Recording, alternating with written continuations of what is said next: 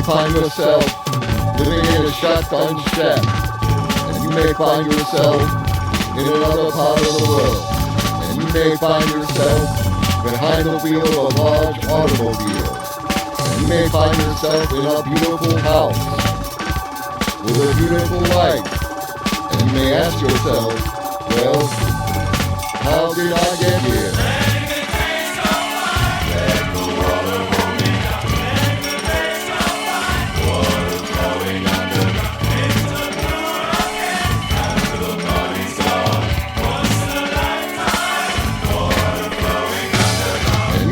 Yourself, how do I work this? And you may ask yourself, where is that large automobile? And you may tell yourself, this is not my beautiful house. And you may tell yourself, this is not my beautiful wife. And they so fun, and the water rolling out, and they so fun, water flowing under the into the blue again, and the body's on.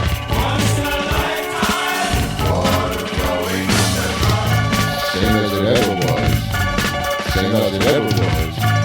Same as it ever was. Same as it ever was. Same as it ever was. Same as it ever was. Same as it ever was. Same as it ever was. Let the water rolling. Let the days go by. Water flowing under. Into the blue again. Down to the body soft. You may ask yourself, what is that beautiful house? You may ask yourself, where does that highway go to? And you may ask yourself, am I right? Am I wrong? And you may say to yourself, my God, what had I done?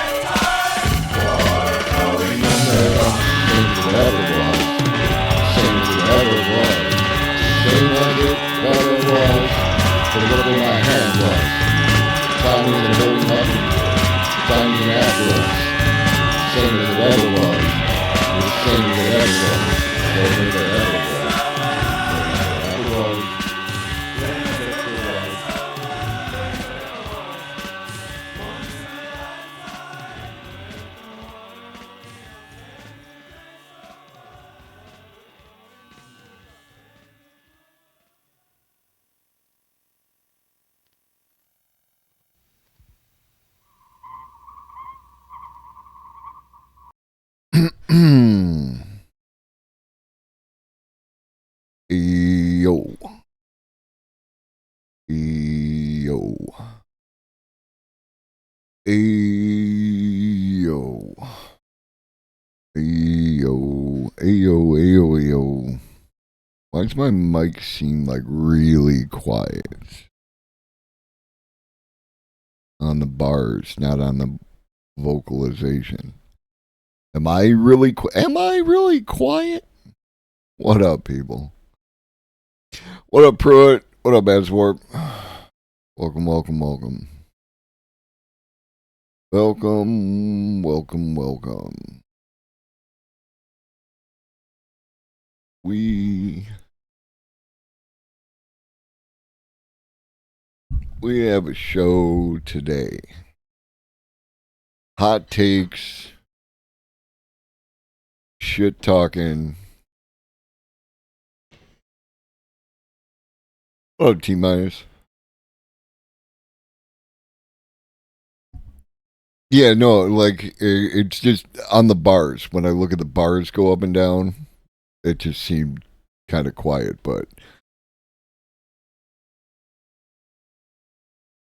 you know, what are you going to do?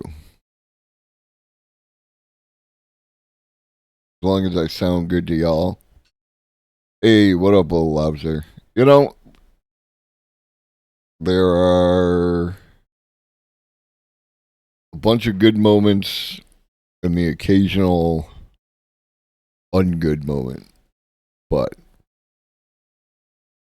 it is what it is, such as it is. Couple of things. One, the subpocalypse hit. So if you got it like that, and you get a reward if you sub, because I went through and I redid all the alerts. So there's no more Johnny Olives. It is all new stuff.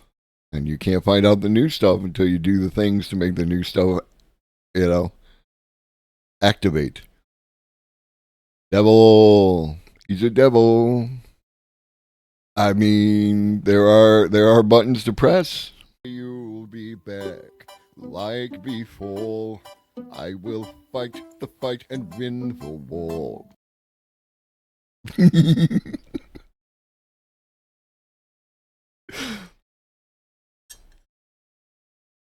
And there's one for a prime sub, the one for a new sub, and then a one for a resub, which that's the resub.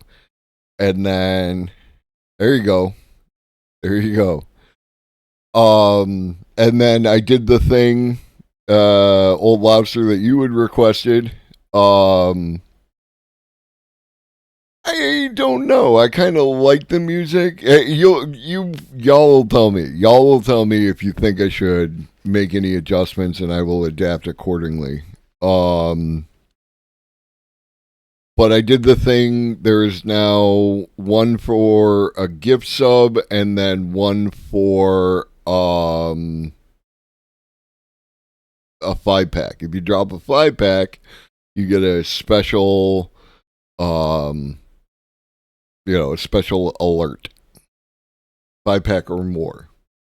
If I get people regularly dropping 10-packs up in here, then then I will make one for that as well. Also, check the fit.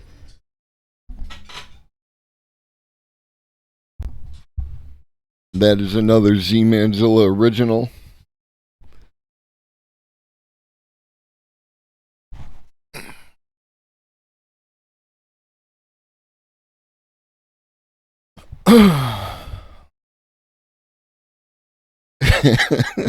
that sounds like a very I think I've seen that video. And that is a very, very wholesome video, right? Other than the fact that you should not feed wild animals. For what should be obvious reasons, but hey, it's 2024 and the rules don't matter.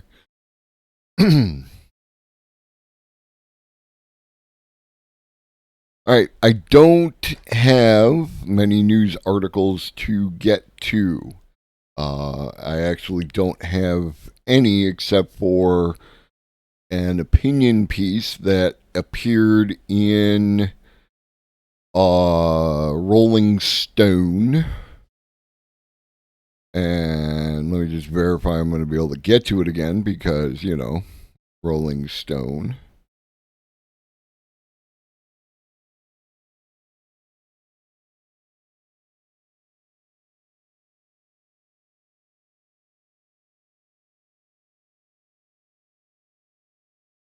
Well, feeding any food, like the way that wild animals, you become a food source, right?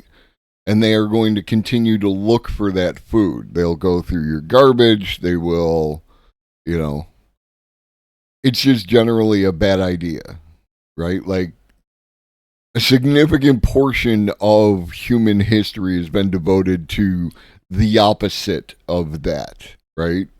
Like keeping the wild animals away from the food is generally what you want to do.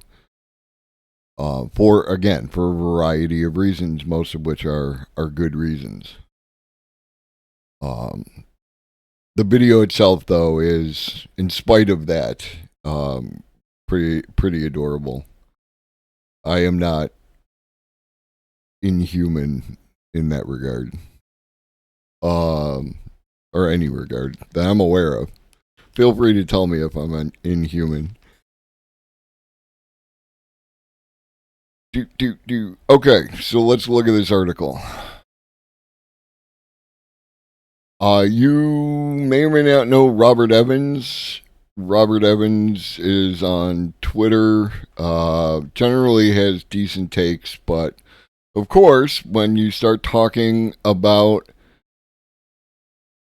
okay, I'll take that, devil. Like I will accept that. When you get into talking about AI, you inevitably get into people with their opinions. How one writer's trip to an annual tech conference left him with a sinking feeling about the future. If it works for you, I'm fine, right? Like if you put me up, if you put one of my VODs up, and it helps, I'm happy to help, right? Like I'm there for you. Okay, so he went to CES 2024, which we've already covered.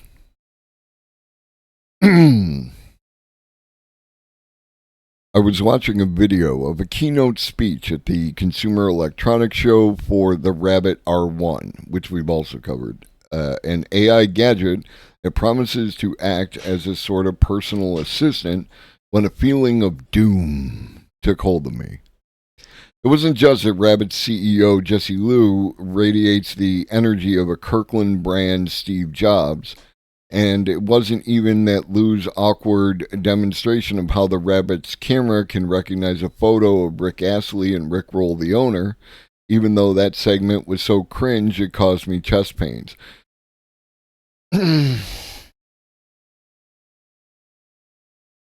Okay.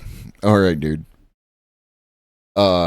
No, the real foreboding came during a segment when Liu breathlessly explained how the Rabbit could order pizza for you, telling it the most ordered option is fine, leaving his choice of dinner up to the Pizza Hut website. After that, he proceeded to have the Rabbit plan an entire trip to London for him. The device very clearly just pulled a bunch of sites to see from some top 10 list on the internet, one that was very likely AI generated itself. So here we go. Like, if it wasn't clear from Feeling of Doom, and he could be correct. I'm not going to say, that this top 10 list on the internet wasn't AI generated, but the assumptions are already there. What up, Jenny Burns?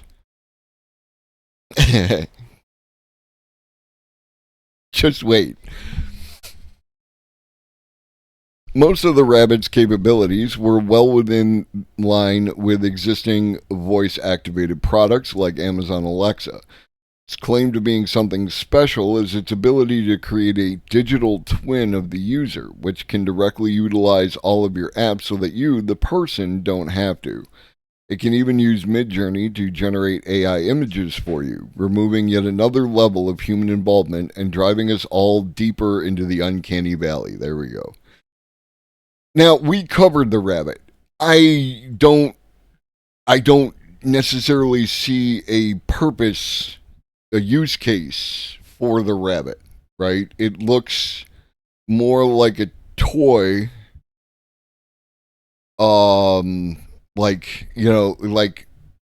by toy I mean like it could be a neat device for a niche of people, but I don't see it as being like a replacement device. Now, people have said regarding other things, and in the context of that we're gonna watch a little video later about the Humane AI pin that we covered.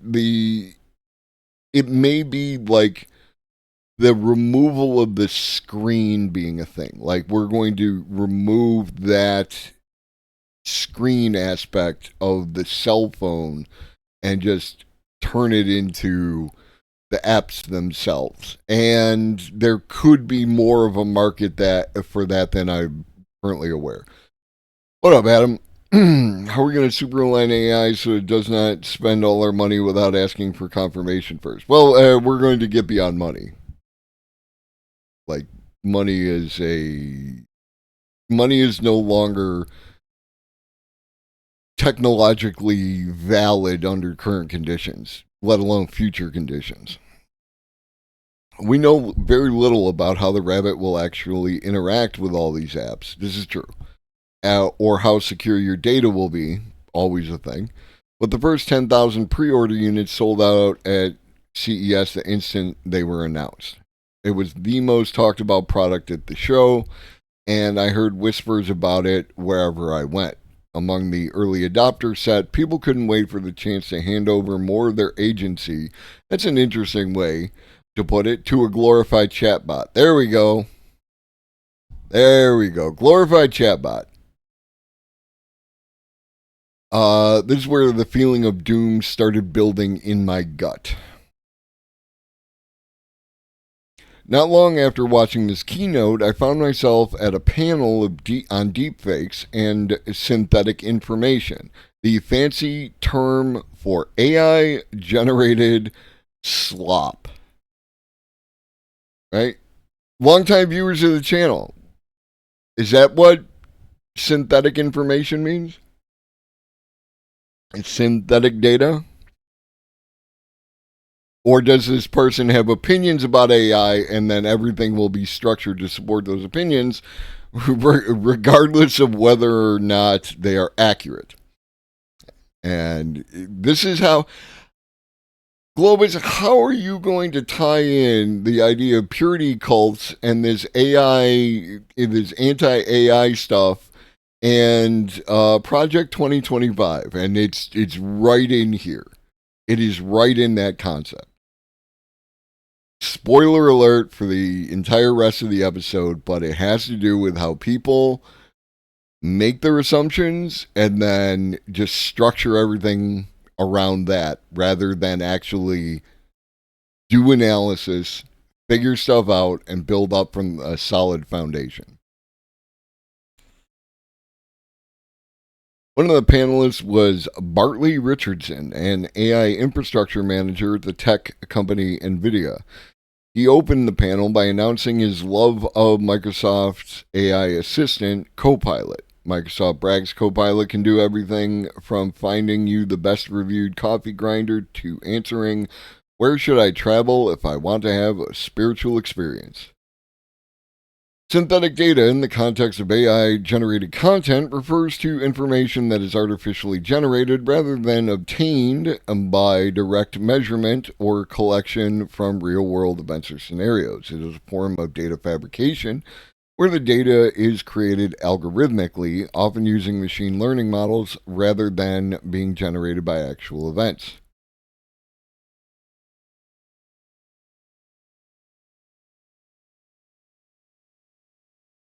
Right? That's AI-generated slop, I've been told by a Rolling Stone reporter.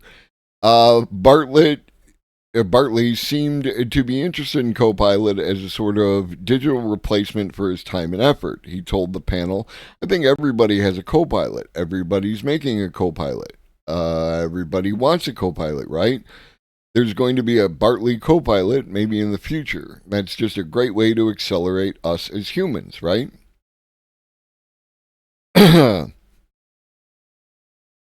I find the idea of accelerating humanity via glorified Clippy unsettling, the comment felt truly unhinged in light of something I heard at another Deloitte panel from one of Bartley's co-workers, NVIDIA in-house counsel Nikki Pope. What up, Rivens?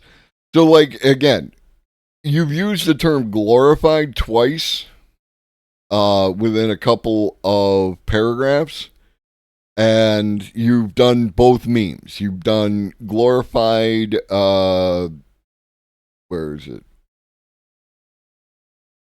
Glorified chatbot, and then you've done glorified Clippy. right? So again, you're not bringing anything new to the table. You haven't like provided any new analysis. You're just going with the memes that people within your circle, within your echo chamber, who have strong opinions about AI and are uninformed as to what those opinions might be, they have given you this.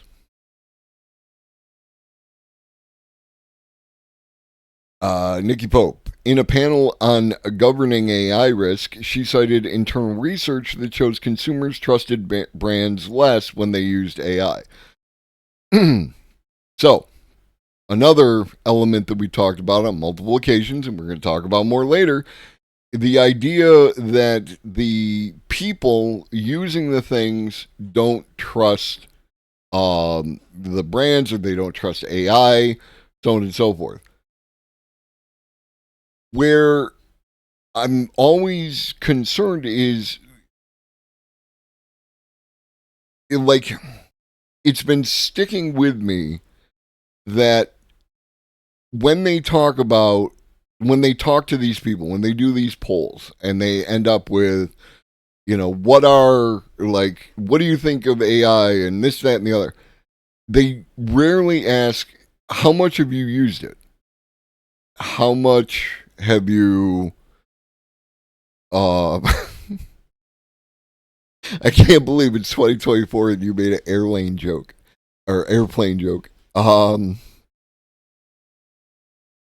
Surely you can't be serious. But this is another example of people having very strong opinions about something that they may or may not. Because I am who I am, I can't say that they don't. But they probably don't. I feel like they don't have firsthand experience with using any of these programs, devices, what have you. This gels with research published last December. Thank you for providing us with the research. Let's take a look. Consumers failing to embrace AI benefits. Consumers are cynical about the companies they do business with. 68% of respondents said the organizations have an obligation to do what is morally right for the customer beyond what is legally required. Despite this, 65% of respondents don't trust that companies have their best interests at heart, raising significant questions about how much trust they have in the technology businesses use to interact with them. There are serious trust issues with AI. Less than half of respondents, 40%, that is technically less than half, are agreed that AI has the potential to improve the customer service of business they interact with, while less than 1/3, 30%, felt comfortable with businesses using AI to interact with them. Just 9% said they were very comfortable with the idea. At the same time, 1/3 of all respondents said they were concerned about machines taking the jobs, with more than 1/4 also citing the rise of the robots and enslavement of humanity as a concern. Many believe that AI is unable to make unbiased decisions. Over half, 53% of respondents, said less than half is 40%, so 10 off, and over half is 53%, so 3 up.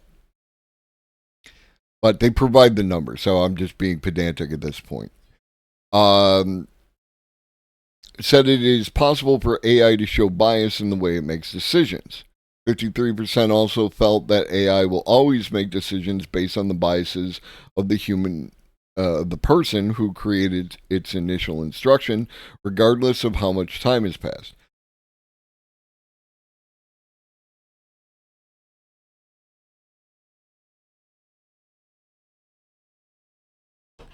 People still prefer the human touch.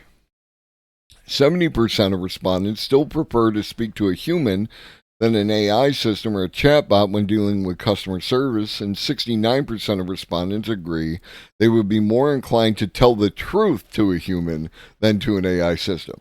So you asked people, and 70% of them, 69%, nice, were like, well, I'll be honest to a human. Fascinating. And when it comes to making life and death decisions, an overwhelming 86% of people said they trust humans more than AI. I cannot imagine why. I have met humans.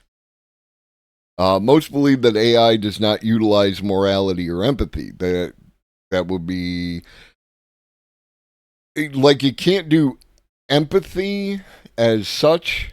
You could theoretically bake in morality and empathy. But again, that's about the humans. Only 12% of consumers agreed that AI can tell the difference between good and evil. Good and evil are abstract concepts, right? These are not quantifiable. Very often in real human conditions, good and evil can represent the same group depending on who you are in relation to that group. See everything going on right now. While over half, 56%, of customers don't believe it is possible to develop machines that behave morally. Just 12% believe they have ever interacted with a machine that has shown empathy. Okay.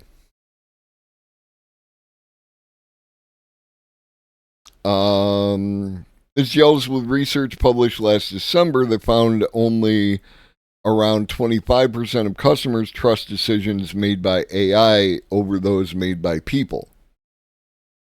And this is just a fascinating concept because I don't know about y'all, but I can remember the time before AI, right? Or at least the time before the prevalence of AI, you know what I mean? And I remember people having really strong opinions on their experiences with customer service representatives or people that they had to call, whether it was regarding their insurance or regarding their phone bill or regarding any number of things, right?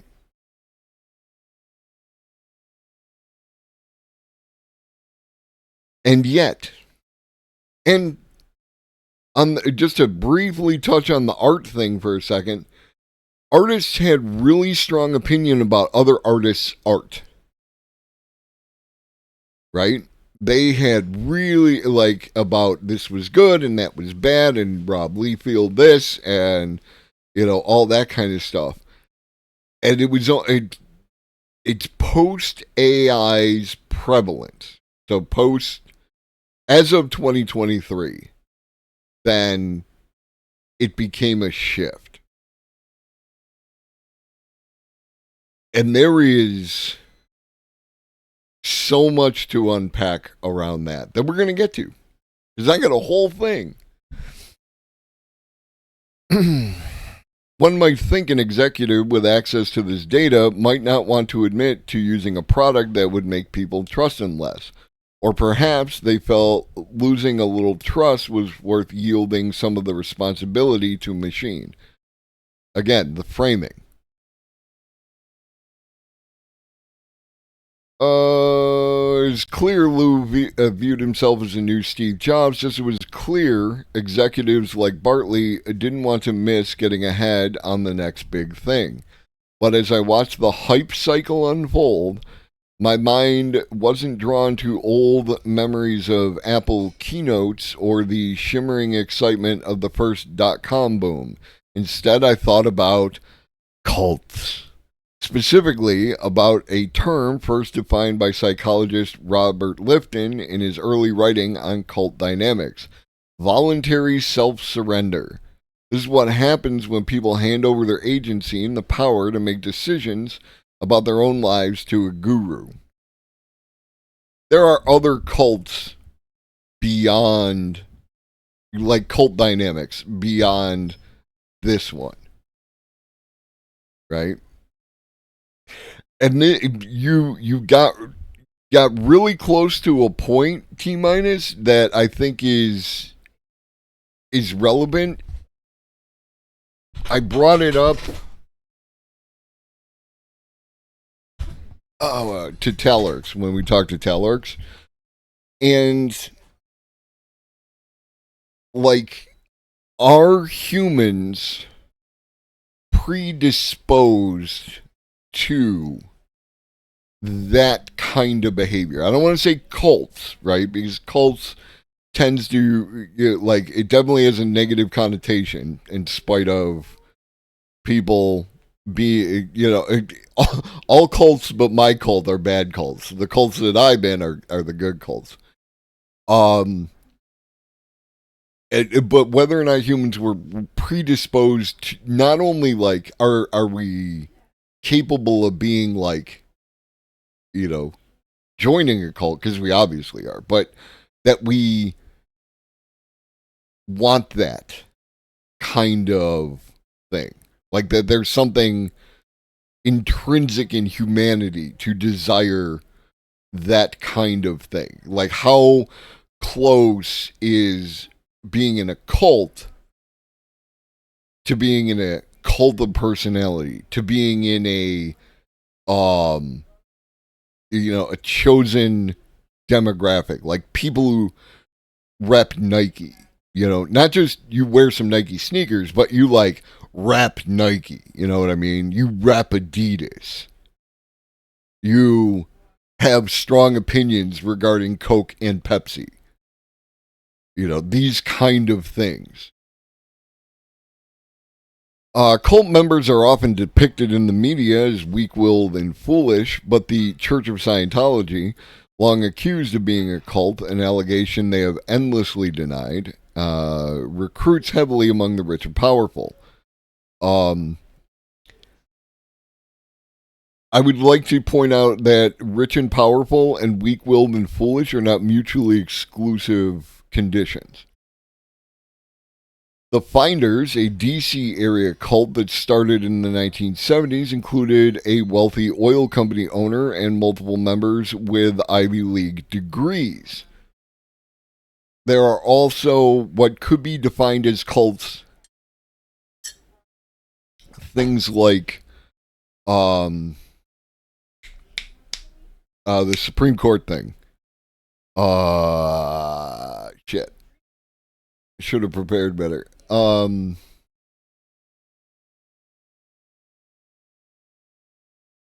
Samuel Alito is part of it. I'll think about it.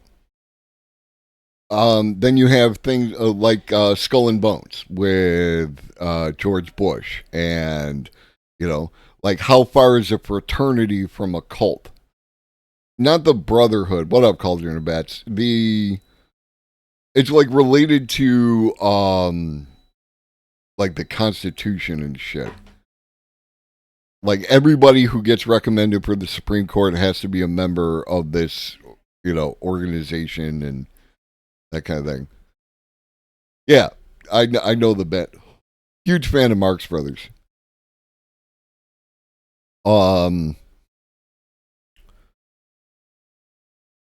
All of them agreed to pool their money and hand over control of where they worked and how they raised their children to the cult leader. Haruki Murakami wrote that Shinrikyo members, many of whom were doctors or engineers, actively sought to be controlled. You can see how this is directly related to, if you're paying attention, the way in which people interact with. We are the Oh, Borg. Lower your shields and surrender your ships. We will add your biological and technological distinctiveness to our own. Resistance is futile. what up, Ghetto Spock? Welcome in. Welcome in, Raiders. Let me do the thing real quick. Hit that linky to be counted. I appreciate it. Shout out the Paradigm Shift. I'm Globus the Elder. If you're coming over from Paradigms, you just saw me there before I started streaming. I talk about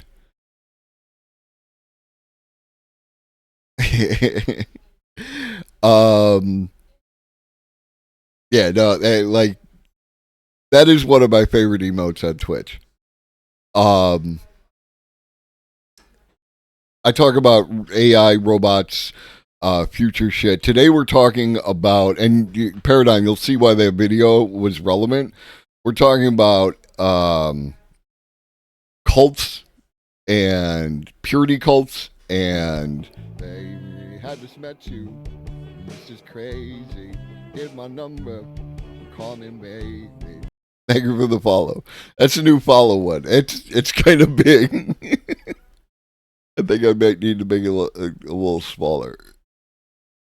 I don't know. I gotta fix it. Anyways, and we're talking about Project 2025 in relation to that. But one of the things that we're talking about in relation to cults is the way that anti-AI people react to AI and the way they treat people around them. And we're going over this article from Robert Evans in Rolling Stone. Where were we? Perhaps this feels like a reach, but the deeper you dive into the people and subcultures that are pushing AI forward, the more cult dynamics you begin to notice. You should offer a caveat here. You should have offered a caveat when you started writing, my guy. There's nothing wrong with the basic technology we call AI. That wide banner term includes tools as varied as text or facial recognition programs, chatbots, and of course sundry tools to clone voices and generate deepfakes or rights-free images with odd numbers of fingers. Again, we're still doing the AI can't do hands, in spite of the fact that AI can most definitely do hands. My guy, my dude, my G. CES featured some real products that harness the promise of machine learning. I was particularly impressed by a telescope that uses AI to clean up light pollution in images. But the good stuff lived alongside nonsense like ChatGPT for dogs. Really just an app to read your dog's body language and an AI-assisted fleshlight for premature ejaculators. We take care, Ghetto Spock. Have a good stream. Yes, I'm not going to. First of all, the AI related assisted fleshlight. We saw that in Matt Wolf's video, and good times were had by all. But this Chat GPT for dogs, really just an app to read your dog's body language. Now, first of all, you would think that one would be impressed by the idea of an app. Federalist Society, thank you. Thank you. That's exactly what I was looking for. Federalist Society is a cult, right? The way that they behave, you have to be a member, you have to do the things, you have to participate in whatever crap in order to get in the thing. It's a cult, you know what I mean? But the idea of an app that can read your dog's body language and translate it into something consistent is actually kind of impressive if they had that kind of thing. But also, I'm not going to say that every single product that has AI or ChatGPT or whatever else slapped on the side of it is a good product. there is, like, we live under capitalism and wealth extraction, and it has everything to do with getting some of that bag. But as another example of what the anti-AI cult does, is they find the worst examples of something and use it as representative of, overall, as opposed to taking it for what it is, if it was something that they actually liked, right? Also, shout out to Arizona, who does not, fund me, but you should. The green tea with cucumber, whoo, it's so good. What up, Arun? Looks like things have been going well for you, and I hope they continue to do so, homie. I appreciate it. I appreciate how far you've come. I appreciate you, like, you put in the work and you've gotten the rewards, and that's awesome. It really is. You deserve it. Oh, where was I? And of course, bad ideas and irrational exuberance are par for the course at CES. Since 1967, the tech industry's premier trade show has provided anyone you were the one who turned on the camera and turned on the mic and did the work and all that. I just support my friends. That's all it is. You know what I mean?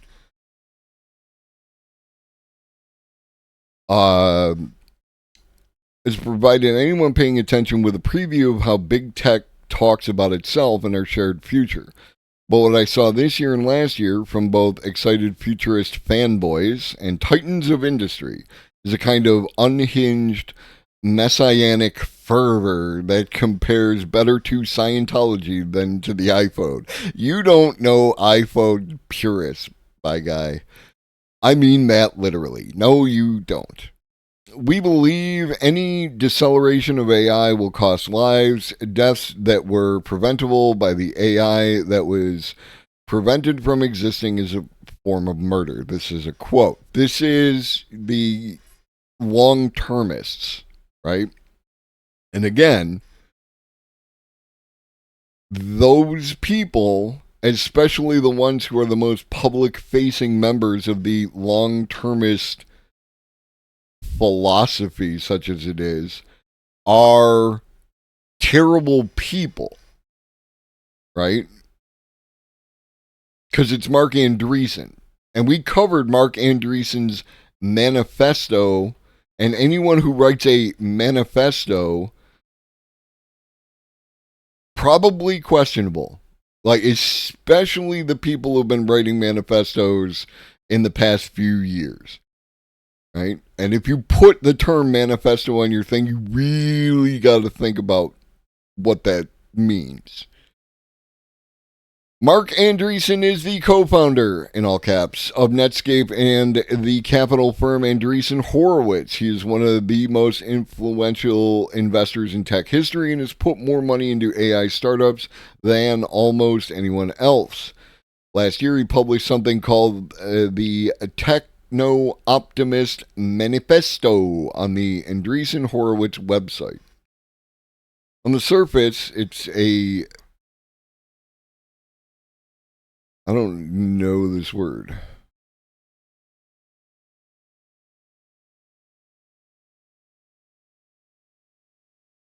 A song of joyful praise and exultation. How do you say it? Paean. Paean. It's a paean. Paean. All right. We learned something new today. On the surface, it's a paean to the promise of AI and an exhortation to embrace the promise of technology and disregard pessimism. Plenty of people call the piece out for its logical fallacies, as we did here. It ignores that much tech pessimism is due to real harm caused by some of the companies Andreessen invested in, like Facebook. That's absolutely fair criticism. What has attracted less attention is the messianic overtones of Andreessen's belief.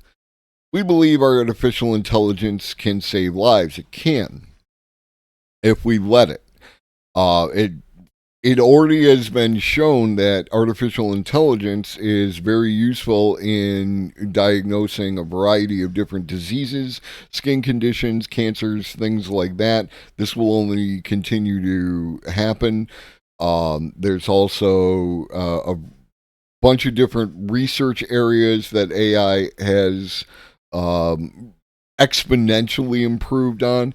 And then you have like NASA using it for parts iteration, where they create a bunch of different parts through AI and then 3D print those parts, and those parts are better than parts created by humans. That's just how it is. Medicine, among many other fields, is in the Stone Age compared to what we can achieve with joined human and machine intelligence working on new cures. True. There are scores of common causes of death that can be fixed with AI, from car crashes to pandemics to wartime friendly fire. Also true. The wartime friendly fire thing is always like anytime they talk about weapons, it's a problem. That's not even an essay. What up, Zarian? I was lurking, but I wanted to say you seem like you're coming at this from a good viewpoint, but the problem most people have, if I had to guess, that the loudest types crowing about AI seem like they are grifters, grift adjacent. Like, you're not wrong, which is why I do what I do, right? Like, I am reasonable. I am correctable. I will look at this stuff and I will talk about it and I will treat it as it should be. And the community has been more than happy to tell me when I was out of pocket, right? And I accept new information. This is the thing. It's just not only are people on the pro AI side like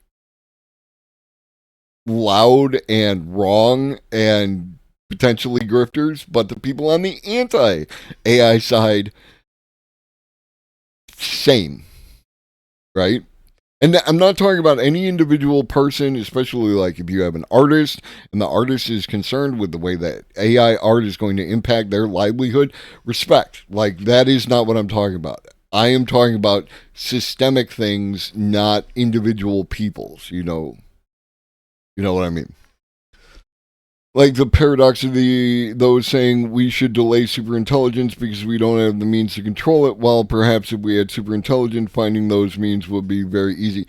Well, I mean, to be fair to those people, once we get to that point, it's already too late, right? Like, that is, if AI is going to go off the rails, it's going to go off the rails before we learn to control it, rather than like we learn to control it afterwards and everybody's happy.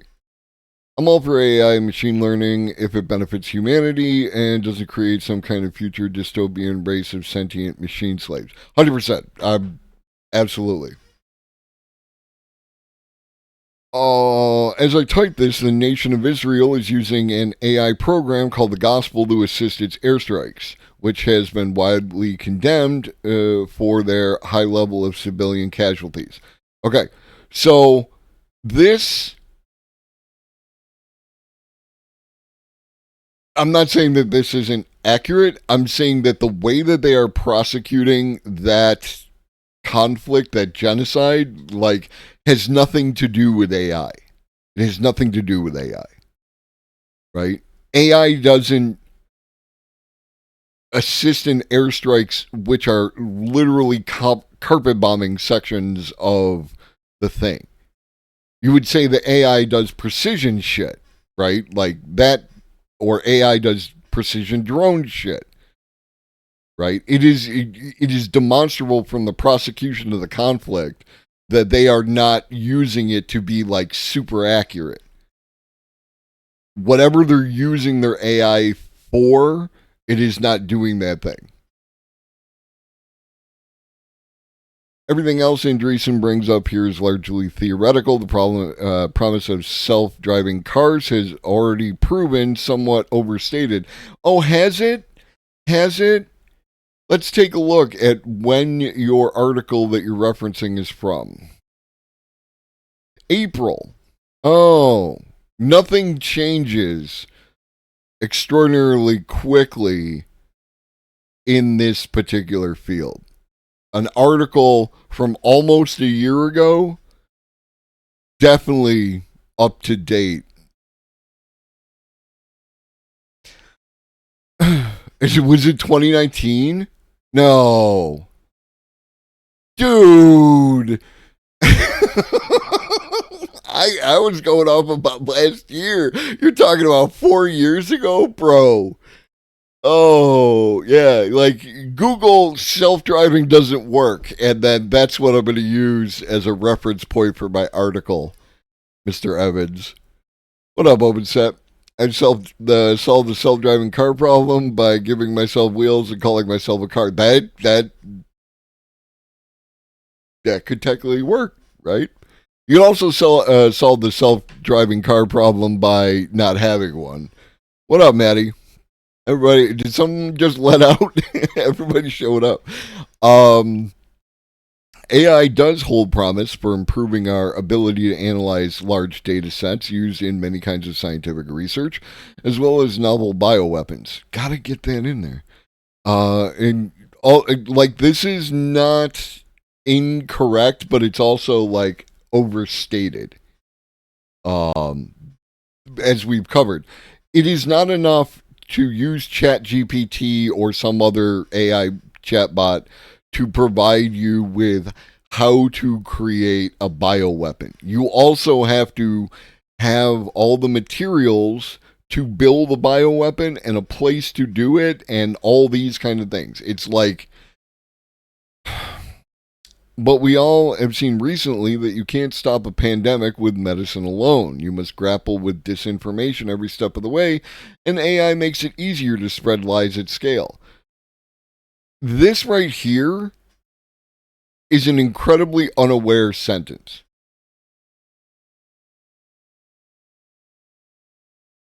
Right?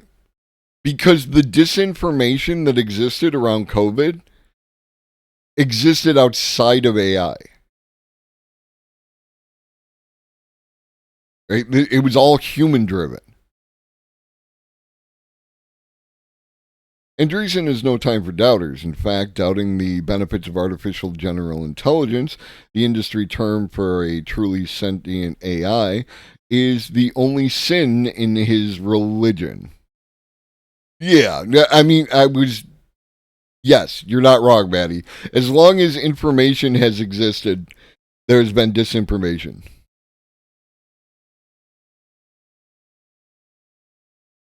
I can make it bigger. I just remembered how to do that. That's as big as I can make it, I think.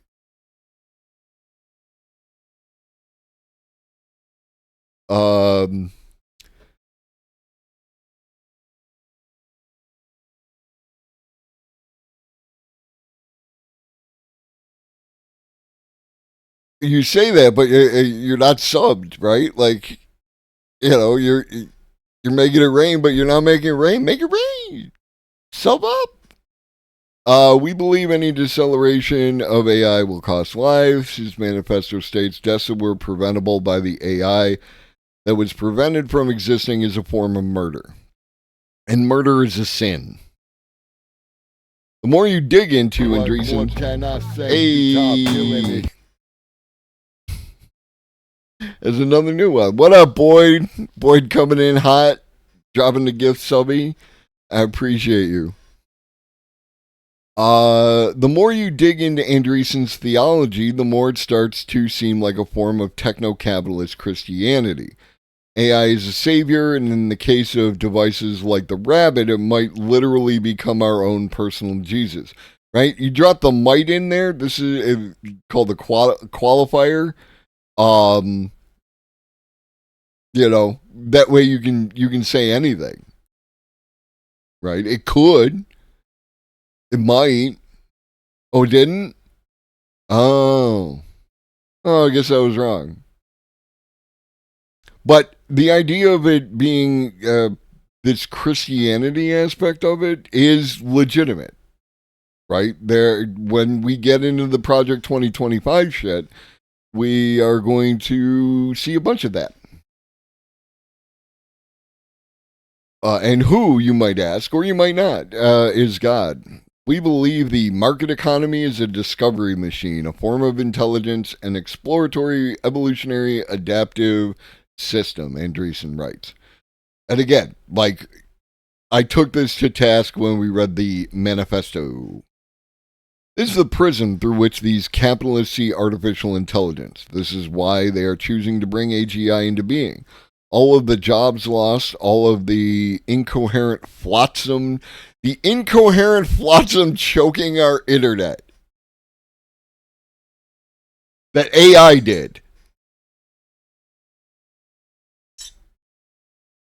What up, Dame Karen? The rabbit is that little orange device that uses AI to interact with your apps that I'm still not clear on how it really works, right? Like, it's the kind of thing I would like to have in my hand to try out, but I'm not paying $200 to find out.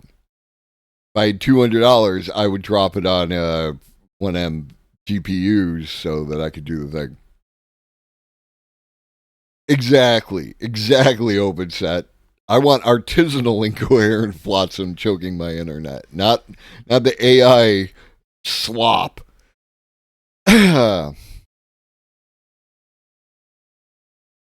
All of the Amazon dropshippers using ChatGPT to write product descriptions. Is your problem the Amazon dropshippers, or is it the problem that they're using ChatGPT? Like, because what's the issue with them using ChatGPT? These are but the market expressing its will.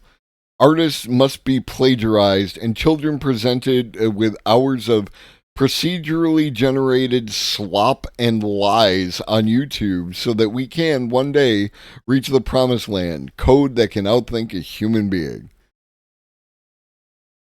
So, what is procedurally generated slop? So, I looked over this. I did read a bunch of this article. I pre-read all that kind of stuff. So apparently, like, there's YouTube videos that are weird. They consist of inane, confusing, low-budget animation sequences that are seemingly with seemingly algorithm-chosen titles like "Buried Alive Outdoor Playground Finger Family Song Nursery Rhymes Animation Education Learning Video," spread across channels with names that range from animal cartoons for children to Battle versus Death Battle.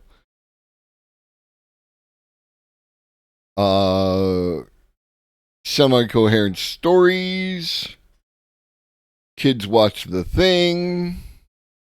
Lifeless and Inhuman.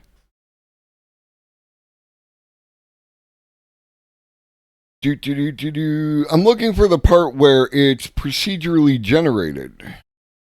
Right? Where does the AI come in? The AI, obviously, the algorithmic titles.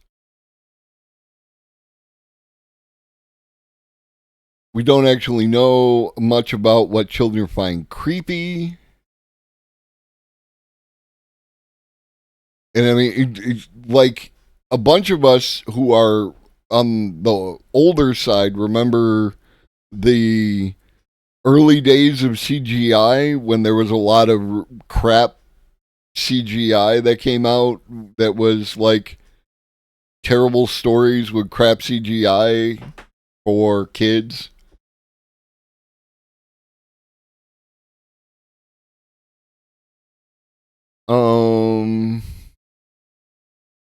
Videos involve a disproportionate amount of head swapping. I don't know what a proportionate amount of head swapping is. And apparently popular and pretty innocent children's trope. Media familiarity to understand just how different the video's shoddy quality and unpredictable plots are from their on-brand counterparts, where companies like Disney enforce strict cohesion and quality control. Still not seeing AI anywhere in this article, Mr. Evans.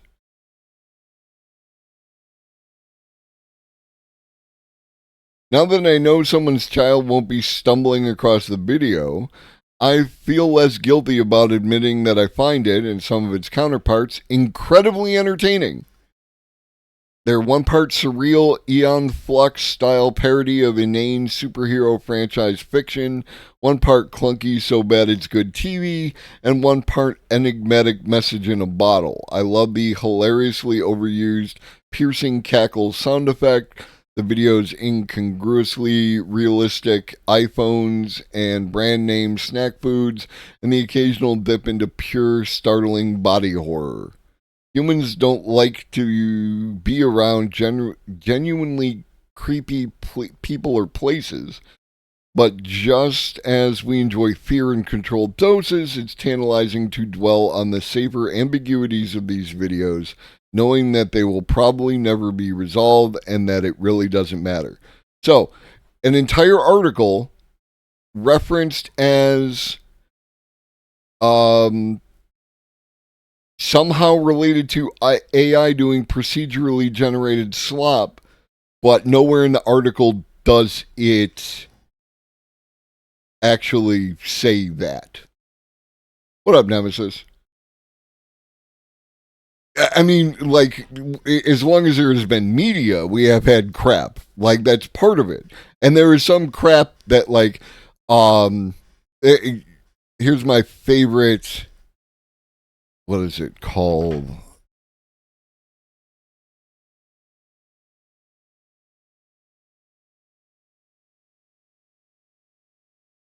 I think I'm saying it wrong. Beyond the Stars. Battle Beyond the Stars. Battle Beyond the Stars. Let me fix that. Battle Beyond the Stars is my favorite piece of crap.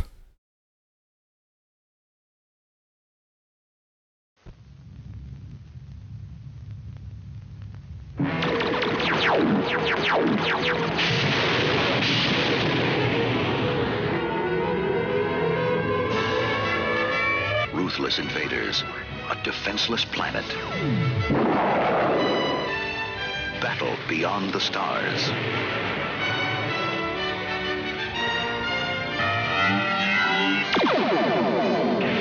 A lone youth escapes on a last-ditch mission that begins at the edge of the universe.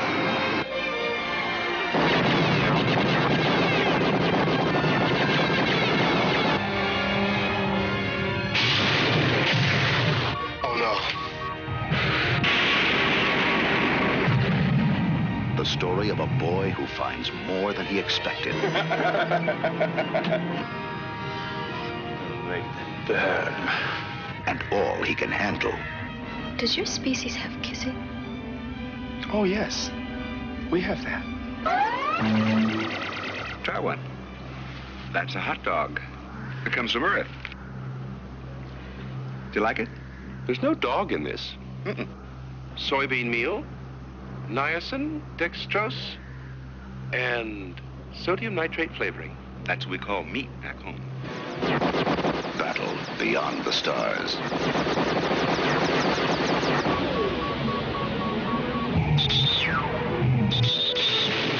Starring Richard Thomas, George Papard, Robert Vaughn, John Saxon,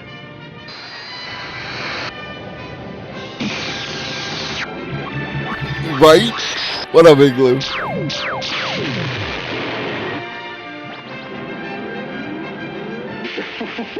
A battle beyond time, beyond space. Nice fire! That ends in a desperate gamble. They'll be able to board us. It won't make any difference. Get that hatch open! No!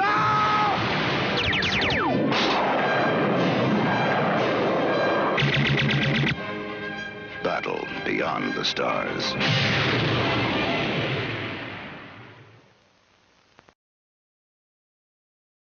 Now that's crap. That in spite of like that crap costs money, because of the number of actors that they had involved in it, right? Like those are in 1980. Those were some names. George Papard was in he was in the A-Team. I think is one of his most famous non-movie roles. The one dude is John Boy from not Little House on the Prairie, but one of those kind of shows. Like these were named actors, and this movie is garbage, right? It was after Star Wars. Star Wars was 76. And it's the story is Magnificent Seven, right? Nothing original happened there other than in space, right? Like this might even be one of the earliest iterations of whatever in space. You know what I mean? So I don't know.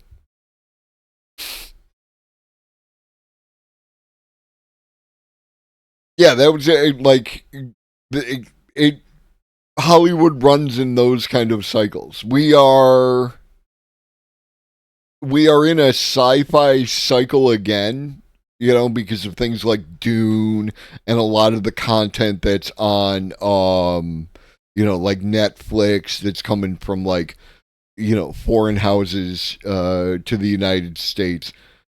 You know, I like sci-fi.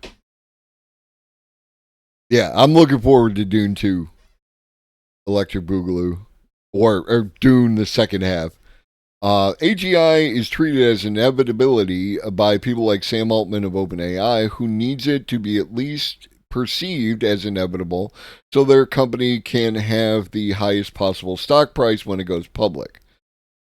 This messianic fervor has also been adopted by squadrons of less influential tech executives who simply need AI to be real because it solves a financial problem. And don't get me wrong, tech bros, tech million and billionaires are like, they're tech bros and tech million and billionaires. But that doesn't mean that this AGI and artificial intelligence and all these things don't actually exist.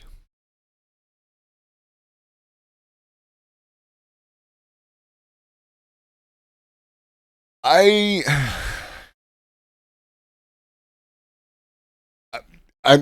have seen Lynch's Dune a bunch of times, and I definitely enjoy it. Like, I own a bunch of DVDs. Like, there was a couple of mini-series about Dune that were on maybe the Sci-Fi Channel or whatever. I got those DVDs, right? I'm a Dune fan. I like the mythology of it.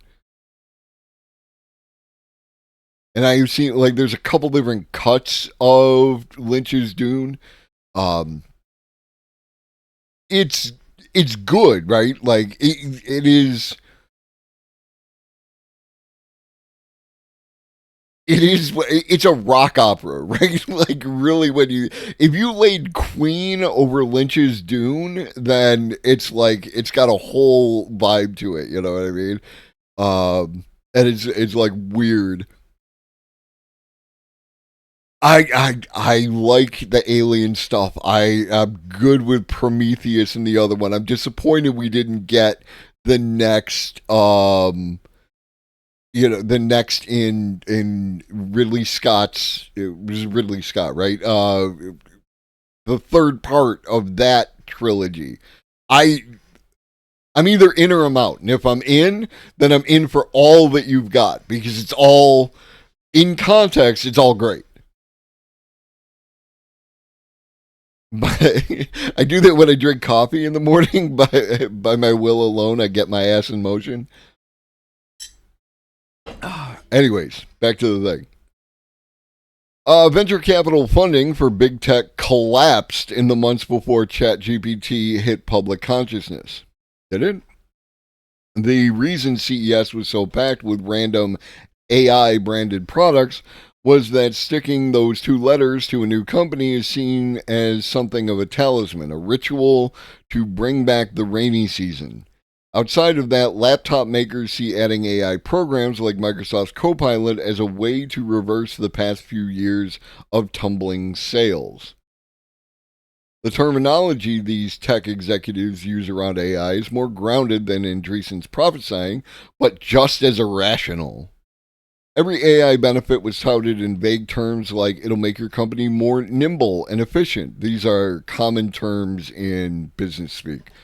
Harms were discussed less often, but with terrible specificity that stood out next to the vagueness.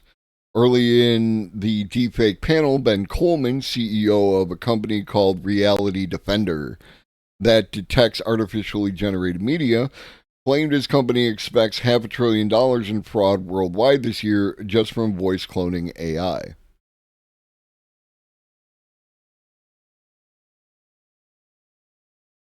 His numbers are in line with what other researchers expect. This horrifies me. Last year brought us the story of a mother getting phone calls from what sounded like their kidnapped daughter, but was in fact a scammer using AI. When this story dropped, I told you that this was going to be one of those touchstones that they talked about forever. Right?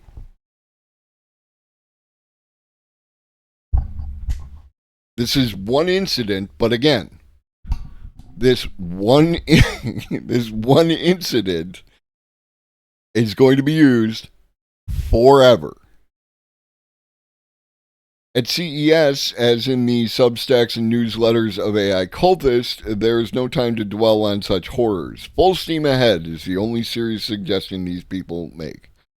You should all be excited, Google's VP of Engineering, Bishad Singh, tells us during a panel discussion with a McDonald's executive. If we're not using AI, Bishad warns, we're missing out. I hear variations of this same sentiment over and over. Not just, this stuff is great, but you're kind of doomed if you don't start using it.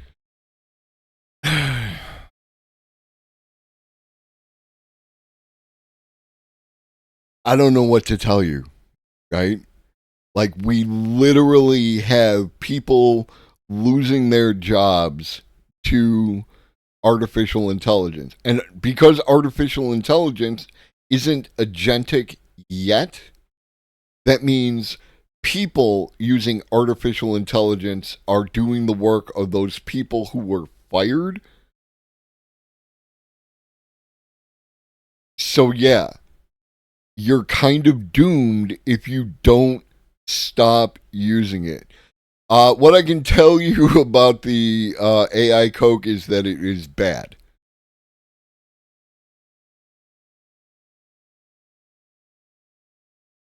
Exactly, Textillian. Did I say hi? Did I say what up? What up, Textillian?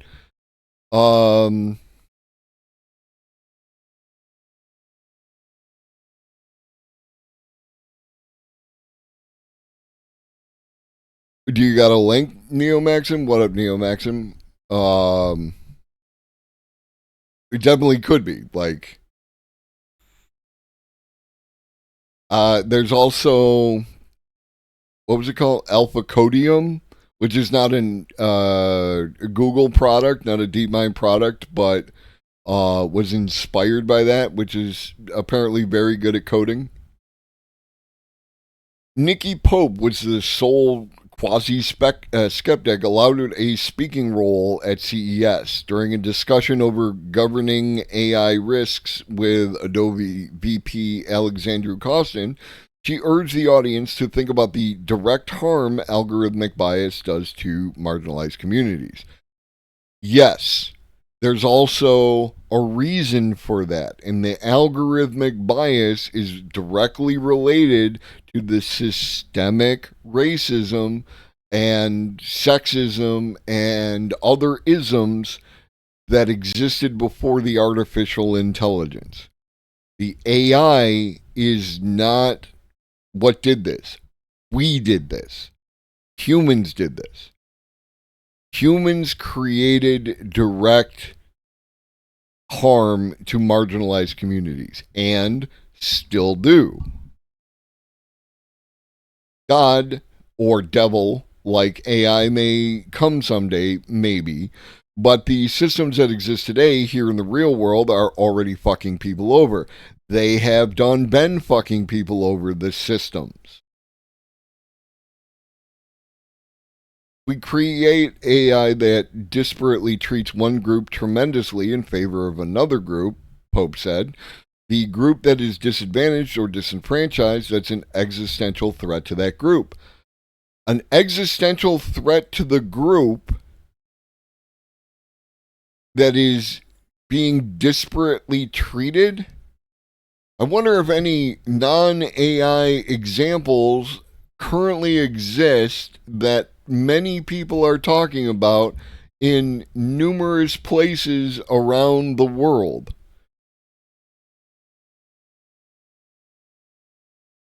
Yeah, no, fair as word. It's the data sets.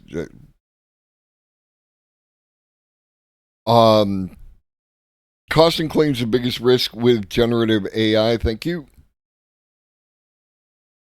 wasn't fraud or plagiarism, but failing to use it. He expressed his belief that this was as big an innovation as the internet and added, I think humanity will find a way to tame it to our best interest, hopefully. Yes, I've said that AI is as big as fire as an invention. The whole week was like that. Specific and devastating harms paired with vague claims of benefits touted as the salve to all of mankind's ills. They're not really vague if you actually look into them, like we do every day. This is episode 155. We have looked at the harms. We have looked at the benefits.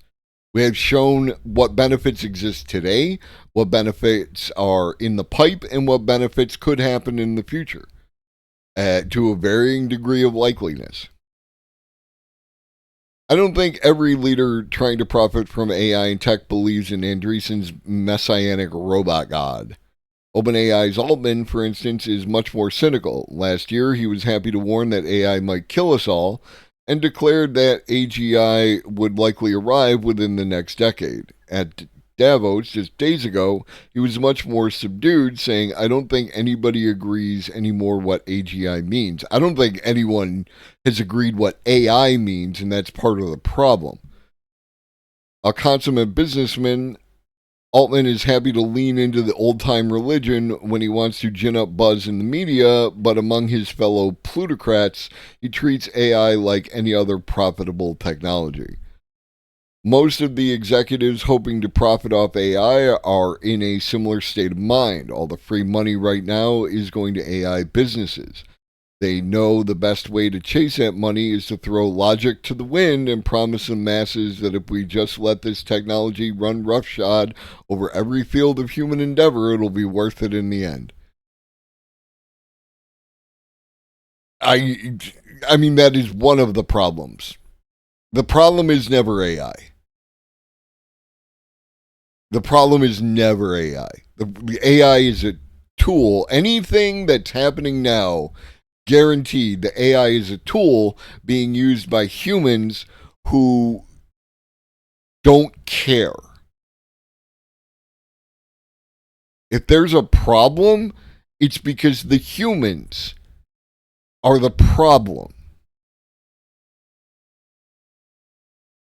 This is rational for them because they'll make piles of money, but it is an irrational thing for us to let them do. Why would we want to put artists and illustrators out of a job? Again, the appeal to the nobility of labor, right? The people long for the minds. This is a common trope among anti-AI people, is that they talk about these, like, the nobility of labor. Nobility is the word, which is a neoliberal talking point.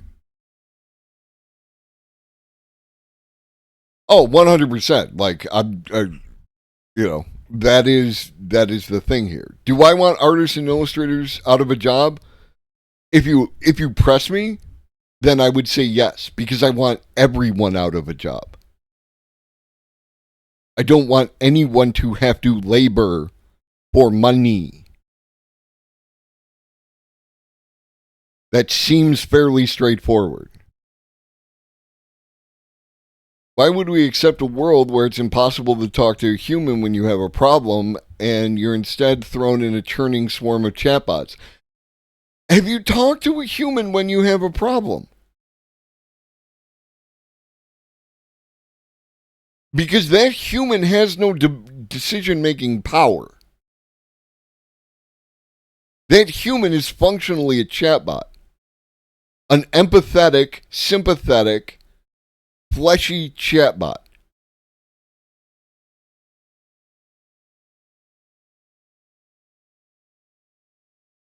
Why would we let Altman hoover up the world's knowledge and resell it back to us? You don't have to pay for it. It's free. You can use it right now for free. A variety of different formats. We wouldn't, and we won't, unless he can convince us doing so is the only way to solve every problem that terrifies us. Climate change, the cure for cancer, an end to war, or at least an end to the fear that we'll be victimized by crime or terrorism. All of these have been touted as benefits of the coming AI age. Only we can reach the AGI promised land.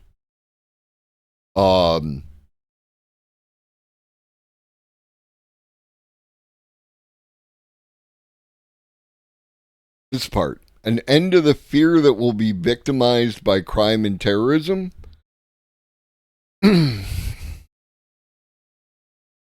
Every political entity you can think of also runs this line.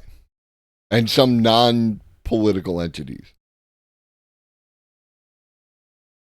This is a logic beyond Silicon Valley's latest subculture, effective accelerationism, or EAC.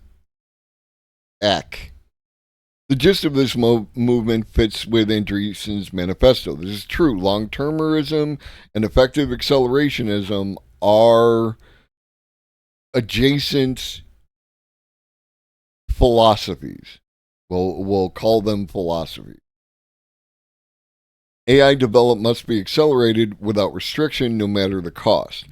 Altman signed his sympathy with the ideology in response on Twitter to one of its chief thought leaders.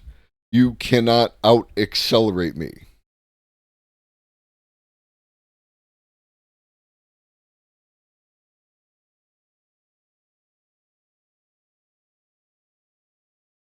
You didn't link to Twitter, you linked to an article talking about the EX by Kevin Roose. Kevin Roose is the one who got freaked out when the chatbot told him that it loved him. EAC has been covered by a number of journalists, but most of that coverage misses how very spiritual some of it seems. Beth Bezos, the pseudonym for a former Google engineer who popularized the EAC movement, said in a January 21st Twitter post, if your product isn't amenable to spontaneously producing a cult, it's probably not impactful enough.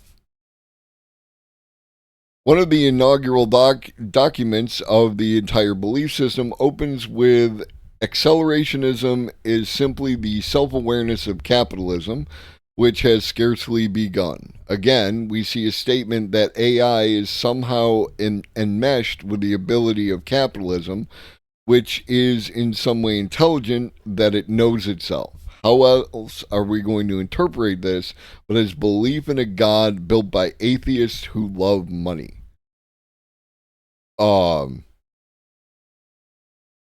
You can interpret it as that this is capitalism in action, my guy. Those jobs that you want artists to have exist under this system. The fact that people should not be allowed to create any type of art or art, whatever makes you more comfortable, is also a way to minimize or to increase the scarcity of their product, which allows them to have like higher values on what they produce. And for the individual artist, that is bad. But for the number of people, and I'll admit my sample size is problematic, but for the number of people that I have seen who have been able to engage with art in a new way because of these programs, that's what art is supposed to be about. Art is not supposed to make anyone money. If you do art to make money, that's a problem of capitalism, because you have to do that in order to survive, and I am absolutely against that. If you think that people should make art to make money, then you don't understand art.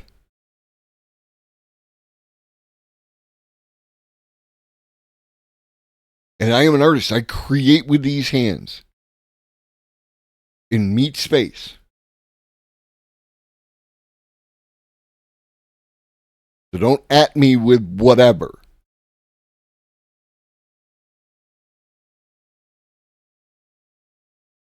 The argument continues, and nothing matters more than extending the light of consciousness. Moohoodles! Welcome! Nice to see you. And yes, it's actually past time to abolish capitalism.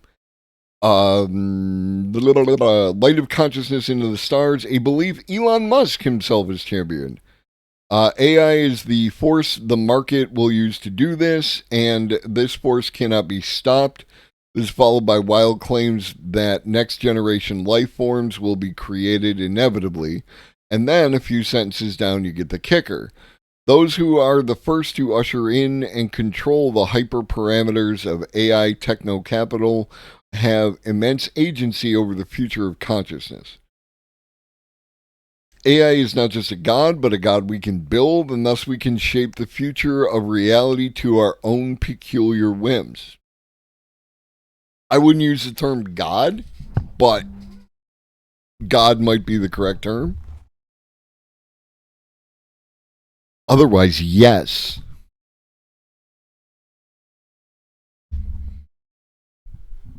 That is how we get to... Right. Like, again, Nemesis, this is the issue of the lexicon, right? Like...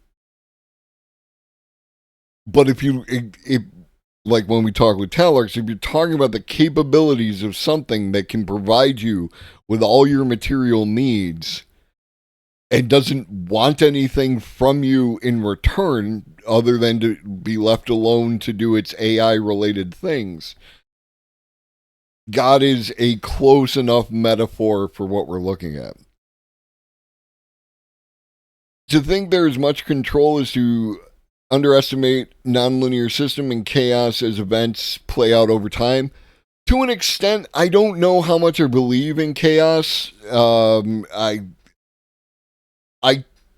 tend to be like, especially on the side of the free will versus immensely complex system. I'm on the immensely complex system side. And I wonder how much of what we were generally regard as chaos is actually an immensely complex system that we can't like understand. You know what I mean? So again, I don't know that it's actually chaos as much as it's like, like the static in a TV. TVs used to do static. You know what I mean? TVs used to do static, and static was described as chaos, but there's actually like there's a reason why all the light and dark splotches were where they were. And if there's a reason, then it's controllable. Or at least understandable. I use it in the math definition of extreme sensitivity to initial conditions. Absolutely. Like, I'm with you on that. I'm just clarifying, like, where I stand within the, within the space.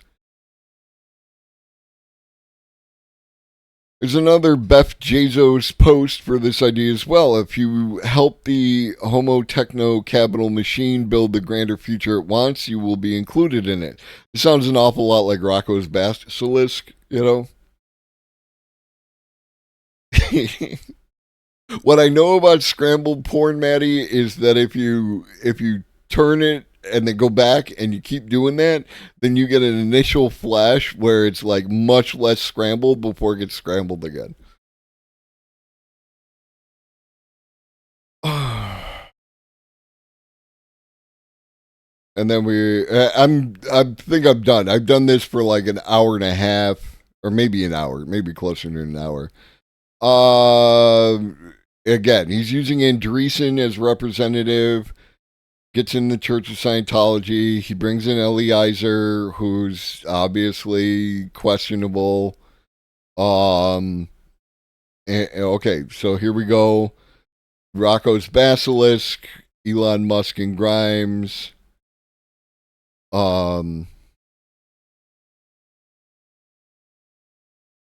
AGI is not achievable in the current algorithmic frame of AI research. One point they make is that intelligent organisms can both want things and improvise, capabilities no model yet extant has generated. They argue that algorithmic AI cannot make that jump.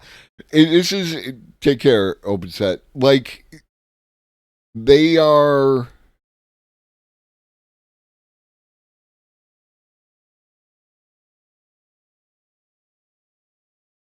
When people talk like this, right, and they talk about these things, they do this where they say, not Dr. Andreas and colleagues, I'm talking about Robert Evans, where like this is the thing that they want to do, and also that can't work, that can never work. Because what we call AI lacks agency.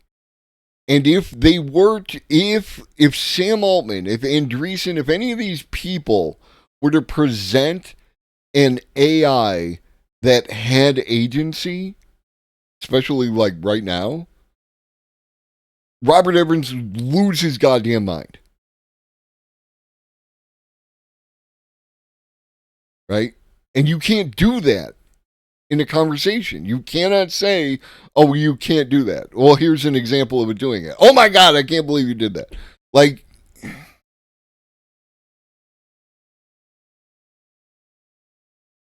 the ability to make dynamic decisions of its own accord, choices that are not purely reactive, not entirely determined by environmental conditions. And again, wow.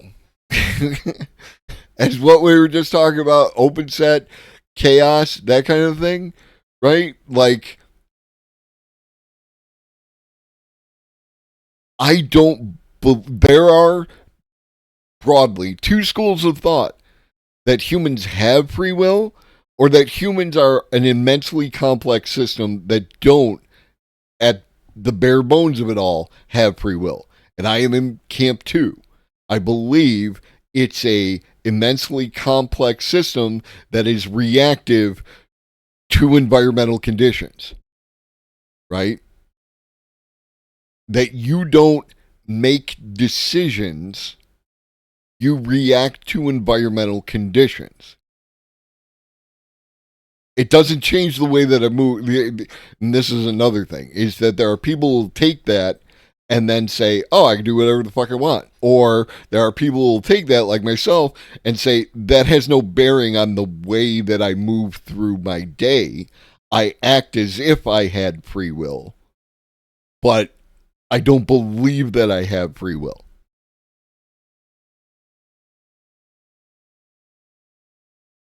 Here we go. Midjourney can read a prompt and return with art it calculates will fit the criteria. Only a living artist can choose to seek out inspiration and technical knowledge, then produce the art that Midjourney digests and regurgitates. It doesn't regurgitate. It is never. I do exactly the same amount of murders, right? I am not. That's what I like about you, old lobster. You get me. Right? Regurgitates. It's not how. None of these art programs regurgitate anything. It's not what regurgitate means. It only is that if you don't believe, like, or if you don't like AI, then it's regurgitation.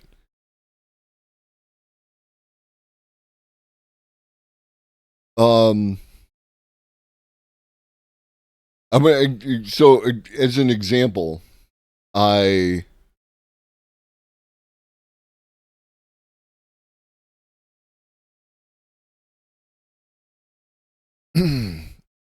so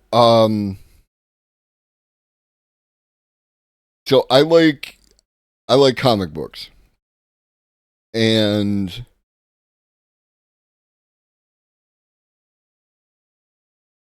I every so often I reread the Ultimate Universe. The Ultimate Universe is the universe that led to the MCU. Like their version of Nick Fury is the first. Nick Fury in the comic books was a white guy from World War II, right? Like, and he had the Reed Richards white hair on the side of his head and the eye patch. And then Ultimate's universe introduced Black Nick Fury, who was patterned after Samuel L. Jackson. And they, in the comic book, in one of the comic books, they talked about who would play them in the movie. Is a concept of belief, not an act of free will in and of itself. I no, because like my belief in like a god is directly related to my experiences that I lived throughout my life. It's related directly to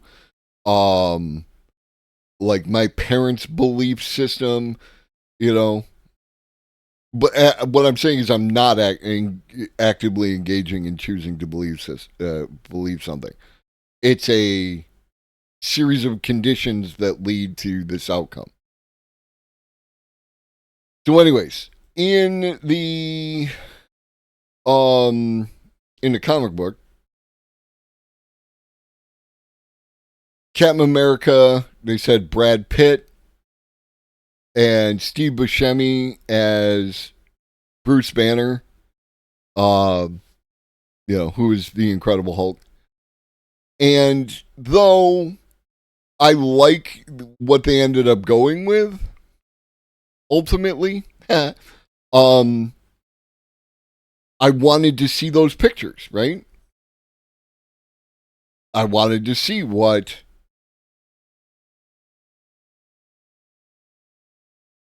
Captain America Brad Pitt looks like.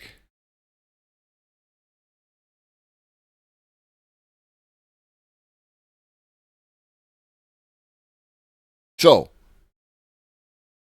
I could learn to create this level of digital art, which would require a significant chunk of my time, and I could probably get the software for free. There's usually like a open source version of everything. I could pay someone to do that, which would cost X amount of dollars, right? Let's say $50. The web UI for what? Midjourney? SDXL? I like Leonardo. But I might have to, seeing how finances go. I'll probably hit you up. I stick a pin in that. The point is that this was a whim, right? To create these images on a whim. I just pull the number out of my ass for digital art that I have already paid for at one point in time, right? Like it cost me $50 to get something. This would cost whatever it is.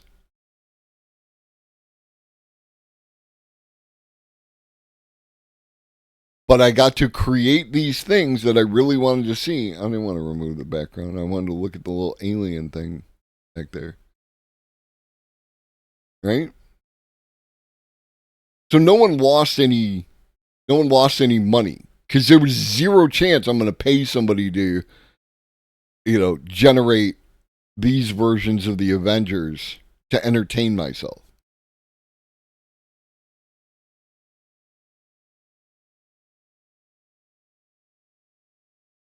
All right. We'll use this as a jumping off point real quick. Like a kind of... And my understanding, old lobster, is the people who pirated stuff were those who wanted a sample of it. And then if they liked it, then they were also those who were most likely to purchase it. You know what I mean? But yes. Right? Like I am just not going to use your product because of capitalism. It's hard for me not to draw comparisons between this and a recent AI-generated George Carlin routine. So,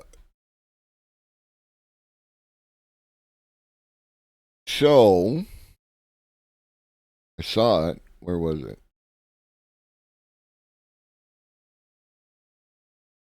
There was a AI generated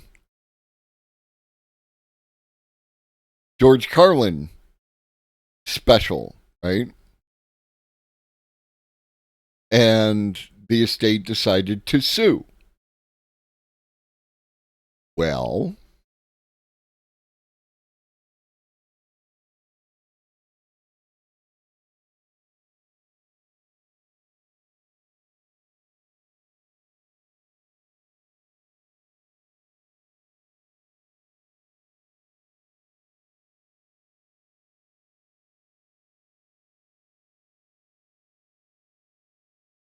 the George Carlin AI special wasn't actually written by AI, creators admit.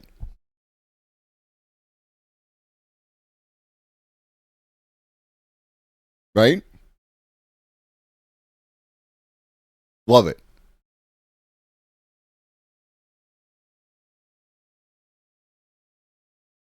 Absolutely love it. I'm so much that he references in this that's not a direct quote, and even then is not what he is hanging his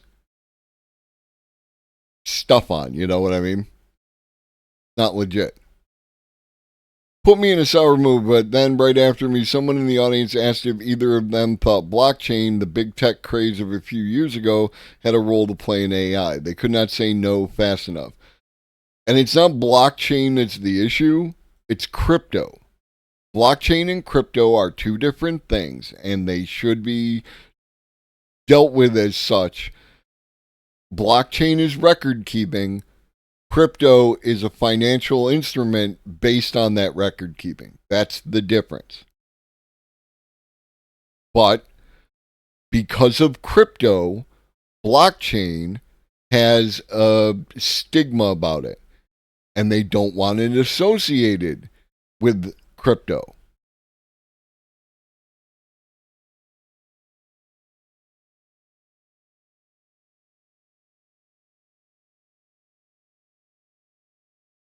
By the way, it definitely had an impact. If it had never crashed, I bet as many nerds wouldn't have swung their crypto rigs at job learning opportunities. Yeah.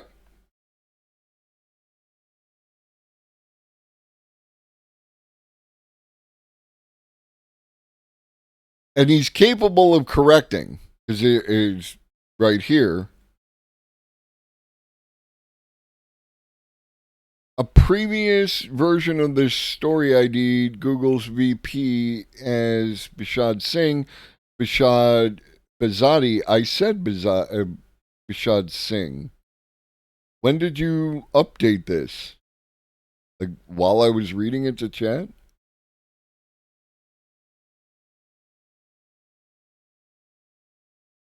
All right. That was the only thing there. We're gonna do some more. We're gonna do some video.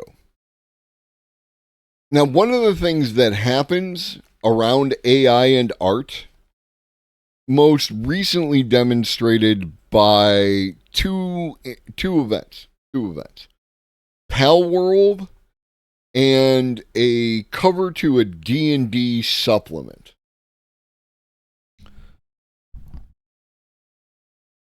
So let me find the D&D supplement so you know what the hell I'm talking about.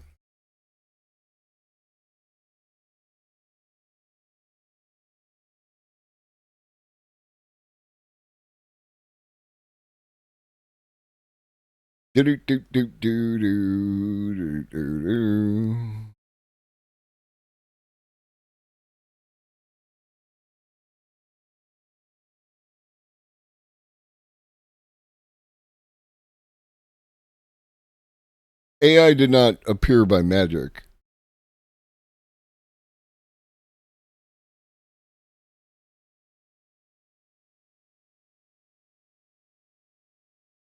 Change your topics for both when you're covering them? I don't know.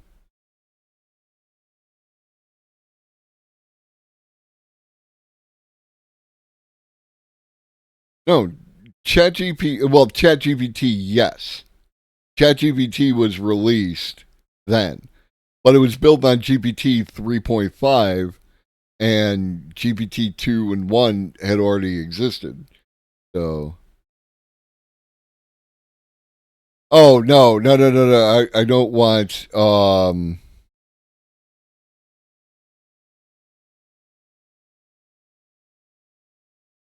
not looking to antagonize the D&D folks. Like, that's not. I'm trying to find.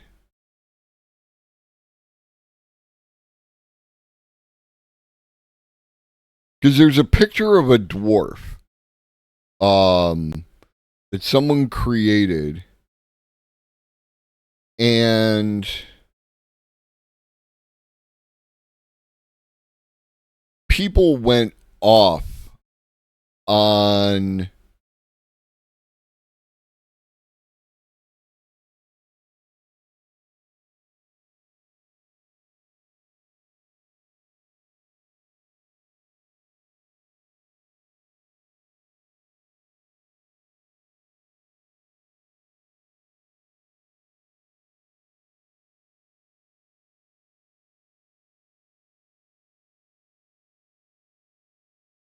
you'll be back like before. I will fight the fight and win the war. Hey, Almost a year, homie. Almost a year. Oh, Jesus. Number go down. Line go down, people. Line go down. Run your pockets. Your boy needs subs. Baby needs shoes. Okay, so there was a picture of a dwarf in like brown armor and like that, and a dude drew it. Like a dude made it. And I wasn't specifically speaking of you, though you are very supportive of me and I appreciate it very much. I'm not a good shill. I'm not a good shill. Anyways, I just have to tell you the story, and you, yeah, that was the subpocalypse.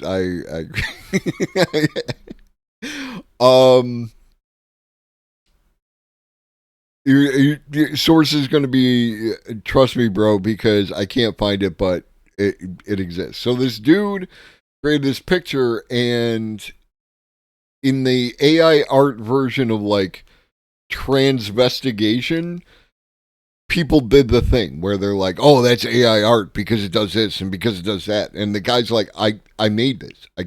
I did this. AI didn't do this. I did this. And it was a thing. And the same thing happened around Pal World. Right? There is no evidence, zero evidence that AI was involved in Pal World. My understanding is some dude created the assets for them, like when he wasn't working his regular job. But one person, two people, a bunch of people start pointing the finger and screaming. You did. Start screaming at, the thing is AI, and then all the people, they're just like, oh, it's AI. It's AI. I didn't watch this, so I guess we might as well, right?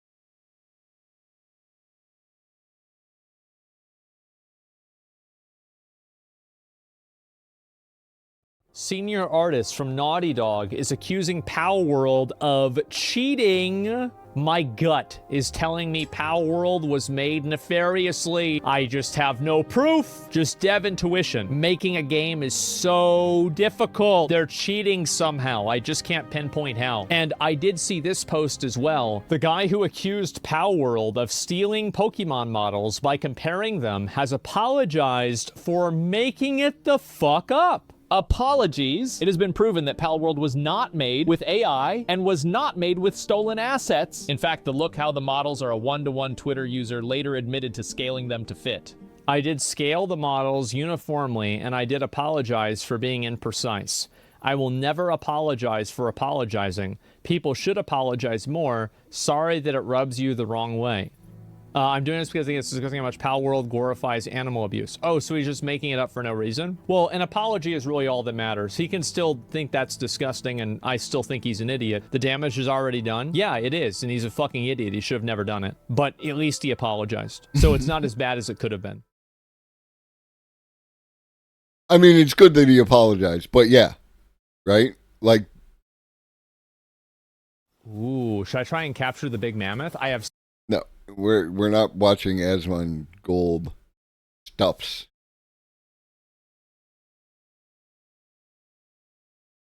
That may be the first Asmon Gold content that I've ever watched, and you were here for it. But yeah, that particular that's it right there.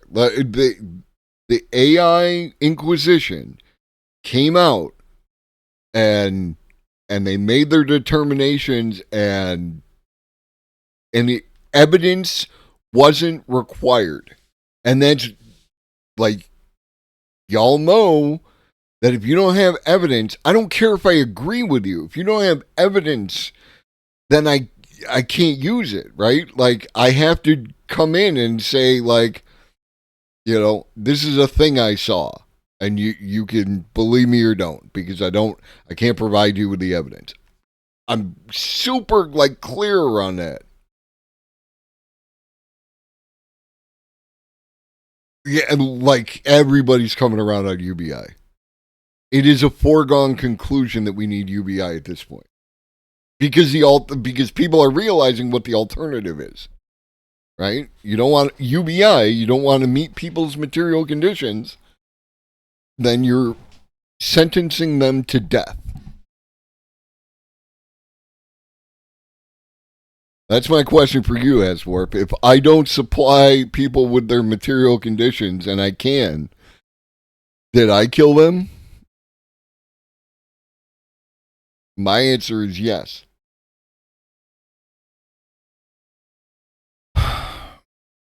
And that purity cult around AI is so persuasive. I'm not going to go into my Facebook account, but there was a meme. It was a pro.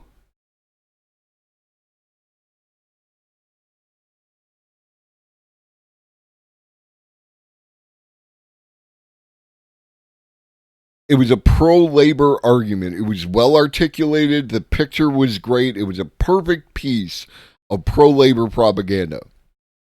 And the first comment underneath it was, "Ew, AI art." Right? Everyone talks about how AI is going to make it so much easier to do, like, disinformation, all this other stuff. By the same token, every single tool that we use in propaganda, other than our own, like, voice and pen, is the tool of the oppressor, the capitalist overlord. This conversation is happening because the capitalist overlords created this stuff that I'm using to talk to you. We're doing it on a capitalist platform. This all exists under capitalism. And we can use those tools.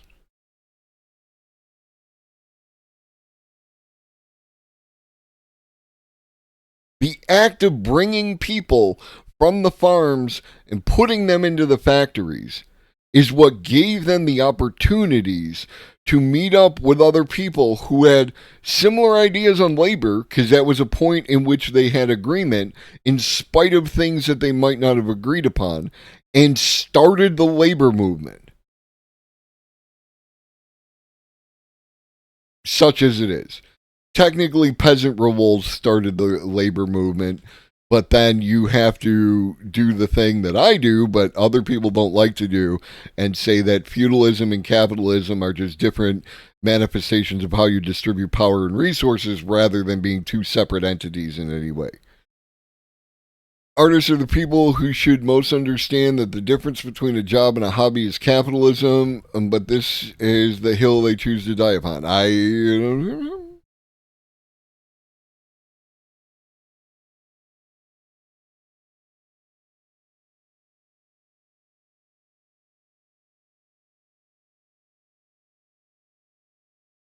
So we're going to watch a video. AI is making us less human. I watched a bit of it. I didn't watch it all.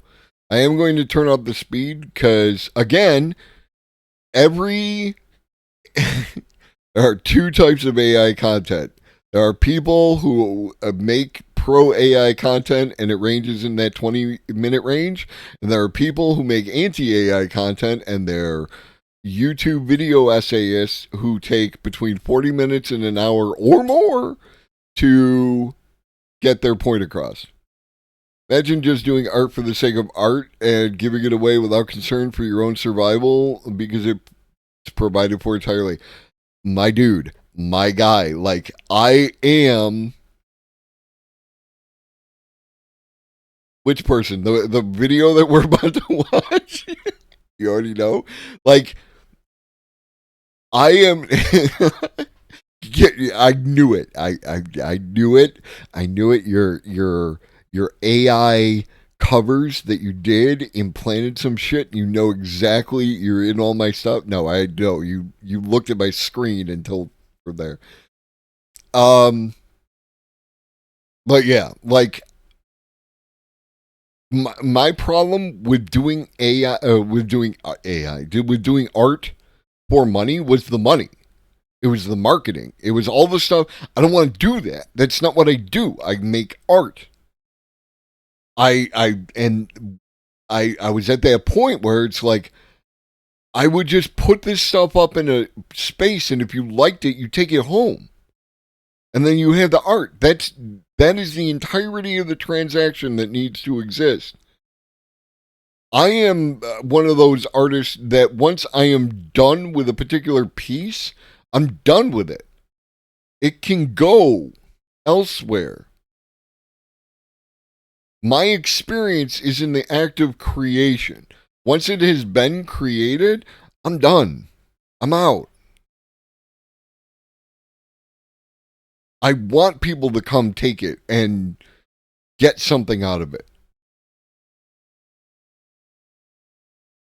So I'm 100% with you, old lobster.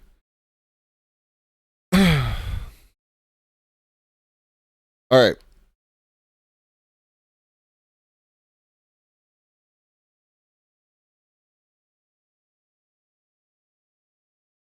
Yeah, that's fair.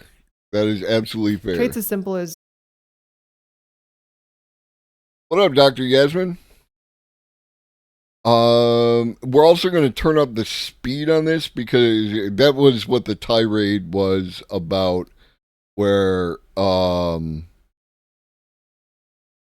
was talking about the length of their videos. So we're going to buff it up to 1.25. I think that I like to respect the creator's pacing, which is why I don't like to turn up the speed. But 40 minutes, I'm going to lose half of you, right? Like, that's just how this works because of the nature of Twitch. So we're going to try to cut that down a little bit.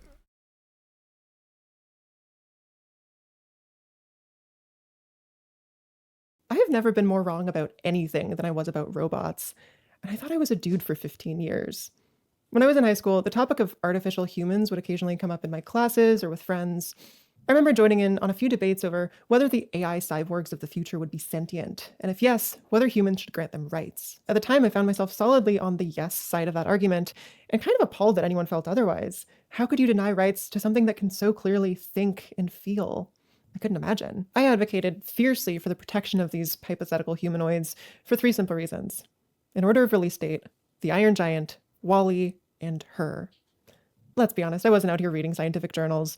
My understanding of artificial intelligence came from the past few decades of pop culture, where being nice to robots had grown into an entire film genre. A couple other classics would be Blade Runner and Ex Machina, though I only saw those a few months ago. The movies in this genre are tirelessly committed to humanizing machines. The robots they showcase are easy to love. They're Under other circumstances, someone saying that, like, I might have a concern, old lobster, but you've already stated that you already commit the exact amount of murders that you would. But like from a philosophical standpoint, that is a thing, right? You cannot know that anyone else actually exists, right? Like, unless you accept the idea of a shared reality and all that kind of stuff. And I am like, and that's how I move through the world. But I also understand that, like, there's no, because you exist as like a hunk of wet fat inside a bone and muscle mecha suit, all your experiences are like detached, at least on one level, from reality. So you can't know that people think or feel. Tender, curious beings who deeply admire the human world. Wally lives alone on a barren Earth, but finds company in the human artifacts he collects. The Iron Giant has such respect for life that he sacrifices himself to protect it. These characters also tend to be super expressive, with eyes you can get lost Have you not met me before? in, and voices that convey deep and nuanced emotion. Earlier I was thinking about how I was annoyed, and it's going to sound strange, but I was really excited about that. All these movies convince us to side with humanoid technology, even over biological humans, because they show us that these constructs are every bit as capable of thought and emotion, and especially of pain. When they hurt, we hurt. We bemoan the ignorance they face, and wish the humans who abuse them would realize we're all the same. Find me someone who did not cry at the Iron Giant, and I will find you a goddamn liar. These movies hit so hard because, until recently, fully conscious robots were a faraway, abstract possibility to most people. Not one of the movies I've mentioned is realistic about machine learning, but they had no reason to be. These stories weren't really about artificial intelligence. They were about humanizing people we can never fully understand. You know, like women, or women, or women. But the time of I don't want to get pedantic, but like there, especially in Ex Machina and like that, but like there's more to it in Blade Runner beyond just women. Also men. Like that's my point. The entire like, and this is relevant because based on what they said earlier, I believe that that Lily Alexandre is trans, and that is something that people currently, a bunch of people, not everybody, but a bunch of people, relevant to when we get to the whole Project 2025 thing, how they have difficulty viewing like those people and empathizing with trans folk, and it's, you know, it's obviously some fucking bullshit. So yeah, but that, yeah, I digress. AI as allegory is well behind us now. In the span of a single decade, AI has gone from being beautiful robot lady to being all around us, embedded in our daily lives, even when we don't want it to be. Unfortunately, I'm finding the sci-fi I grew up on did just about nothing to prepare me for this reality. Debating the future in high school ethics class, we all assume the biggest... And this is my point that I've stated ad nauseum, is that none of the AI media that you have consumed over the course of your life has anything to do with artificial intelligence. It has everything to do with discussing the human condition. And that's why the AI is always presented in the way that it is because the AI is acting as an avatar for the human condition. It's not acting as an avatar for actual artificial intelligence, because actual artificial intelligence, generally speaking, would be boring, or like they just, like when we watch The Creator, and the AI were just people, and they were, you know, like as Maddie pointed out, you know, kind of stand-ins for like the idea of Vietnam, but I would expand that out to the entire, you know, U.S. military industrial complex versus, you know, what about in WALL-E? Yeah, no, WALL-E, exactly that. What does WALL-E do? WALL-E looks for, WALL-E is lonely. WALL-E has a never-ending job in which they continue to clean up after a bunch of people who don't care about WALL-E. And they're just trying to get by, and then they interact with, not WALL-E. And which robot in WALL-E? The ship navigator. Yeah, the ship navigator is just the villain. Whatever, Reed. No, the ship navigator. Ava is the girlfriend, or like Ava is more than the girlfriend, but like that's who Ava is to WALL-E. Ava allows WALL-E to have an expression of love. You could, if you remove the navigator from the story, you could replace the navigator with like corporate CEO.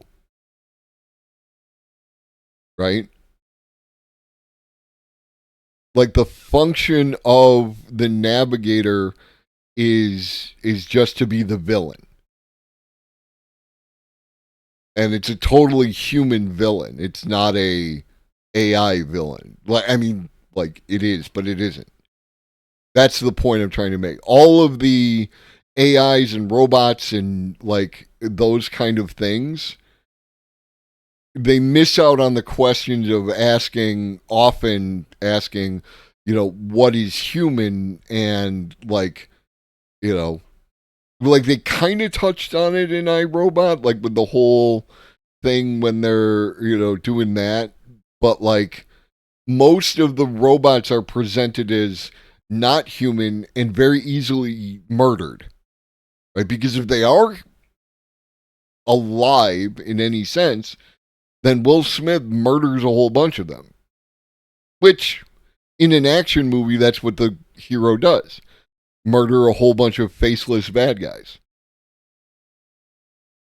Questions around AI would have to do with their subjective experience. Can they feel Reed, this is like not directly related, but like the reason this episode is developing the way that it is, and it was inspired to create it this way, is that conversation from the other day regarding the Pal World game. I felt stuff about the anti-AI purity cult. And it wasn't specifically related to what we were talking about, but like it was adjacent enough that like it got me on a thing. pain? Do they have souls? As it turns out, those probably aren't the questions we should have been asking. Machine learning algorithms don't have a subjective experience of the world, and depending who you ask, they might never. I remember I saw Automata. It didn't like stick with me. But I believe, yeah, that sounds correct. A metaphor that really clarified this for me is that ChatGPT is basically a really fancy predictive text. It doesn't mean anything it's saying any more than my phone keyboard means. One sec.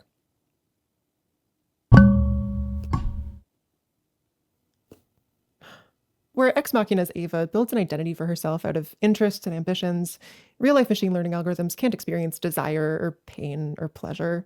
They're complicated stats tools, and putting them... And again, this is having both sides of the argument, like Robert Evans did in his article, where you're talking about, you're comparing the current level of machine learning and artificial intelligence with a fictional, well-developed, embodied artificial intelligence. And like saying they are not the same. Yeah, well, no shit. Because again,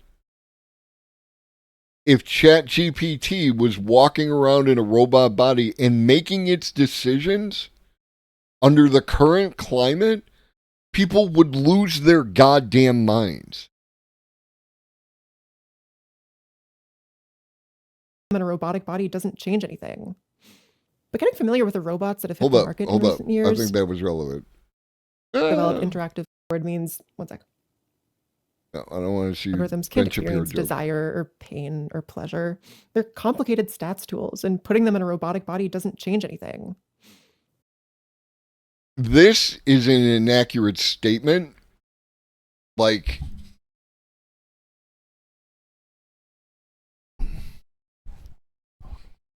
Oh, Caprica. Caprica is another one of those shows that I thought was good and just didn't get a chance because people, the vibe off of Battlestar Galactica,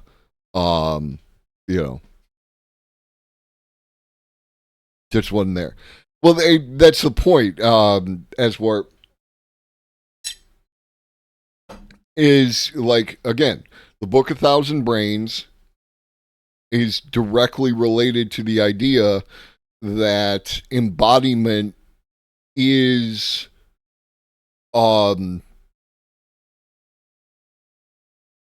integral to learning, right? That you need my ability to look at this in 2 dimensions and not touch it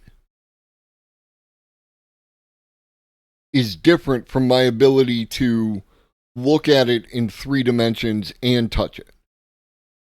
My understanding of an object is different when I can interact with it. And that's why embodiment does change it. So this is just an inaccurate statement. But again, it's presented with confidence from someone who doesn't know what they're talking about on the subject. But getting familiar with the robots that have hit the market in recent years, it's easy to forget that. When companies develop interactive consumer robotics, whether artificially intelligent or not, they add features they know will trigger human empathy. Cute names, smallness, innocent-looking faces, expressive body language, and lots of others. This raises the question... So, I'll let... If there are no grounds for empathy, nothing conscious to be empathized with, why make us do it anyway? The idea that we are being made to empathize with the robot rather than, again, the robot, according to all these anti-AI people, the robot in the AI makes people uncomfortable. So the idea of putting a face on it is so you don't freak the fuck out.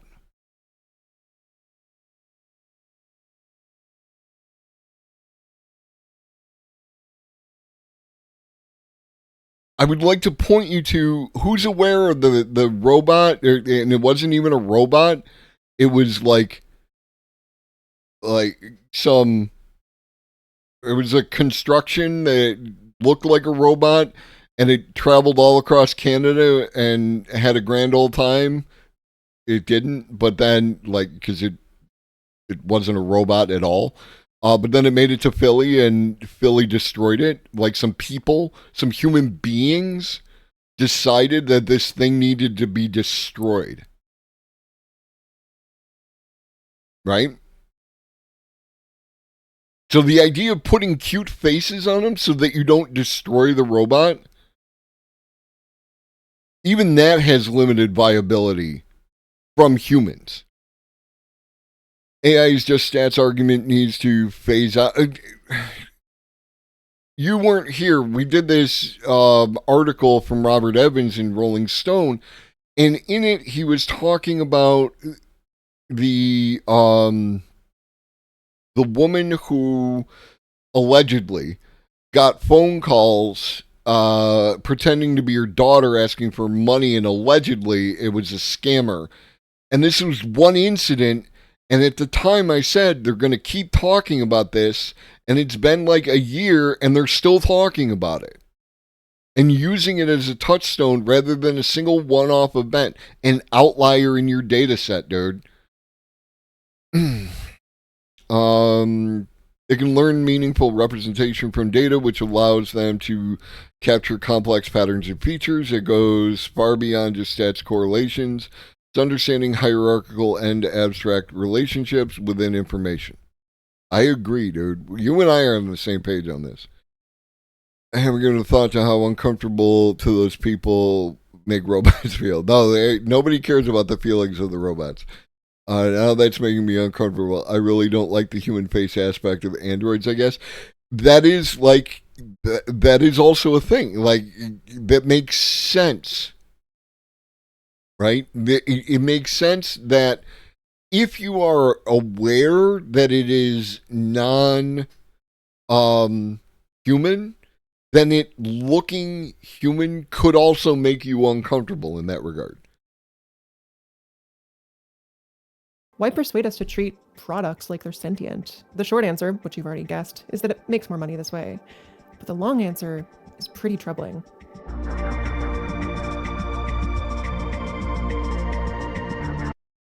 And this is one of the issues that you run into when you want to talk about this stuff. Actually have a fucking conversation about this stuff. Is like I'm not defending the products. I'm not defending the corporations. I'm not doing any of that.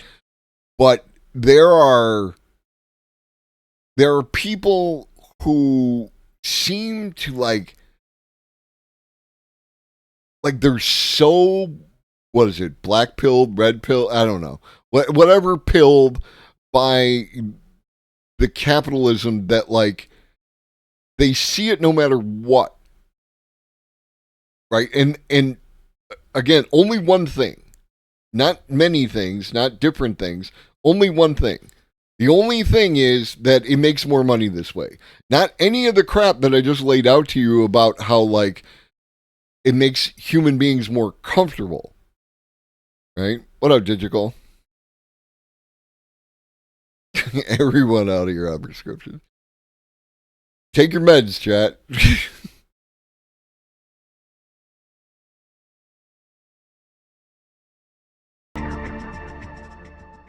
So there are loads of applications for human-like technology.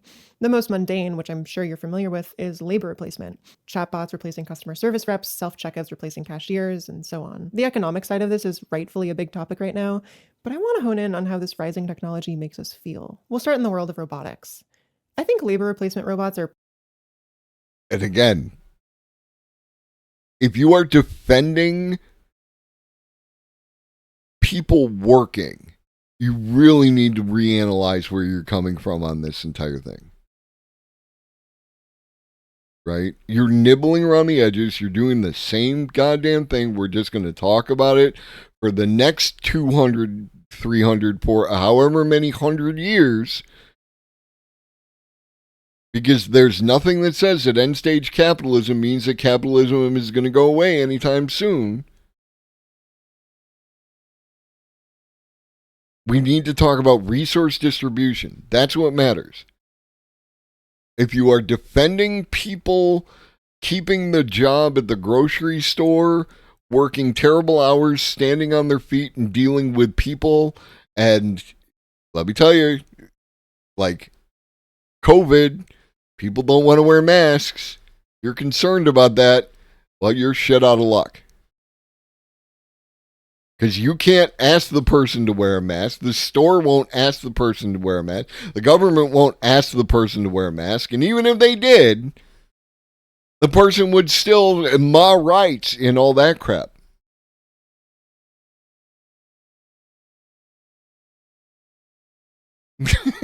Robots can't give you COVID. Pretty much inevitable as companies try their best to pay as few people as possible, as little as possible. But the design of these robots is not a foregone conclusion. As it turns out, projecting likable personalities onto these robots has a huge impact on how the public receives them. More and more of these are being deployed in public spaces, like Uber's new food delivery robots, and these occasionally require human cooperation. If they look cute, people might be more willing to... Original source unknown. That's a Cyrillic alphabet on the side of it. So it's like in your Russia, Ukraine, one of those kind of countries that uses Cyrillic alphabet. To show you, AI is not an American condition. Robots, delivery robots, all this stuff, it's not an American condition.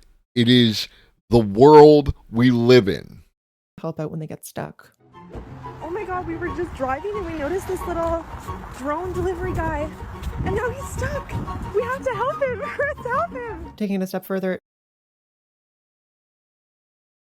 It is weird to me, right? Like, this really puts me in the same mindset as when the chatbot told Kevin Roose that it loved him and Kevin freaked the fuck out. The idea that there's a stuck robot, right? Does the robot feel anything? No. Can I leave this robot here and go on about my day? Sure.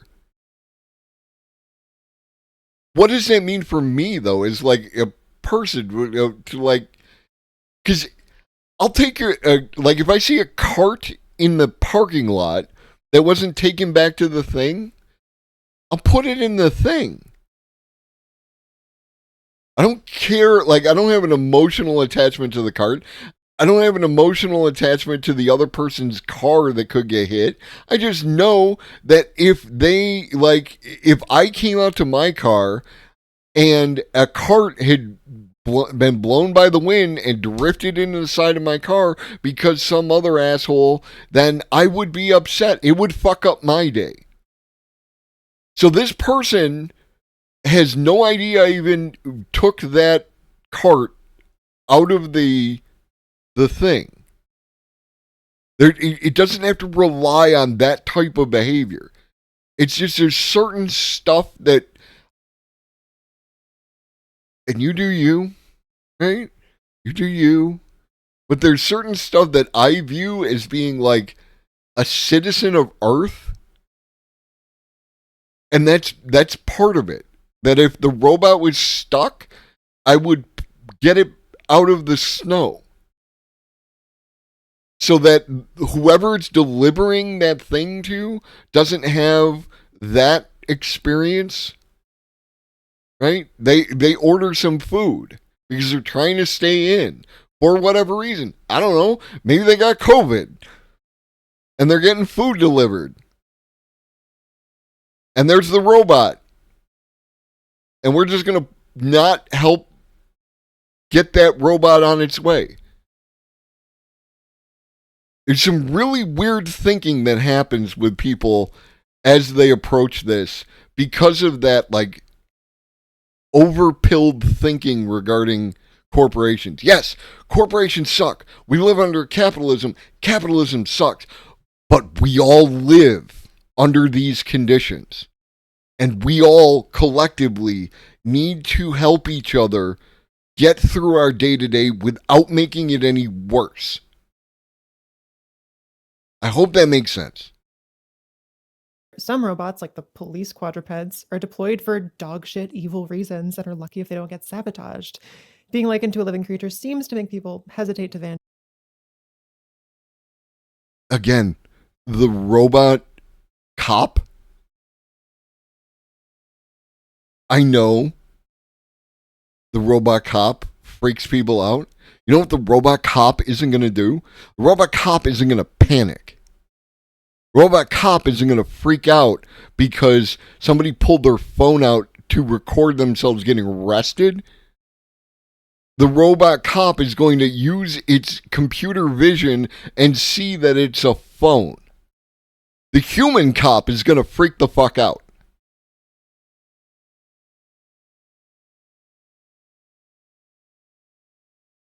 Them or respond more harshly if someone else does. Anytime someone makes the news for treating a robot poorly, which admittedly is not often, that behavior is held up as a sign of some deep moral ugliness within them, as if they had done the same to an actual living being.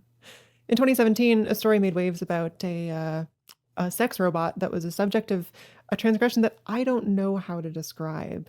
The word vandalism is accurate, but it doesn't feel like enough to describe an attack on something that looks like a human. Reporters said that a group of men molested this robot when it was on display at an arts and technology festival, leaving it badly damaged and needing thousands of dollars of repairs. The feminist internet was disgusted at this act and held it up as a reminder that sexual violence is ultimately about exercising power. And I agreed with this evaluation. Symbolically, this is horrifying. But at the same time, it is actually just property damage, right? It's kind of remarkable how quickly feminists banded together to defend the honor of a $5,000 sex robot. I want you to take everything that I have just been saying up until this moment and look at it through this lens. Like, I am uncomfortable with it's just property damage, right? Like some really weird, creepy shit happened, but it was just property damage.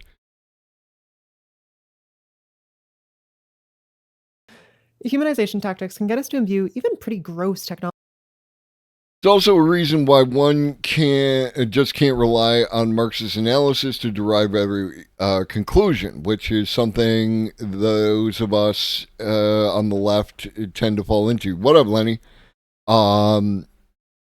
Unfortunately, it is a helpful economic framework, extremely helpful even, but relying solely on Marxist solutions might limit the overall creativity and adaptability. When addressing contemporary issues, you need a wider range of strategies to address evolving change. Let's not forget that Thomas Kuhn did have a point that just about anything can be reframed to be the result of capitalism.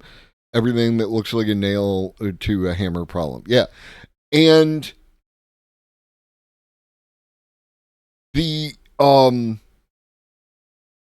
what, and I don't want to get too far. You know what I'm gonna do? I'm gonna get myself a 1967 Cadillac Eldorado convertible, hot pink with a whale skin hubcaps, and all leather cow interior, and big brown baby seal eyes for headlights. Yeah, and I'm gonna ride around in that baby at 115 miles per hour, getting 1 mile per gallon, sucking down 40 pounded cheeseburgers from McDonald's in the old-fashioned non-biodegradable styrofoam containers. And when I'm done sucking down those greaseball burgers, I'm gonna wipe my mouth with the American flag, and then I'm gonna toss the styrofoam containers right aside, and there ain't a goddamn thing anybody can do about it. You know why? Because we got the bombs. That's why. 2 words: nuclear fucking weapons. Okay.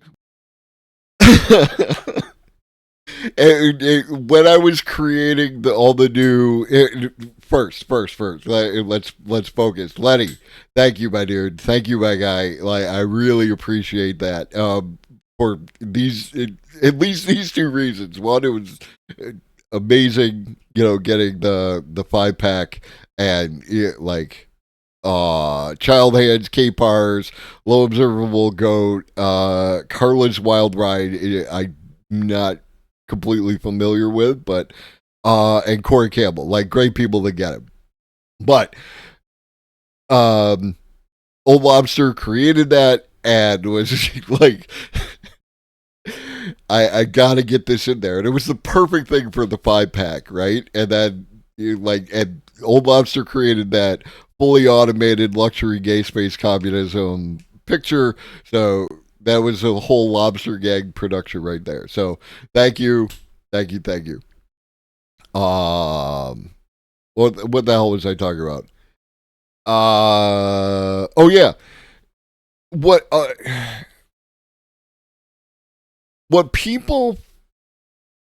Marxists and people who are in the vicinity of Marxist theory fail to reckon with when it comes to Marxism and its relationship to capitalism is that both what Marx wrote and the changing conditions of the labor movement changed those conditions, right? The labor movement changed all the calculus around what was happening. Right? You need someone to then take that and then reanalyze it as the conditions change. You can't go back to 18 whatever the fuck and use that as representative of the conditions that you can't even do that from country to country. This is a whole thing. This is why Russian communism, Marxist-Leninism was different from Marxism, and why Maoism is different from Marxist-Leninism, and why Ho Chi Minh thought is different from either of those. It's because you apply these things to the material conditions as they exist within your country and time. To borrow from Paradigm, you're not wrong, Reed, but go deeper, right? Like, I don't even know what Trotsky really stood for, other than not watching his back from Ice Fix.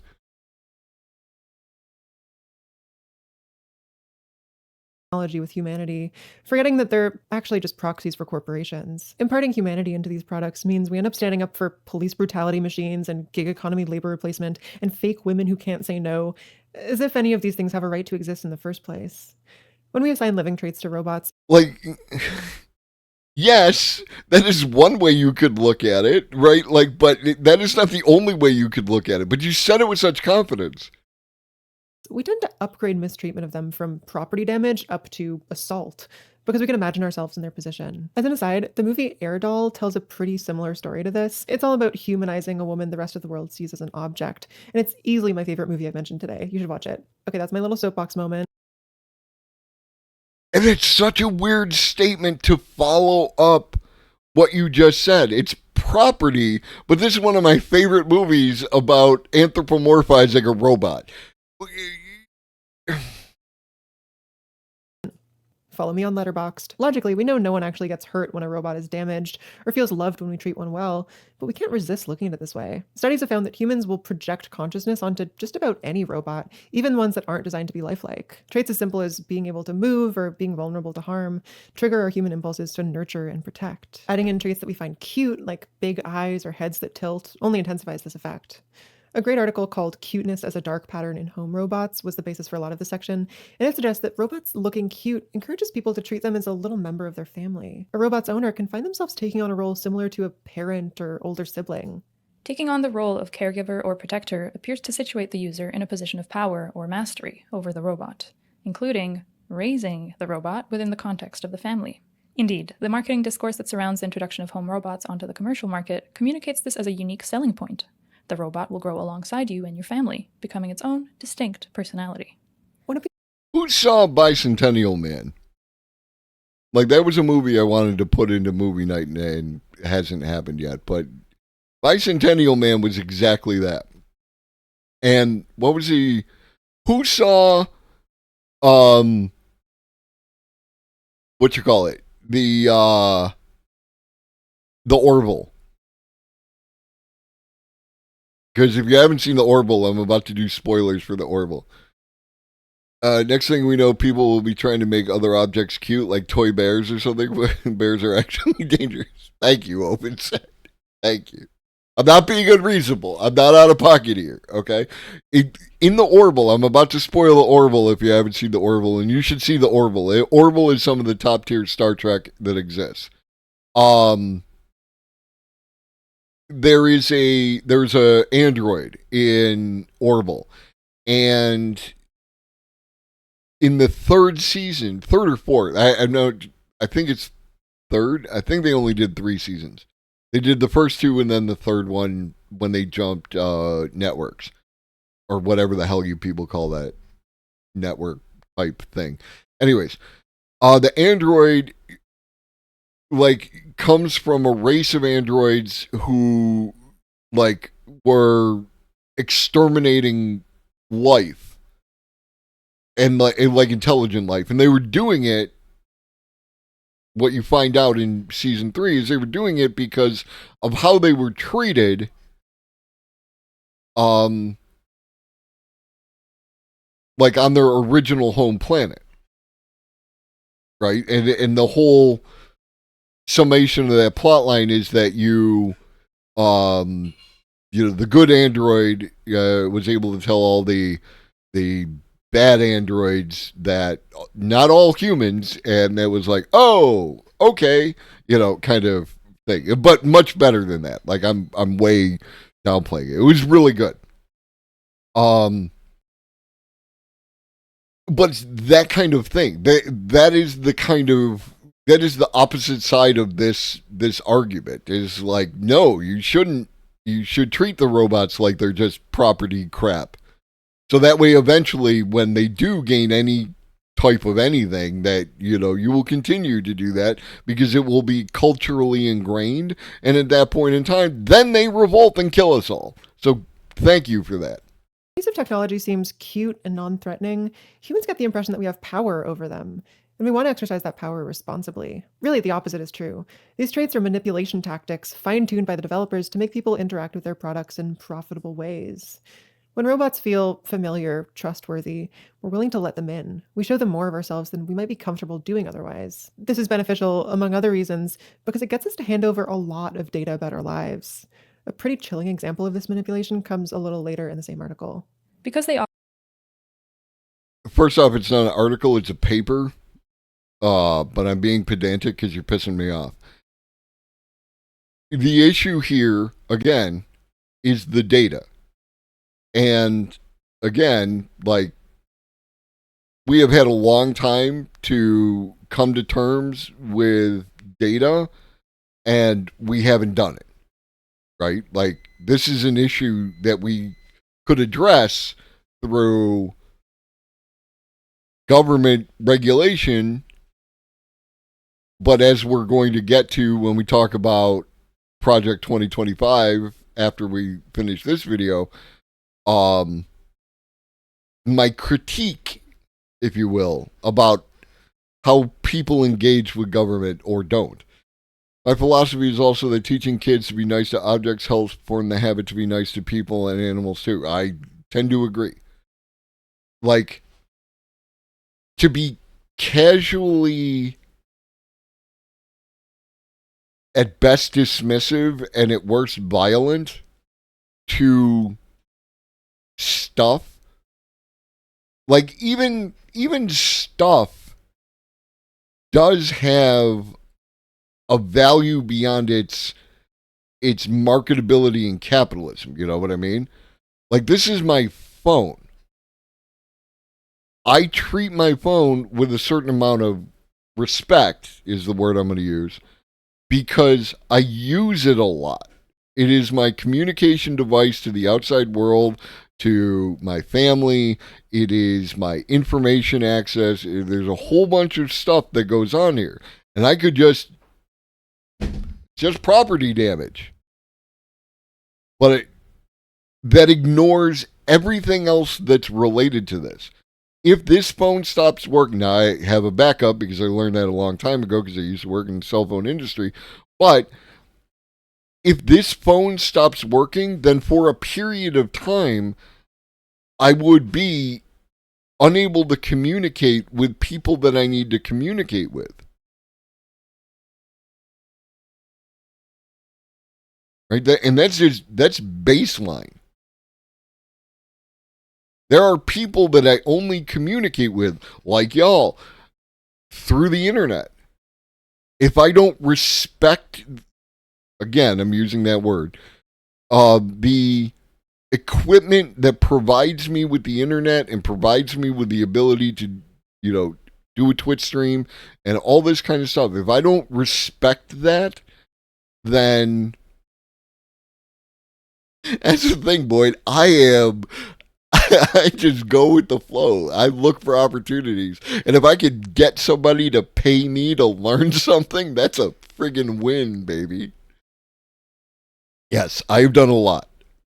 Which is why I often feel that I am, to pat my own back, uniquely qualified to talk about a lot of things, is because of my varied stuff. I have lived in the city. I have lived in the rural. I have lived in the suburbs. That gives me a unique context of each of those things that many other people don't have. You are often born in that area and then you relatively stay in that area. You might transition from one area to another, but hitting all three of the major, I think that's it, right? Urban, rural, and suburban are pretty much how, or like middle of friggin' nowhere. I haven't lived in the middle of friggin' nowhere. But I've lived both close to mass transit. I live far away from mass transit. I both not had a car and had to use mass transit, and had a car and not had to use mass transit. Like, there's a variety. I've had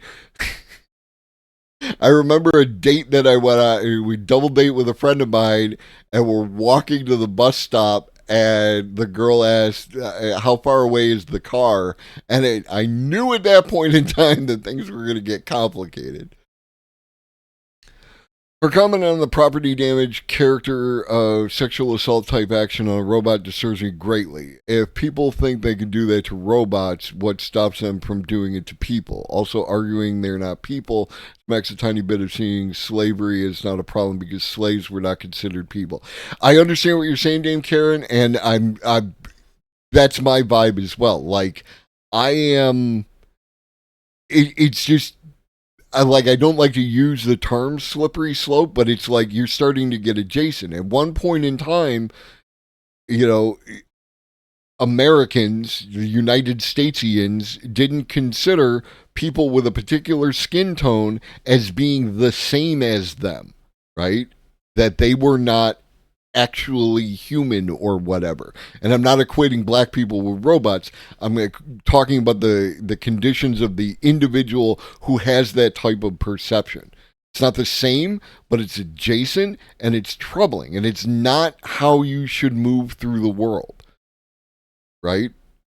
That is where I come down on that. Like, and the mentality of a person who would do that kind of behavior to the robot, you know, the sex robot, and just run that dude's laptop, right?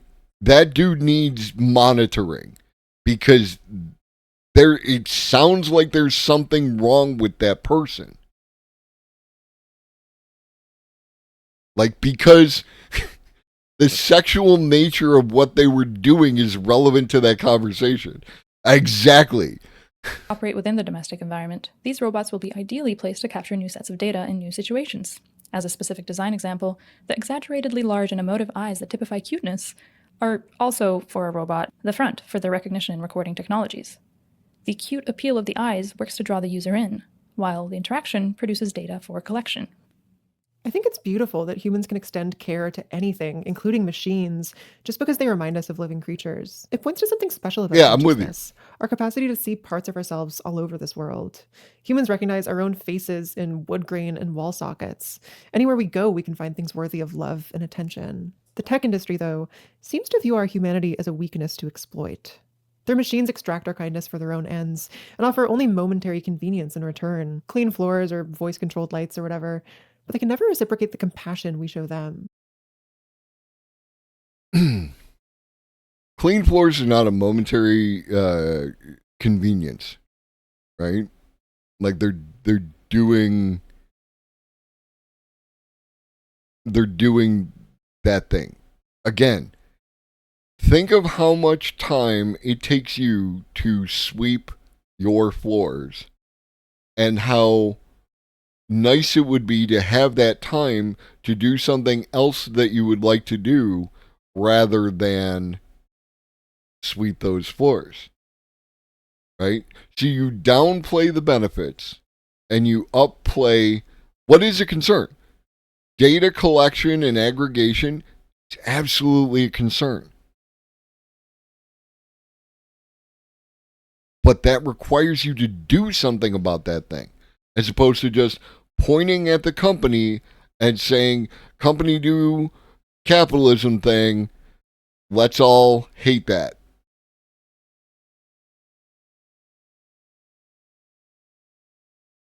I'm waiting to see how this is making us less human. Also, compassion is based on what you feel for another, whether they reciprocate in the same way is not as relevant. 100%.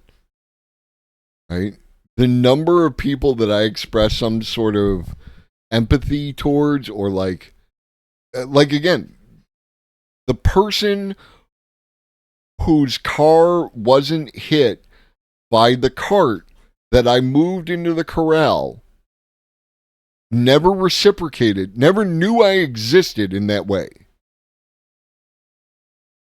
I did it because that's how I move. That's how I act in the world. I take the thing that could make another person's life a little more difficult and I move it the hell out of the way. I'd argue that corporations quietly gathering our personal data is always dehumanizing, and this is the worst imaginable version of that. Our private interactions get absorbed, reduced to mere data points, and then used to sell us shit. Tangentially related, I'm remembering when the Furbies were new and people thought they existed to be cute robot spies and got banned from White House tour. Yeah, like... yeah. I don't understand what this technology is doing, you know? I'm just going to be freaked out about it.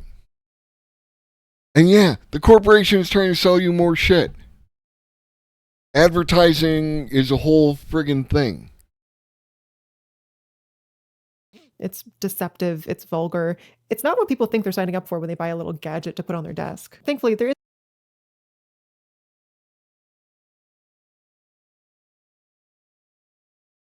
vulgar was an interesting word to put in there.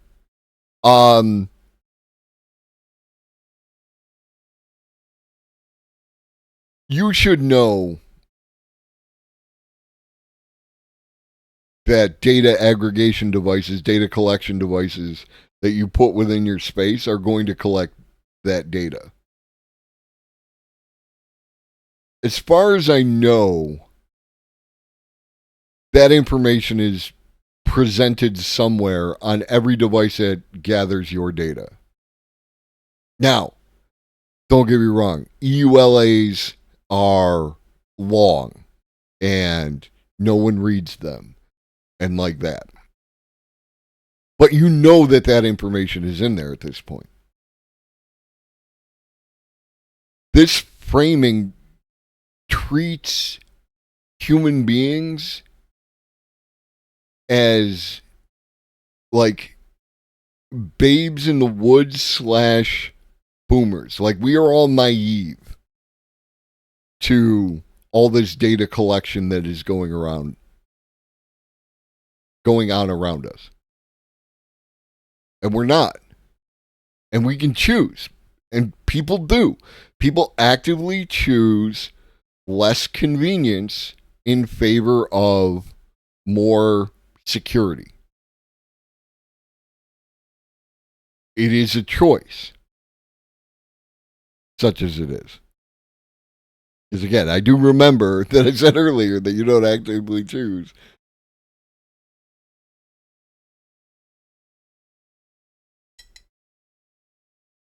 I contain multitudes. What can I say? There's a limit to how much these devices can influence us right now. People with robots in their homes have at least opted into them, even if they don't fully understand the gravity of that decision. And to be fair, the love for delivery robots or... Again, the framing. Like, they've opted into that, even if they don't understand the gravity. Maybe they do. But you do, right? This is... What is it called?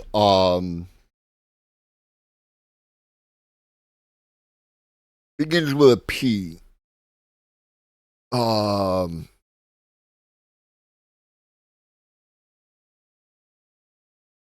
Fuck. Not parentalism, but like, maybe that is the word. You know what I'm talking about, right? Where like, you act as the parent. I know more than you. Paternalism. I love having a smart chat, and I can get you close enough to to give me the answer. I will describe the thing, and you will tell me. I love having a smart chat. She applies a rather sinister lens to AI robot marketing, in particular, when it could be applied to all consumerism. Yeah, like that is completely inaccurate, Reed. Boston Dynamics quadrupeds is far from unanimous. If you check the comments under any of their tech demos, there's a decent chance the top one says, like, we should kick them. In terms of empathetic seeming technology, what concerns me more right now is artificial intelligence, and specifically generative AI that mimics humans. The kind of technology behind ChatGPT and TikTok voice filters and the shittiest drawings you've ever seen. Arguably, I shouldn't even be calling it artificial intelligence. See this video by... The shittiest drawings you have ever seen. Again, like, I don't know. Your mileage may vary, but that looks cool to me. Obviously, it looks cool to me. I see way more shitty, like, again, I read comic books. You want to talk about some shitty art? I've seen some in what I regard as just really poor art. No, she made her decision. AI can't draw hands, and it's terrible. And then there's this. AI does not exist. It will ruin everything anyway. I have this video. We're not going to watch it because, again, it's an hour long.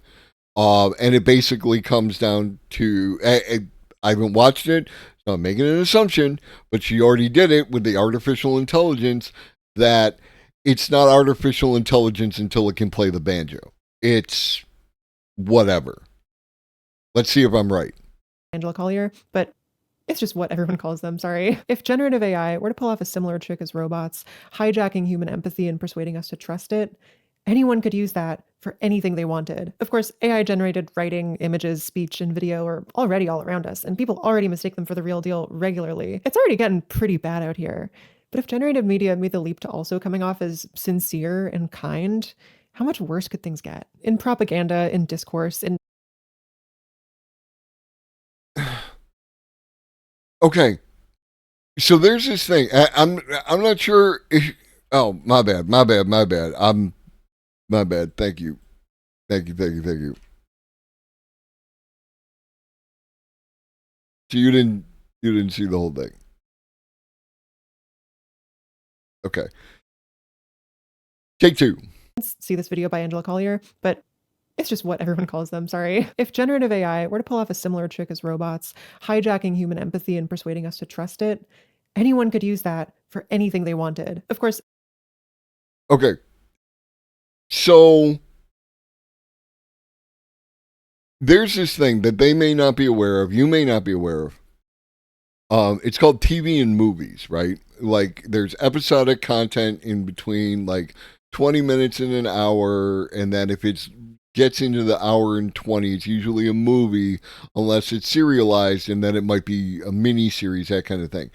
And in these things, these people pretend to be, I just met you, this is crazy, here's my number, call me maybe.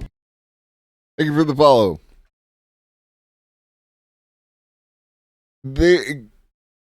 People pretend to be someone they're not, right? And they do this thing where they pretend to like care about each other sometimes, and then it promotes an emotional reaction within you, and you might identify with some of these characters. You see where I'm going with this incredibly pedantic thing. We have been doing this forever. This is not new. The idea that like somehow the robots having a cute face is like they're the whole world of this pretendness that we engage with to have a good time. AI-generated writing, images, speech, and video are already all around us, and people already mistake them for the real deal regularly. It's already getting pretty bad out here.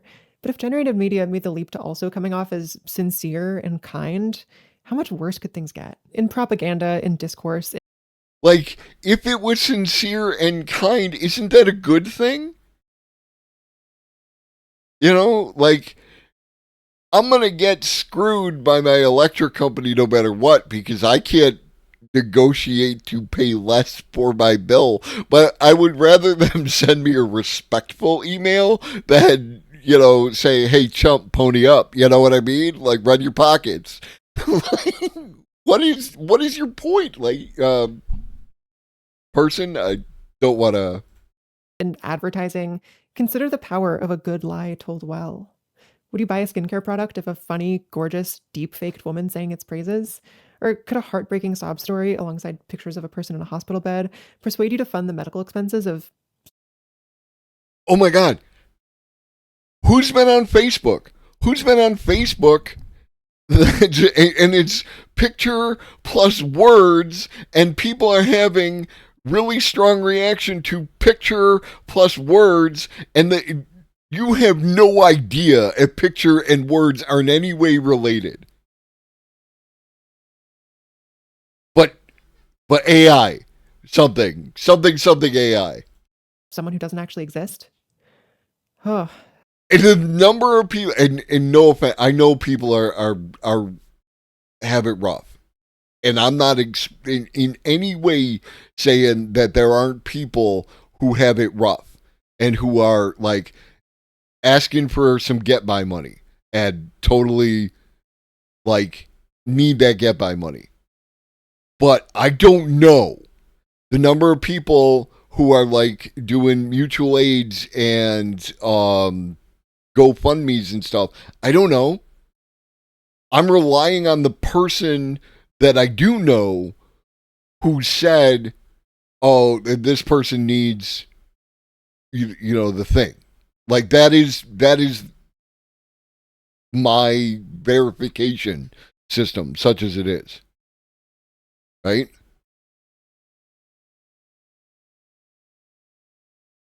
I don't know. I don't know if that person exists. I don't know if they're actually having that problem. I don't want to live in a world where that problem exists. And there's only one way to do that.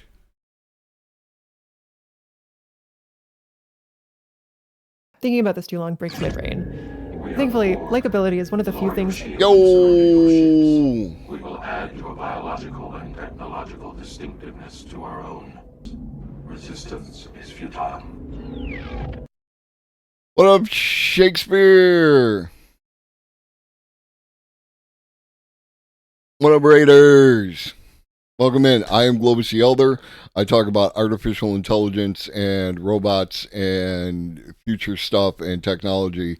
And we are currently watching a video about AI is making us less human, and I am completely disagreeing with all of their premises, and I think that they have a very narrow view on the entire thing. So, welcome in. Hit that link to be counted. I appreciate it. And Shakespeare, I hope you had a good stream. And yeah, so let's get back at it. AI generated media doesn't have going for it right now. It may be quite easy to use AI tools to generate text, pictures, and video that seem like they're made by a human, but the imaginary human in question fucking sucks. Hello world, my name is Anna Indiana, and I'm so excited to share my music with you. The trade by this And again, what we're going to do here is we're going to ignore the technical aspects of it and talk about how bad this song is. This is not the only bad song that exists on YouTube. Most of them are created by human beings. Most of the bad content that exists on the internet was created by human beings. It was not created by AI. This problem existed before. Let's tear it all down. We're all just destined to fall. And all this does, and I don't know how not good Fantano ultimately felt about that, because I watched that video, and it got to a point where I felt like Fantano was like, that there was actually some there. But again, if you are focused on the aesthetic aspect of this, which is what they're doing, then you are going to be disappointed once it achieves that aesthetic, right? So if your complaint is this song is bad, and I think this song is bad, then what happens when the song is good? Because this entire thing took less than a year to go from pretty much non-existent. What up, Crap DZ? The hell of a name. Welcome in. This went basically from non-existent, or from like bare bones, to a fully developed but not good song video within 1 year, maybe even closer to 6 months. So when Mr. International. So when this eventually gets to the point where it is good, then what? Playboy Cardi's fans' AIs are so good, he said he feels like he doesn't have to create that much music anymore. I've heard plenty where I can't tell the difference and many that are even better. They're already really talented at production, and the AI just took it to a whole new level. I can't take this critique seriously. I've heard too many good AIs to dismiss it.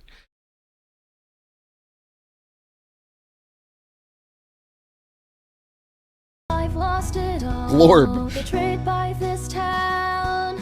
Let's tear it all down. Earlier this year, Adobe rolled out a suite of AI-driven enhancement tools for podcasting. Its most impressive feature is something... And, like, let's... Oh, yeah, we watch a bunch of David Shapiro.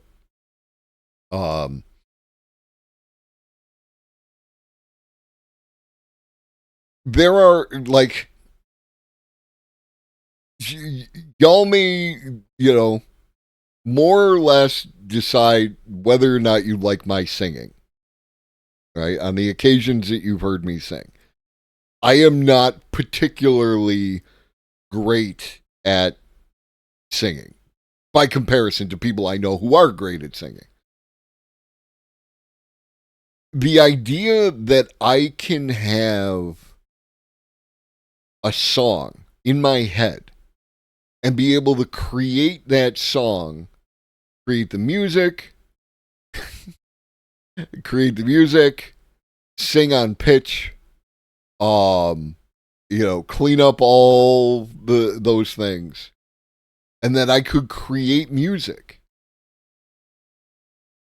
should be something that we enjoy and we celebrate. But we don't, because artificial scarcity. We need to create from scratch. We need to go through all the hard work. If we don't go through all the hard work, then it's not valid.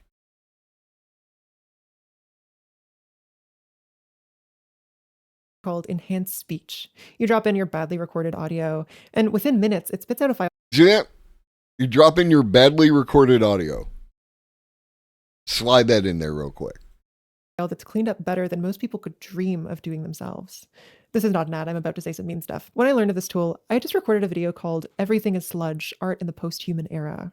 It was about a genre video called content sludge, which for whatever reason, I decided to project directly onto my face. We filmed that video in a big echoey room. My mic was halfway down my torso and the projector was really quite loud. When I got to editing, I realized the audio we captured was borderline unusable, just noisy and awful. First off, each type of clip that gets used is familiar to anyone who's been on TikTok or... I mean... There are other videos that I have watched that have significantly worse audio than this, right? Like this isn't that bad, but I can understand why they would be unhappy with it. Its competitors. And since I begrudgingly pay for an Adobe Creative Cloud subscription, I realized I have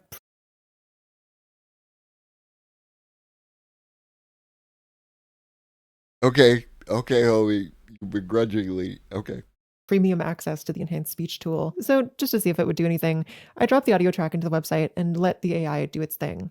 Now, enhanced speech is not an audio repair tool in the way you'd imagine. It doesn't take a file and remove bad frequencies or cancel out echo or anything like that. Instead, it's an advanced speech synthesizer. It analyzes the sound file you give it, then goes off on its own and constructs a near perfect clone of your voice from the ground up. I'm at least pretty sure this is the case. Everything I found says so, but Adobe hasn't actually specified how it works. If I'm oversimplifying, I'll add a correction down below. Anyway, the synthesized audio it gave me was a... That was nice. Staggering improvement over the original. Here's what it sounds like. A lot of the time, you even know what's going to happen in the show or movie because a text overlay spoils it for you. Here's the original. That every video kind of feels the same, but it also makes them easier to digest. But despite the tool being really effective, I couldn't bring myself to use the repaired file. I mixed it in at like 20% volume so the shoot would be salvageable, but any higher than that and it really started to freak me out. I'll tell you why. It offers us a chance at pure consumption, where what's being watched is secondary to the ritual of staring at a screen. A while back, there's like I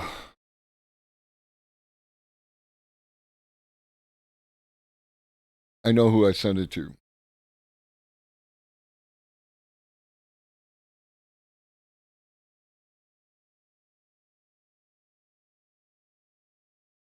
Do do do do do do do do do do do do.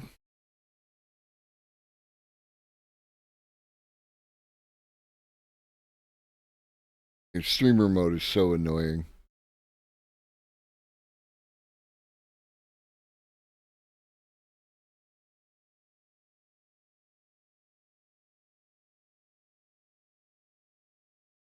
Streamer mode, it makes it so that like a lot of people's names appear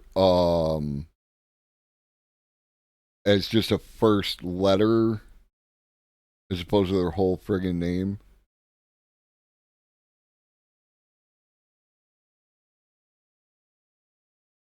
Here we go. Here you go, Reed. I hope this is still good. I haven't been there in a minute, but that's an AI-generated, never-ending discussion between Werner Herzog and Slavoj Žižek. So I think it's like exactly what you might want to interact with.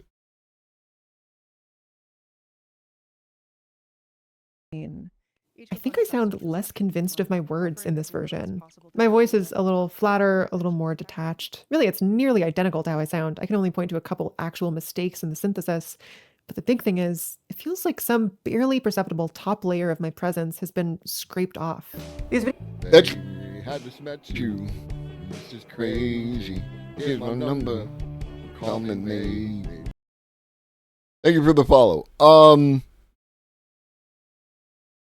As someone, obviously, as someone who has voices that sound like his, but knows that, like, he never recorded that, I can understand having a bit of, like, uncanny valley regarding that kind of thing.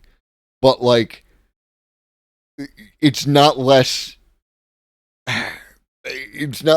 you, I guess, especially if you used it on your own stuff. It's just a weird aesthetic choice that, like, feels like virtue signaling. I couldn't bring myself to use it because it is something. Videos feel like the AI art we were seeing a couple years ago. It's like what algorithms would imagine humans want to see. The resulting version of my voice is, in my opinion, less sincere, less trustworthy, and less human. You might think of staring at a screen. I think I sound less convinced of my words in this version. My voice is a little flatter, a little more detached. Really, it's nearly identical to how I sound. I can only point to a couple actual mistakes in the synthesis. But the big thing is, it feels like some barely perceptible top layer of my presence has been scraped off. These videos feel like the AI art we were seeing a couple years ago. It's like what algorithms would imagine humans want to see. The resulting version of my I mean, it got rid of the static. I don't know what to tell you. Like, and did it flatten it a bit? Sure. Does it have as much depth? No, because you listen to yourself do it in an echoey room because you have the microphone where it is and couldn't, like, I understand from a technical aspect. The reason I am so up on the mic is because I use whatever it's called. That prevents all outside noise. Because, like, my PC is right here. And my PC has a fan on it. It has a couple of fans on it. And those fans are loud. Noise gate. And so the noise gate prevents you from hearing that. But I need to be up close to the mic in order to catch it up. So from a technical aspect, I understand that. But the idea that you can't use that audio is weird. My voice is, in my opinion, less sincere, less trustworthy, and less human. You might think I'm being dramatic here, and I can't blame you. I mean, I hear my voice every day, so I'm really attuned to anything wrong with it, but you might not be. You want to see my PC? My PC is a pre-built CTX. It's not impressive. It was good enough to stream and available through Fingerhut. so that I can make payments on it rather than buy it outright. Because your boy is a brokey. Might look like I'm not a brokey, I guess, but your boy is a brokey. To demonstrate this flattening effect a little more clearly, I thought I'd take things a step further and use AI to recreate all of me, not just my voice, but my appearance, my mannerisms, everything. Now, deepfaking used to be a complex process, accessible only to the sketchy. My son, his first PC we got for him, his second was a build. And then he took his first one and gave it to his friends so that they could play video games and Discord and all that kind of stuff together, which I think it was great from, like, you know, not every teenager is going to roll like that, you know. But anyways, he did the build, like I assisted, but most of it was him, like 90% of it was him. And it worked. Like, there was a problem he ran into when he first fired it up, and he was able to figure out that problem and resolve it. But other than that, he did it. Like, I'm impressed. I haven't done a PC build. I've done hard drive swaps and I've done RAM swaps, but like since then, I'm on that pre-build. I feel confident I could do one, but again, I'm not in the market to do a PC build anytime soon. Of nerds, but here in 2023, it requires zero coding knowledge and takes no more than an hour start to finish. All I had to do was send a startup some footage of myself talking. This is me recording training data for an AI avatar of myself. The service I'm using for this is called HeyGen, and they're basically in the business of generating consensual deepfakes for corporations. They say they've already worked with Amazon, NVIDIA, Salesforce, Columbia University, and loads of other prestigious organizations that absolutely could have just hired someone to talk into a camera instead. HeyGen has given me some pretty specific directions for how my video should look and sound if I want the best results. It should be at least 2 minutes long. I should remain still and speak calmly. I should pause for a little bit in between each sentence, with my lips closed in between. I should make what they call generic hand gestures, but only below chest level. And crucially, I should maintain eye contact the entire time, with no breaks. All these guidelines make sense for the kinds of videos HeyGen exists to churn out. Professional development or customer service videos where expressing personality isn't a big priority. But in adopting this affect, I really do feel like I've stepped into the shoes of a soulless middle manager at some regional bank. The way I'm being asked to communicate is so restrictive. I don't know how to sound sincere when I'm worrying about accidentally breaking eye contact or moving my hands too high the whole time.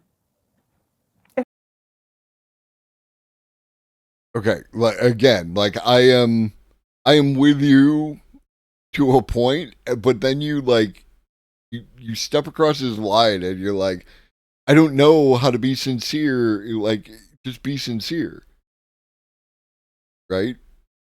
Like, how do you talk? And I understand that certain neurospicy people have difficulty with eye contact, and maybe they do, and maybe that's what it is. But like, otherwise, what is your issue with maintaining eye contact? Because I maintain eye contact, right? Do it right now, and it's easy. And I can sound sincere. And I can gesture with my hands below chest level. And I can talk to you. And we're going to have a grand old time. Seems artificially inflated. It has me thinking about how, even without AI, people are expected to scrub their individual qualities clean so they can best represent the companies they work for. That's true. Really just dehumanization, isn't it? I don't know how much of HeyGen's blandness is a flaw, and how much of it is them. I mean, if you worked in customer service, you understand the customer service voice. Oh, I'm sorry to hear that.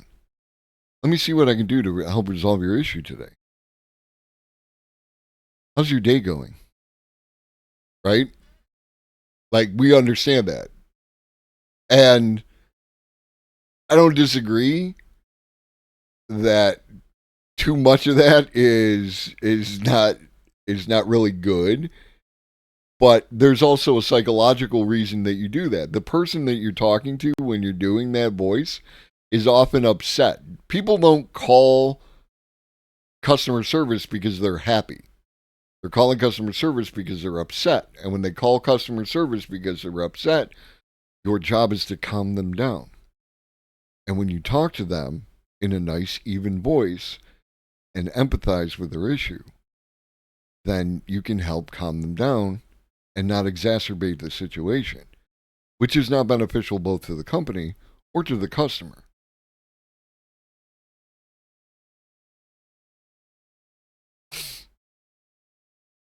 Yeah, exactly what Reed said and what I said. Optimizing for a corporate landscape that insists it's neutral and non-ideological. Am I trying to say the real soulless robots are us?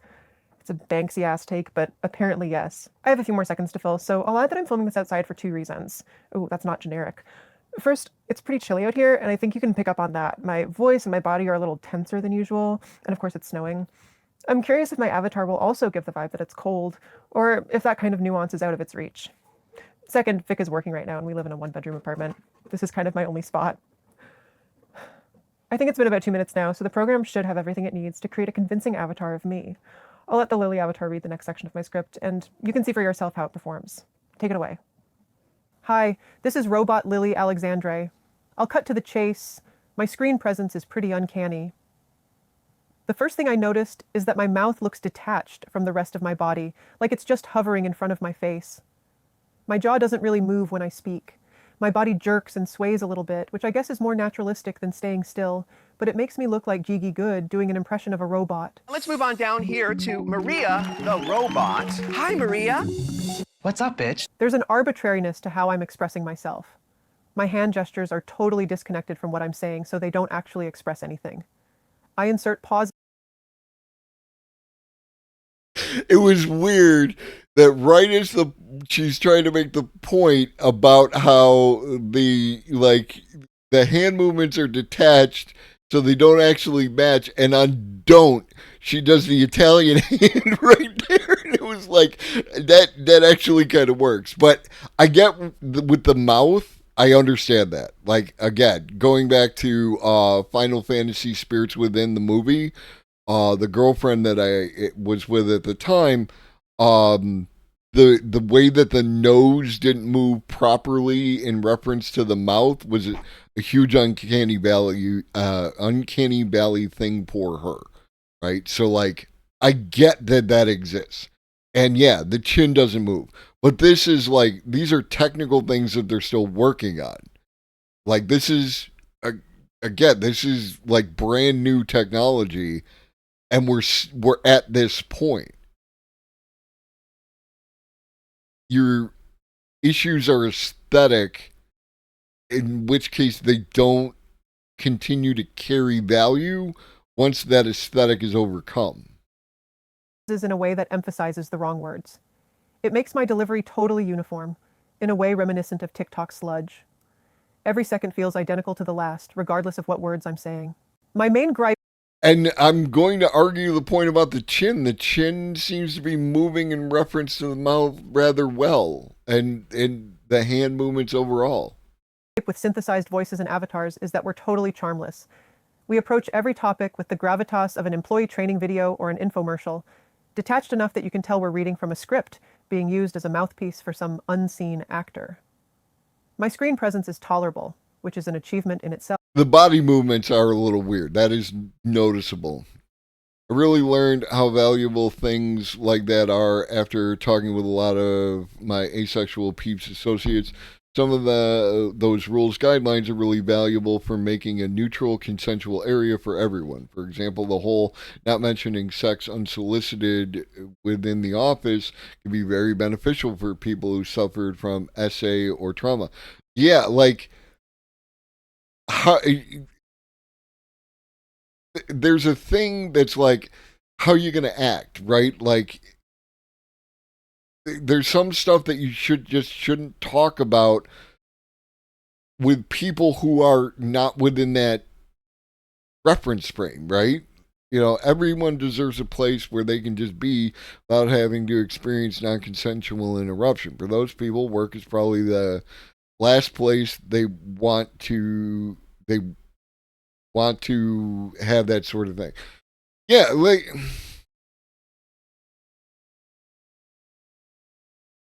it, there, especially like as a male presenting male kind, no, I got you. I was born in the early 70s. The training that you receive as how to behave is different than what you would actually want to experience. And you have to unlearn that. And corporations don't want to deal with your bullshit. Some of them more or less. Obviously, we still continue to see lawsuits and weird crap and Vince McMahon and all that kind of thing. But like that not wanting to I'm a fairly decent glorified Clippy. That just like that HR doesn't want you saying that's what she said because the connotations of that could make someone uncomfortable. Yes, like that's actually a good thing. Whatever you feel about corporate culture and everything else, and I probably feel the same things, that kind of behavior modification that you have to go through in order to exist around other people who are not in your normal reference frame, there's how you act with your friends, right? Like, and there's how I've seen how y'all act on Twitch, right? I've been in the chats. I see how y'all act. Y'all get wild and out of pocket. That behavior could make other people uncomfortable. You know what I mean? I'm not telling you what to do. I'm just telling you it's a vibe, right? You got to understand that. But it also feels completely insincere. I think anyone who's seen me speak before could instantly tell this avatar is a deep fake, and that's reassuring. But for what it's worth... Until it got to the insincere, had I not seen them before in this video, I definitely would have been like, they have an affectation that they like to move a lot. Otherwise, I just didn't see it. It's an aesthetic argument again. I watched some avatars of other creators, people I'd never heard of, and found them far more convincing than mine. Familiarity might be an important factor here. I could see this tech being effective on TikTok where you don't know most of the people you're watching, so you don't have a baseline for how they sound. Thankfully, I can't see anyone successfully using HeyGen for a video essay grift anytime soon, at least not now that James Somerton is gone. I gotta hand it to her. Solid comedic timing. But yeah, the words are legible, everything else is a mess. Unnatural delivery and body language make deepfakes hard to connect with, and only really suitable for cases where sincerity isn't a big concern. Like, HeyGen's avatars work fine for conveying straightforward information. Actually, the CEO's avatar hosts the tutorials that taught me how to use their platform. It was uncanny. I didn't like it, but I did learn. Or Google's automated voice assistant can't hold a regular conversation with you, but you can get it to call your salon to book a haircut, exchange some simple details. Okay, we have a 10 o'clock. 10 a.m. is fine. Okay, what's her first name? The first name is Lisa. It makes sense that current AI is kind of unsympathetic. Nonverbal communication is an intricate web of behaviors that even most humans don't have a perfect grasp on. But it is also kind of a huge bottleneck to how this tech can be used. UBI, some form of resource distribution to make sure that people have their material needs met is a necessity, especially with what is eventually going to happen with a lot of people. Like, it's a necessity now, but with how automation is going to remove a lot of people's ability to even find work, like that work will be non-existent. We need that. Otherwise, we're condemning a lot of people to death, and that's unacceptable. and an obvious next step for improvement. Right now, text synthesis is better than voice synthesis, and voice is better than video, in part because each one requires more nonverbal skills than the last. I would suspect that full human video will always be worse than text, but I wouldn't suspect it always stays this bad. Right now, a ton of resources, everywhere from Apple to MIT, are being poured into emotionally intelligent AI design, under the banner of effective computing, a specialization valued in the tens of billions of dollars and growing fast. Once AI synthesized video stops being somehow both a novelty and really boring, we could see deepfaked personal trainers, teachers, tutors. I wouldn't be surprised to see something akin to OnlyFans models. Yeah, no, and just to give you an idea, being your first day here, a lot of Shapiro's framework around post-work economics informs a lot of my views around post-work economics. We have some differences regarding, he has a more liberal, kind of capitalist-oriented take. However, the actual structure of what he's saying has more of a socialist take. And within that, all that framework, I'm like, I don't care what it's called. I am a person who concentrates solely on policy. I don't care about the names. I don't do ists. I don't do isms. Ists and isms are shorthand, and I understand the reason for them. I just don't like them because they tend to be incomplete. Yeah.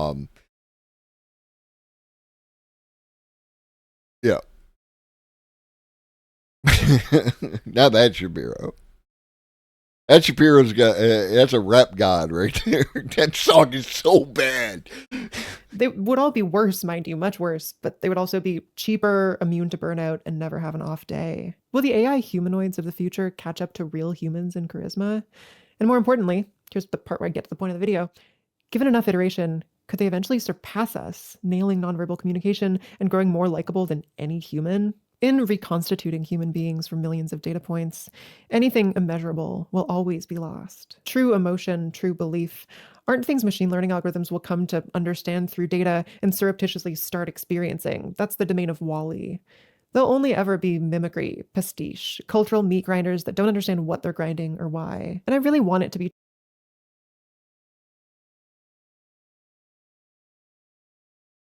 Oh, you're killing me.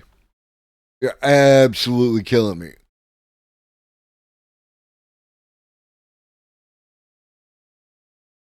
Because again, and this is why I fall into the category of that this is just an incredibly complex system, right? And that ultimately everything that occurs within this system is measurable. If for no other reason, because it is measured, right? The way that your body works is that things do things and produce chemicals that are measured by other things, and then those things do things. It's all already measured. You're out of your element, Donnie. True that without that deep understanding, no amount of training could show a machine how to mimic a human with an inner life, that no set of algorithms could ever dupe something as complex as sincerity. Short version, magic human theory, or as Alina puts it, the divine spark, right? Like, humans are special, ergo, no artificial intelligent thing could ever mimic this. Or recreate it, not mimic it. She's saying that, or they are saying that it's mimicry, pastiche. I worry the next few years will prove me wrong. Hey! Ted Chiang short story, Liking What You See. You had a really strong opinion and then you finish it. I'm worried that the next few years will prove me wrong. A documentary mostly concerns a fictional medical intervention called caliagnosia, which makes the people who get it unable to distinguish between physically attractive and unattractive people. The procedure is said to have all sorts of benefits for social equality. When the story begins, the student body of a university is about to vote on a bill to make caliagnosia mandatory for all students. The bill is controversial, but ultimately expected to pass, its most prominent detractors being ad industry lobbyists who rely on superficial beauty to sell people stuff. Here's how one of those lobbyists makes her case. From the speech netcast by Wait, Rebecca wait, Boyer, wait. spokesperson. This got weird. I'm sorry. Like, it sounded like, because they presented me with Blade Runner, and then they started talking about something like it was a thing that exists. I worry the next few years will prove me wrong. What's this? Ted Chiang's short story, Liking What You See, a documentary, mostly concerns a fictional medical intervention called caliagnosia, which makes the people who get it unable to distinguish between physically attractive and unattractive people. The procedure is said to have all sorts of benefits. Now, don't get me wrong. Fictional stories have relevance, and stories are important, especially to human beings. I've talked about the idea of storytelling on multiple occasions and world building, and I think one of the best ways that you can figure out your political system that you would like to see in the world, or any other system that you would like to see in the world, is by creating a fictional world in which it exists, right? It allows you to directly address some of the nuances and some of the blind spots that you may have. You should create your own stories, whether you write them down or just make them in your head, however you go about it. You should create your own stories in order to have a better understanding of that. But that notwithstanding, like, the fact that this is hinging on what they're saying is confusing to me about AI making us less human. But maybe I jumped the gun. It's for social equality. When the story begins, the student body of a university is about to vote on a bill to make caliagnosia mandatory for all students. The bill is controversial, but ultimately expected to pass, its most prominent detractors being ad industry lobbyists who rely on... No! We will add your biological and technological distinctiveness to our own. Resistance is futile. What up, Endless? What up, Raiders?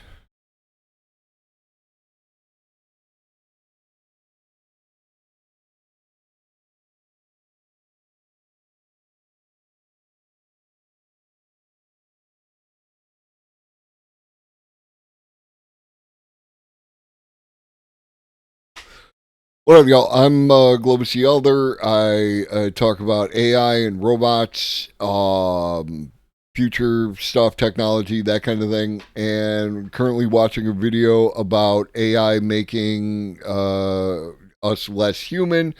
I have disagreed with most of the points that this person has come across, and we're just rolling with that. I hope you had a good stream. Are you still playing Mortal Kombat, or are you on to something else?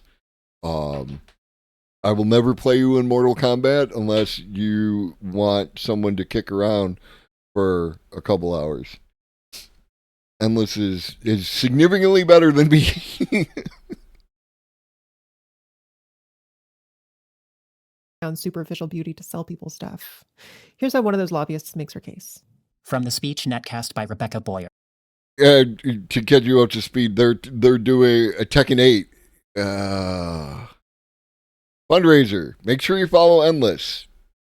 Endless does good works. Like, we support fundraisers around here. Very helpful. They're talking about a story, a fictional story in which this condition prevents people from being able to see like physical attractiveness, like everyone is equally attractive, and this campus is voting on whether or not to make that like law that everyone has to get this condition. I'm interested to see where this goes. Spokesperson for People for Ethical Nanomedicine the day before the election. You might be able to create a pure Cali society in an artificial setting, but in the real world, you're never going to get 100% compliance, and that is Cali's weakness. Cali works fine if everybody has it, but if even one person doesn't, that person will take advantage of everyone else. There'll always be people who don't get Cali, you know that. Just think about what those people could do. A manager could promote more attractive employees and demote ugly ones, and you won't even notice. A teacher could reward attractive students and punish ugly ones, but you won't be able to tell. All the discrimination you hate could be taking place without you even realizing. Of course, it's possible those things won't happen, but if people could always be trusted to do what's right, no one would have suggested Callie in the first place. In fact, the people prone to such behavior are liable to do it even more once there's no chance of their getting caught.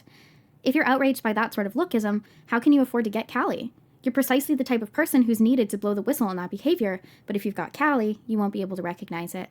If you want to fight discrimination, keep your eyes open. Although Boyer's argument here is nothing revolutionary, something about her plea strikes a chord with the student body. In a total upset, the formerly popular bill is voted down by a landslide. We soon learn that the speech alone didn't do it, or more accurately, the speech didn't do it alone. The spokeswoman had the help of a new technology that concerns only that intangible top layer of charisma. In the latest developments regarding the Templeton Calliagnosia initiative, EduNews has learned that a new form of digital manipulation was used on the netcast of PEN spokesperson Rebecca Boyer's speech. EduNews has received files from the Semiotech Warriors that contain what appear to be the two recorded versions of the speech, an original acquired from the Wyatt Hayes computers, and the netcast version. The files also include the Semiotech analysis of the differences between the two versions. The discrepancies are primarily enhancements to Ms. Boyer's voice intonation, facial expressions, and body language. Viewers who watched the original version rate Ms. Boyer's performance as good, while those who watched the edited version rate her performance as excellent, describing her as extraordinarily dynamic and persuasive. Based on their analysis, the Semiotech Warriors believe that Wyatt Hayes has developed new software capable of fine-tuning paralinguistic cues in order to maximize the emotional response evoked in viewers. So this is already a thing that exists. Like, President Obama was one of the most prominent representatives who engaged in this type. There's a thing that I can't remember, but it's like, this is already done. This has nothing to do with technology. And the solution to the problem presented in this is that, well, what if the person was just more dynamic and persuasive? Right? Like, this is another bad argument. This dramatically increases the effectiveness of recorded presentations, and its use in the PEN netcast is likely what caused many supporters of the Calliagnosia initiative to change their votes. Walter Lambert, president of the National Calliagnosia Association. In my entire career, I've met only a couple people who have the kind of charisma they gave Miss Boyer in that speech. People like that radiate a kind of... That's... Like, I preface those kind of things as I admit my sample size is problematic, right? This is an anecdote. So, like, in this person's career, they have only met a couple of people who had that kind of charisma. That's a sample size issue. That has nothing to do with whether or not you could find that person to do that job. Reality distortion field that lets them convince you of almost anything. You feel moved by their very presence. You're ready to open your wallet or agree to whatever they ask. It's not until later that you remember all the objections you had. But by then, often as not, it's too late. And I am truly frightened by the prospect of corporations being able to generate that effect with software. Now, of course, the story is just a thought experiment, and AI thought experiments are known to go off the rails at times. It doesn't feel all that implausible to me. I can already feed some startup a video of myself and have them rebuild it from the ground up. The fact that it sucks right now is obviously the next hurdle to overcome. Who's to say a few years down the line? Like, I go out of my way that if I'm going to stand on a piece of data that I'm going to present to you, whether it's video or an article or whatever, that I do a good job of, like, that it's solid, right? Like, that this is something that you can consider, that this is something that you should take in. And they just said, here's the thing, and, AI thought experiments go off the rails, and this also had nothing to do with AI. But, like, I'm going to present it that way and then kind of negate it. You're killing me, Smalls. line, AI synthesis won't also be able to create a version of me with enhanced delivery or a more engaging screen presence. I love making videos, but I'm prone to getting tense on camera and flubbing my lines. So the version of me you see here is a little stressed, a little manufactured. What if one day a synthesized version of me seems more like me than I do? Every discussion about digital media eventually leads back to this topic, hyperreality. It's a big word for something everyone understands intuitively. Sometimes an incomplete representation of a thing gets mistaken for the real deal. Rom-coms give us unrealistic ideas about love, photo retouching has convinced us human skin is unnatural, and porn has changed how people have actual real-life sex. We live in a world of symbols, abstractions, representations, and in comparison, the world of tasks and senses can start to feel dull. I'm not really worried about AI. We've anticipated the questions it raises about subjective experience and personhood. We've explored them in some of the most beloved media of the past century. What I'm worried about is humans. If AI creations manage to mimic the essence of humanity, even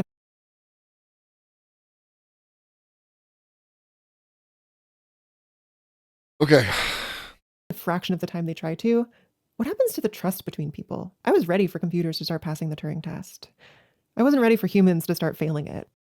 Last year, Fareed published a paper with the psychologist Sophie J. Nightingale, showing that an artificial neural network is able to concoct faces that neither humans nor computers can identify as simulated. Ominously, people found those synthetic faces to be trustworthy. In fact, we trust the quote-unquote average face. Y'all see this wavy crap that's happening here, right? Like, that's not... It only does it when this background is in place, and I'm not sure why they're doing it. It's weird. Throwing me off. Faces that AI generates more than the irregular ones that nature does. The rise of AI-generated media has turned me against real human expression in a way that makes me feel ashamed. As the two grow increasingly hard to tell apart, I don't know how to condemn one without condemning the other. Like, I'm going to, so I shouldn't say I don't want to, because I'm going to do it. But, like, I'm going to armchair psychologize here, and it's like, I think you need to do some introspection. I think you need to watch this video and really nail down, because, like, you got a lot going on here. When I see a picture of hands, I reflexively count the fingers now, a kind of scrutiny I've never needed to apply to people's bodies before. If a video I'm watching has voiceover that sounds kind of stilted, I immediately suspect it of being AI, at which point nothing it says matters to me anymore. But like, what if it's not? What if I've just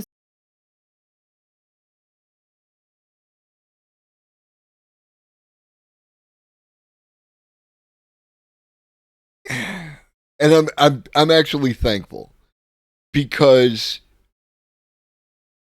that right there, that is the cult of anti-AI in a nutshell. As soon as I suspect that anything is AI, nothing about it matters to me anymore. I'm not listening to what the voice is saying. I'm not hearing the words. I'm not engaging with it at all, because it's been touched by the disgusting, diseased hand of artificial intelligence. It is impure and therefore needs to be excommunicated from the village. Dismiss the real voice of an entire human being as worthless. I notice I've been looking at digital art with less appreciation and more suspicion, getting close and thinking, would a real artist really do it that way? Not too long ago, someone showed me some art they found online because they thought I would like it. I gave it a quick look and immediately dismissed it as AI generated, which really hurt their feelings, not least because I was wrong. A person made it. I'm probably wrong about these. Right. And the point there, and you really need to engage in some introspection related to your early comments about that property damage stuff in relation to this, is that someone that you cared about showed you something that they thought you would like, and you hurt their feelings. And it doesn't matter that you were wrong about whether or not it was AI art. You hurt your friend's feelings. If you have interacted with children, children will find rocks, right? And I'm a rock guy. My favorite thing to do at the beach is put in my headphones and walk up and down the beach looking for pretty rocks. But children, on occasion, will present you with rocks that are not particularly pretty to you. They are interesting to the child.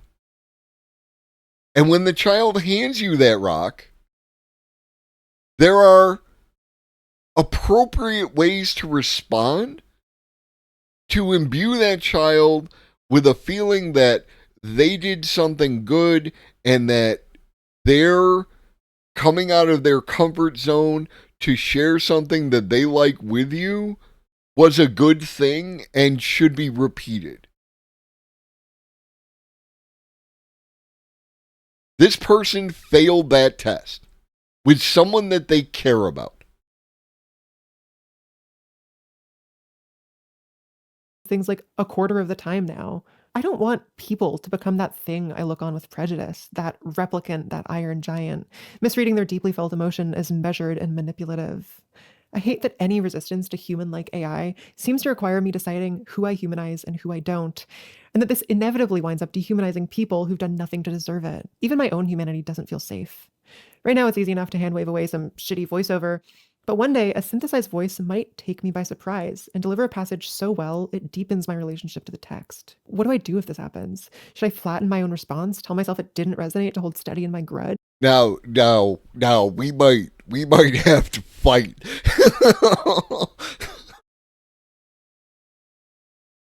Old Lobster, like, that is, you, like, I got psychological issues related to Tom McDonald. My neighbor plays 4G Auto Blow and Tom McDonald like it's good music.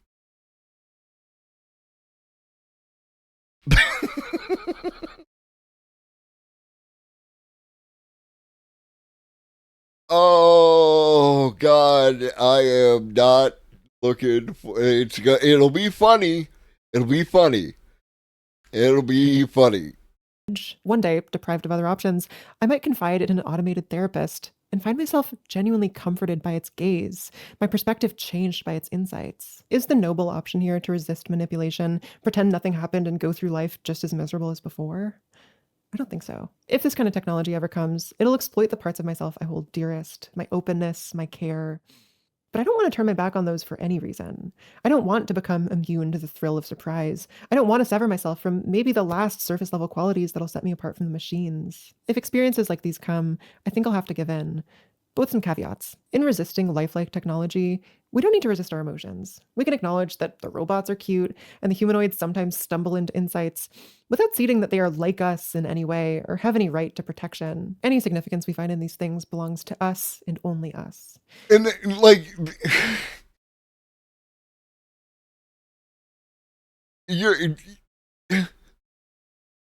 we can say that this is all okay, but they're not entitled to any protection.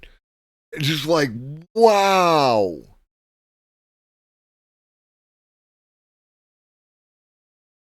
This is the kind of behavior that when an AI, when some sort of non-biological intelligence presents itself, this person will be unconvinced. This person would continue to treat that subjective experience as non-existent because they allow for none of it.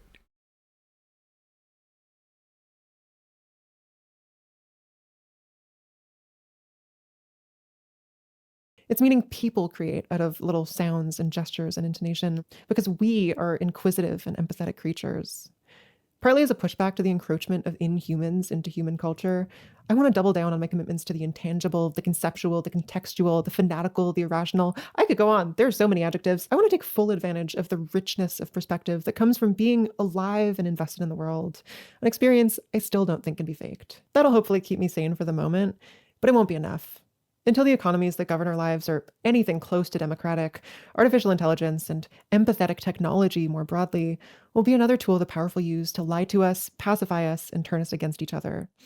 I believe, and I hope, we can build a system where the benefits of automation are equally distributed across all people and nations. But until that world comes to be, dear viewer, take this as my vow. I will not shun my nature. I will not numb myself to the living world. And with an unkillable love for humankind, from now until the day I die, I will kick every last robot dog I see.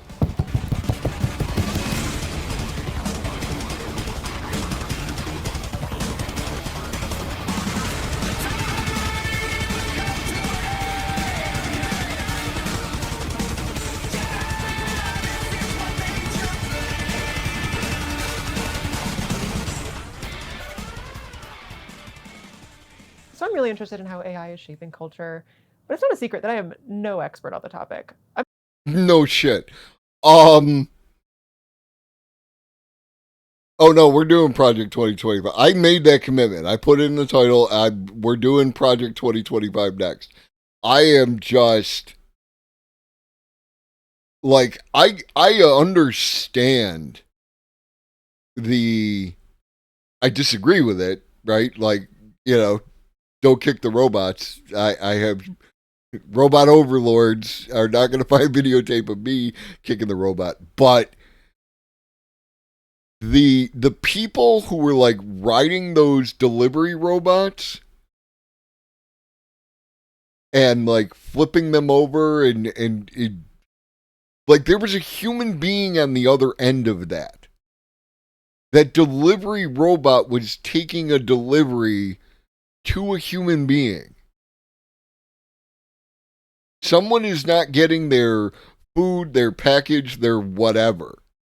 And it could be nothing, right? Like let me go full whatever and talk like, you know, like they're prevented some consumerism and they just ordered some crap off the internet, whatever, and they didn't actually need that. You're still looking at like you're deciding what other people have a right to want and need and everything else. And it's just like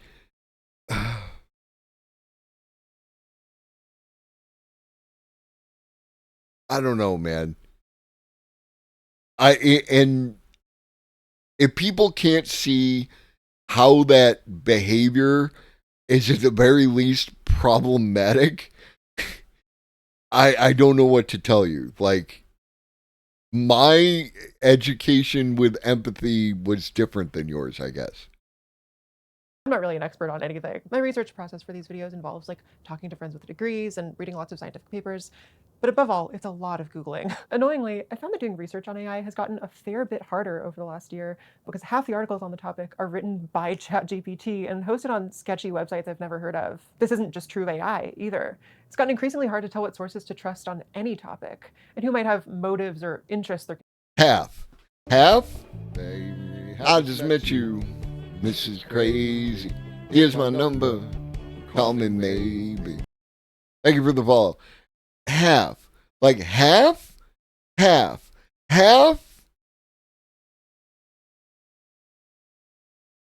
Every so often, I find an article that seems weird because I detect ChatGPT's enthusiasm. But as far as like half, and I do research. Like, today is a very rare day where I don't have a list of articles from a variety of sources. You're just doing hyperbole for effect. Concealing. And we skipped your sponsor. I should probably think about shooting like an alternate ending for this. No, I'm sure it's fine. I have something kind of fun to share as credits roll. So I played footage of a couple corporate-looking generic deepfakes earlier. I made those myself, and since there wasn't any sound playing, I realized I could make them say anything I wanted. So here's what I had them say. Okay.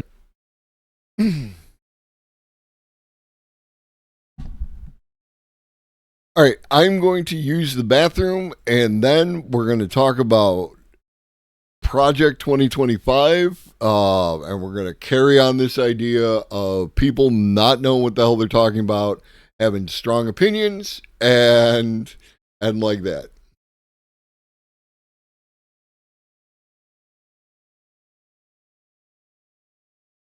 I mean, that's definitely something, like, again, like, we're day one on this technology, right? Like, we are going to get to a point where you have an AI assistant that can have a better understanding of where you are. And that's what we're all looking for. Like, we see what it's capable of now, and it doesn't do enough, and it's not there, and we see where it's going, and we want that. That's where we're at and all that, you know? I totally want an AI assistant that, you know,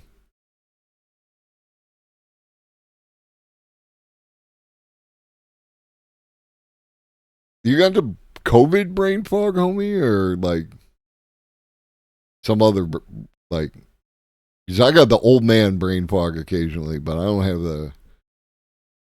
think I have the COVID. Thanks. Starry night. Paint your palette blue and gray. Look out on a summer's day with eyes that know the darkness in my soul. Shadows on the hills. Sketch the trees and the daffodils. Catch the breeze and the winter chills in colors on the snowy linen land. Now I understand what you tried to say to me, and how you suffered for your sanity, and how you tried to set them free. They would not listen, they did not know how. Perhaps they'll listen now. Starry, starry night. Flaming flowers that brightly blaze. Swirling clouds in violet haze. Reflect in Vincent's eyes of china blue. Colors changing hue. Morning fields of amber grain. Weathered faces lined in pain are soothed beneath the artist's loving hand. Now I understand what you tried to say to me, and how you suffered for your sanity, and how you tried to set them free. They would not listen, they did not know how. Perhaps they'll listen now, for they could not love you. Oh yeah, the hitting your head stuff. That my man J-Mart, the guy who was on here the one time, played football in high school. Kids should not play football in high school.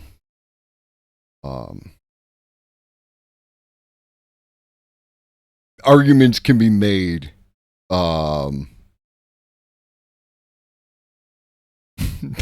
Thank you, Tom McDonald. Arguments can be made, and they are valid. I'm not and don't get me wrong. Like this is a little piece of hypocrisy. I understand the bad things about football on every level, and I still watch football.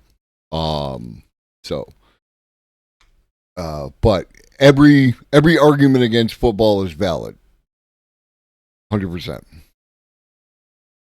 I just like watching football. All right. So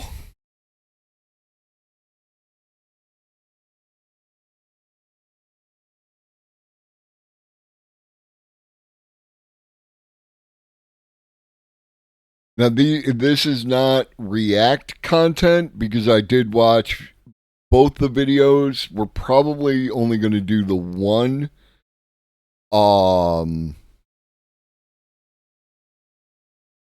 And we're going to do the one not from Second Thought. I feel like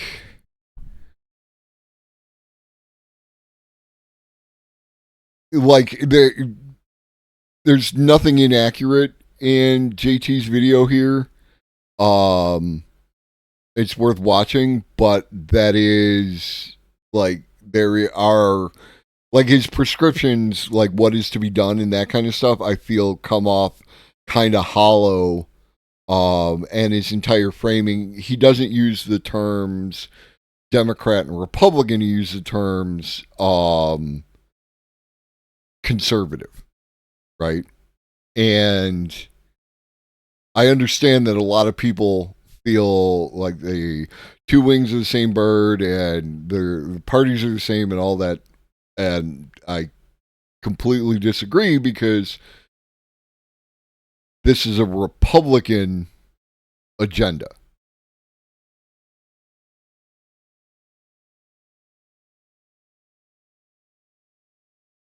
Well, when the president does it, that means that it is not illegal. It's a thing called Article 2. Nobody ever mentions Article 2. More importantly, Article 2 allows me to do whatever I want. Our common theme is to take down the...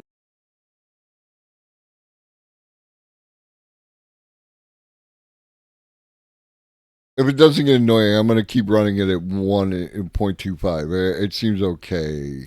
I noticed it because Trump sounded lucid. Administrative state, the bureaucracy, preparing to march into office and bring a new army of aligned, trained, and essentially weaponized conservatives ready to do battle against the deep state. For the last 18 months, conservatives from every corner of the far-right establishment, from extremist think tanks to former members of the Trump administration to tenured academics, have been working both publicly and privately on a new project. The project's goal... No, slow it down.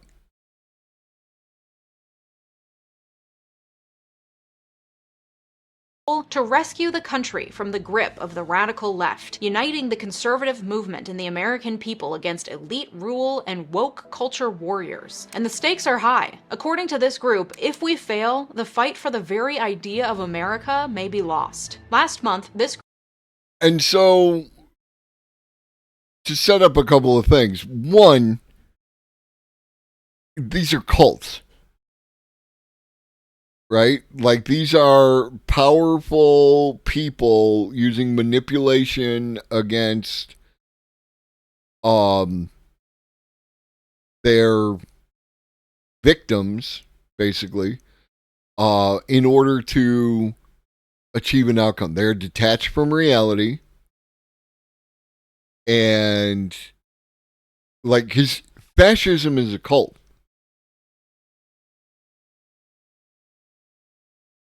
It's how that works, right? The entire idea of the great leader. There is especially when you live in an unsure world and everything seems to be out of control, there is something reassuring about the idea that there is some great person or group who are going to come in and fix everything that is out of your power to control. This is the same framing that exists behind, religion. This is the same framing that exists behind this. This is a cult. These are cults. One big cult, multiple little cults acting in concert. Yeah. And they're like, it's got a bunch of overlap with other cults. Nabil, the homie Nabil. It's got some overlap with other cults. We're watching a video about Project 2025. If that sounds like something you want to join in on. But like,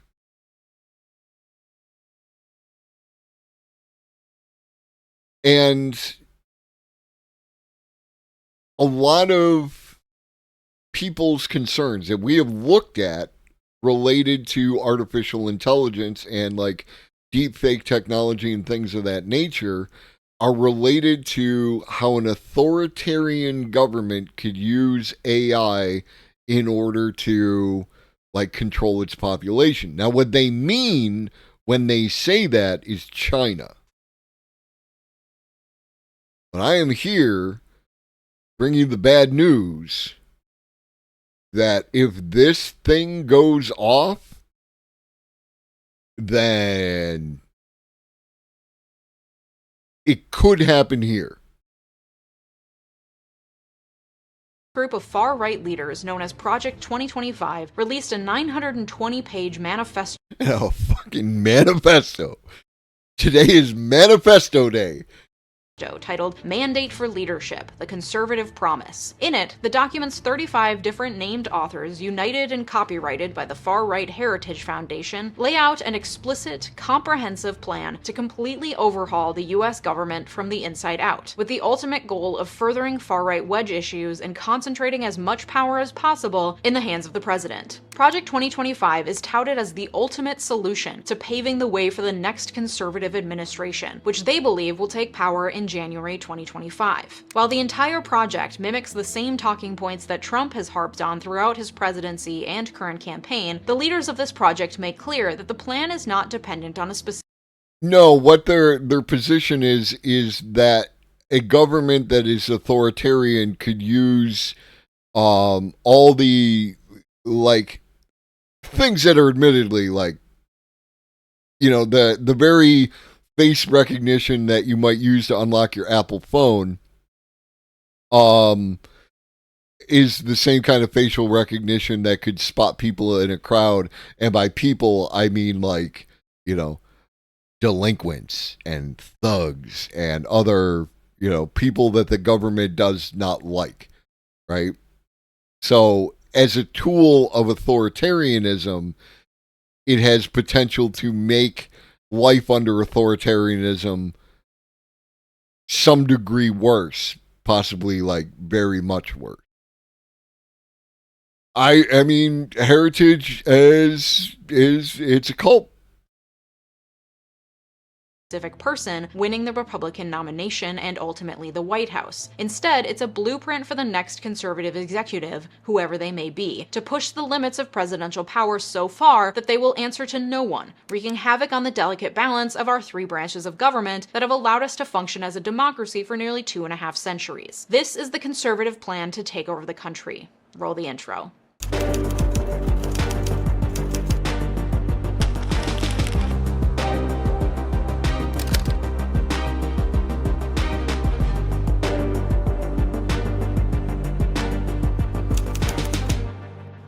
Launched in April 2022, Project 2025 is the brainchild of the far-right think tank, the Heritage Foundation, which deserves its own entire video for all the shady shit that they've been up to over the last 40-plus years. Project 2025 is systematically building the future of the conservative movement and promoting policy objectives that would have... And this is something that I really need online leftists and leftists broadly, and just anyone to the left of people who think this is a good idea. Roe v. Wade was a 50-year project. This was a 40-year project. That's the kind of commitment it takes in order to make moves like this. Do they have a bunch of advantages? Absolutely, right? Like they got money and they got power and they got associations and they got all that crap, right? Like I'm not saying any of that is not the case. I'm saying that that is the case no matter what. And now what? Now what? Under these conditions, under these realistic conditions under which things are happening, what's your move? Trump is an interesting example because first, he doesn't care about norms. He will take ultimate power anyway. Two, I feel like he'd never be smart enough to use it. Trump was never the problem. It was everyone around Trump. Right? People like Stephen Miller. Kushner. Jared Kushner. Those are people you need to watch. Trump was just a noisy blowhard who said populist things that a certain segment of society liked. Those people were actually trying to do stuff. Yeah, school boards. Why you need to get involved in your local school board, even if you're a single person with no kids and all that kind of stuff. You need to get involved because, one, you prevent one of them from getting involved if you take that seat. And two, the people who feel similar to what you do but exist within that space don't have support unless you're there to do it. Grab 2 or 3 of your friends so you have a nice little group and make a day of it and go to town meetings and go to school board meetings or go to any of these kind of things. That way you can see what's actually going on and you'll be able to lend support to people who otherwise are not going to have much. Society is a shared delusion that simply falls apart and rearranges itself when necessary because people are more likely to spontaneously erupt than converge in a group and affect change.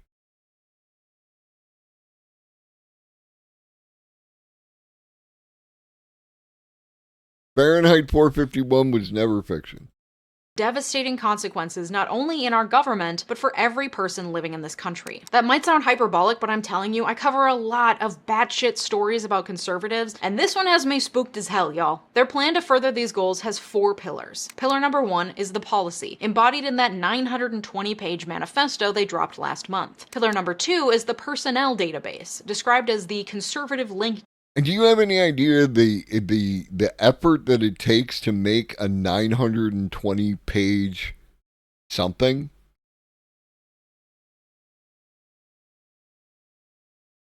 Like, these people are serious.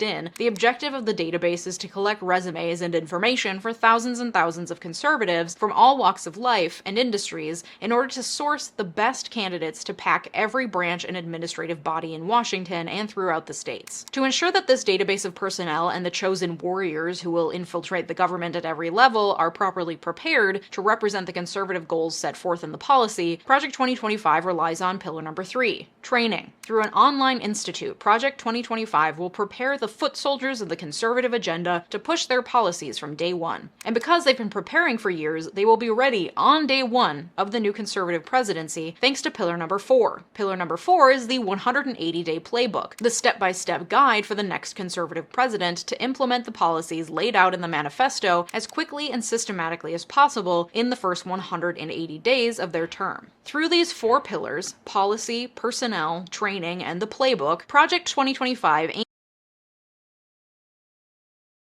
Fuck conservatives. Because you had 3 out of 4 P's and you just failed to follow through. aims to overhaul the This person is Legion Miller. They are a lawyer.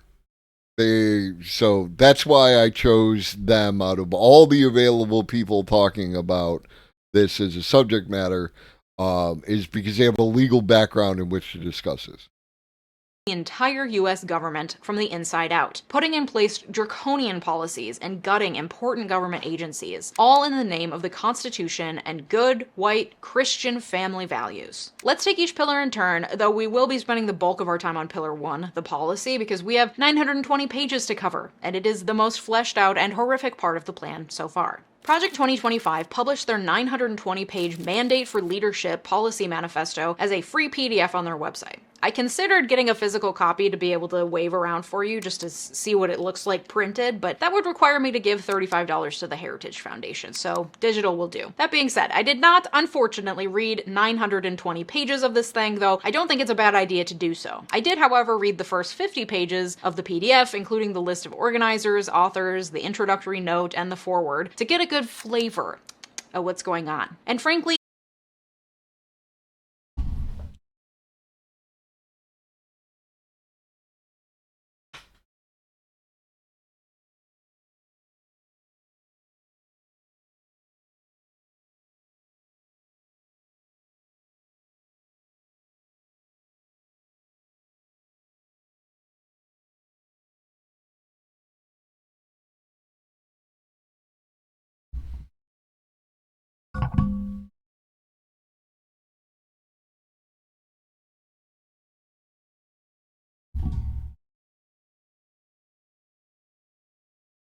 They read a bunch of it. They didn't read the entirety of the thing. And I want to give you context. This is a dictator's handbook. I recommended that you read this book on many an occasion, and I'm recommending that you read this book again. I think it's a very valuable book. It's about an inch thick, right? And including the index,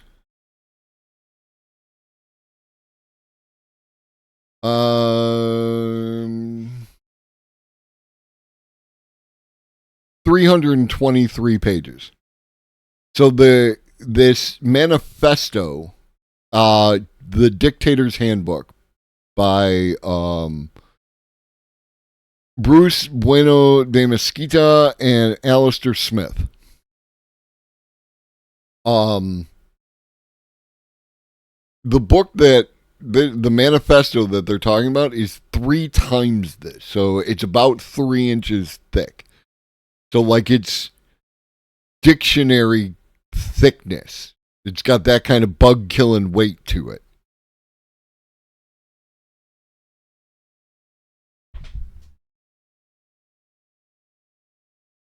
entire books could be and have been written on some of the batshit theories and doctrines they rely on just in the introduction alone. So we have plenty to dig into. Plus, the work of journalists who have pored over the manifesto at length will help us in our dizzying tour of the policies laid out in this manifesto, so let's get into it. The policy book is divided into 5 sections. 1. Taking the reins of government. 2. The common defense. 3. The general welfare. 4. The economy. And 5. Independent regulatory agencies. The note at the beginning of the paper, authored by Project 2025 director Paul Dans, a former Trump official, lays out what's at stake. The long march of cultural Marxism through our institutions has come to pass. The federal government is a behemoth, Anybody here not know that cultural Marxism is at least, let's say, very similar to a phrase used in early 1930s Germany, cultural Bolshevism?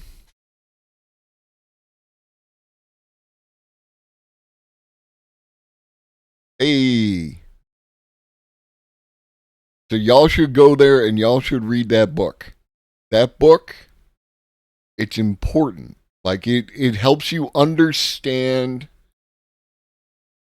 how like people move and why they do what they do, and the differences between more democratic and more authoritarian governments. And I have read the book 3 times at this point, because every so often I go back over it, because I have changed, I have new information, and I want to refresh the things that are within there. Very good book. But yeah, this man's a fascist. weaponized against American citizens and conservative values, with freedom and liberty under siege as never before. The task at hand to reverse this tide and restore our republic to its original moorings is too great for any one conservative policy shop to spearhead. It requires the collective action of our movement. With the quickening approach of January 2025, we have 2 years and 1 chance to get it right. The language throughout the policy manifesto and the Project 2025 website is militant, clearly meant to play into the fears and the patriotic duty that far-right constituents feel so strongly, the same militant language that led to the righteous anger of the January 6th insurrection. The report starts with, "We want you." The 2025 Presidential Transition Project is the conservative movement's unified effort to be ready for the next conservative administration to govern at 12 noon, January 20th, 2025. Welcome to the mission. By opening this book, you are now a part of it. Indeed, one set of eyes reading these pages will be those of the 47th President of the United States, and we hope every other reader will join in making the incoming administration a success. And I know this, it's not explicitly about Trump, but listen, we all know that man is not reading a 920-page manifesto. So this is from 4 months ago, and it's all, unless something happens legally to prevent him from being the Republican nominee in 2024, Trump is the Republican candidate in 2024. In the unlikely chance that he does take the White House in January 2025. Get real. But you get the vibe. This is positioned as a mandate, making readers, ostensibly the conservative foot soldiers who'll do their bidding, feel like they're in on a top secret mission, like this is some G.I. Joe mission shit, because the authors know that that is the absolute conservative wet dream and they're playing into it. The foreword includes a tidy summation of all the conservative wedge issues and talking points that have been flying around over the last few decades, all of which are addressed at length in the document. Look at America under the ruling and cultural elite today. Inflation is ravaging family budgets, drug overdose deaths continue to escalate, and children suffer the toxic normalization of transgenderism, with drag queens and pornography invading their school libraries.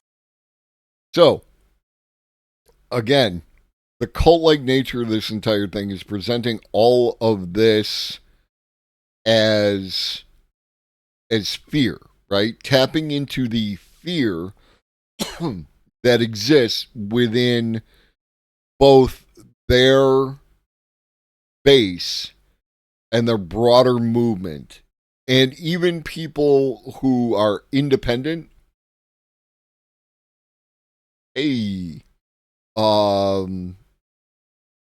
Love audiobooks. Huge fan of audiobooks. So, anyone whose perception of the way that things are currently going and the ways that things currently exist within this country, they're going to look at excerpts of this because again, your average person is not going to read 920 pages of whatever. But like the Bible, a particularly savvy speaker is going to read excerpts from the book to drive home their points. And people have a tendency, like even what I just did. I said that this is a very good book. It has good information in it. So because it was written in a book, people add a level of authority to what was written within the book.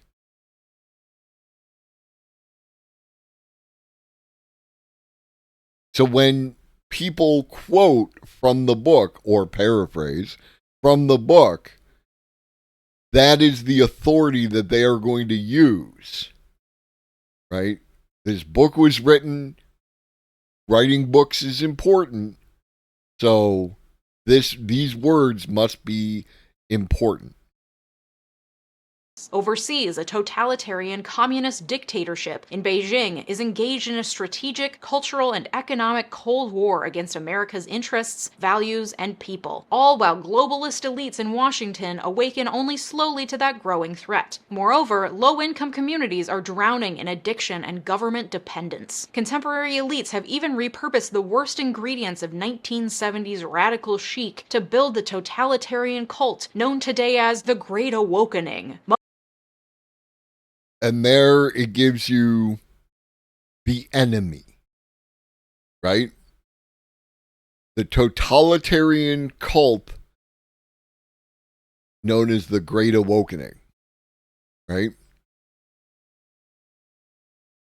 And this is important to the framing because they are looking to execute a plot. And not like a conspiracy, though it is a conspiracy, but not like a conspiracy theory conspiracy. This isn't hidden. This is right out in front of everyone. But they are not the totalitarians. It is the totalitarian cults of the Great Awakening, the woke mob, all that. All of that you have heard peppered throughout various people's speech, either intentionally or adjacently, lays groundwork for this kind of behavior.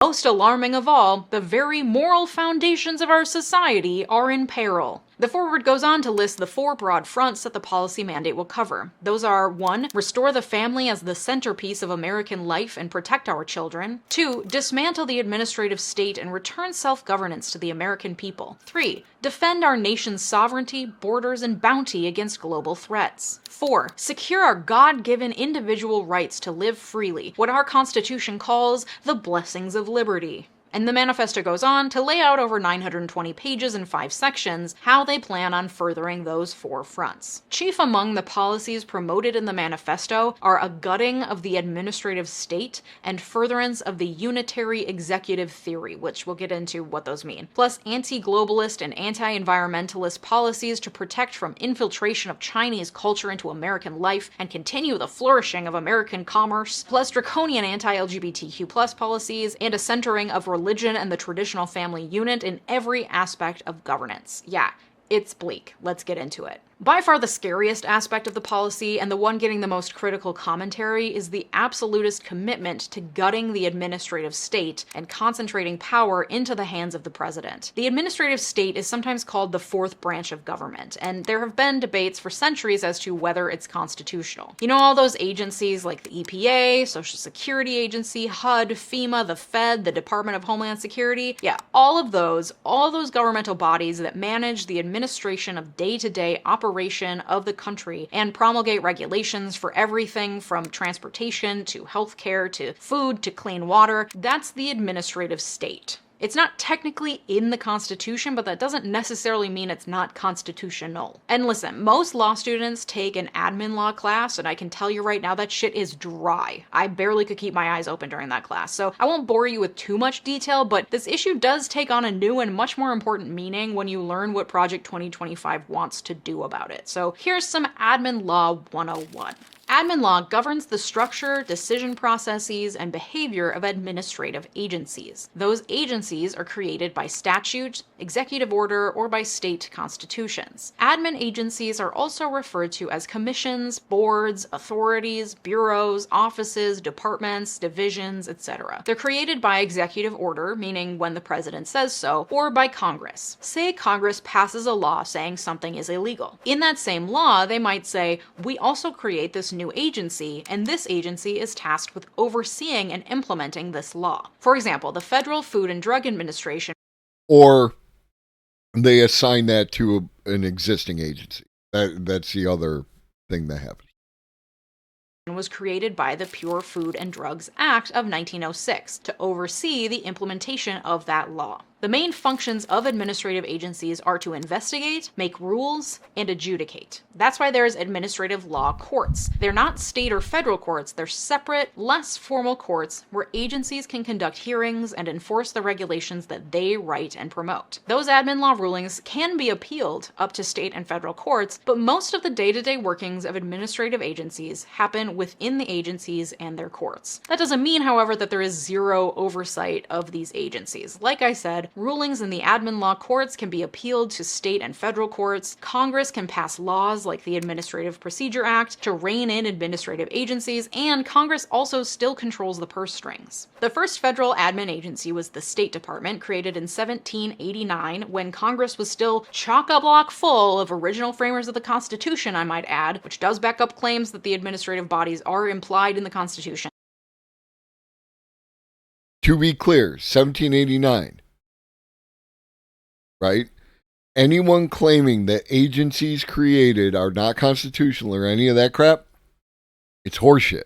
It's absolute horseshit. Right?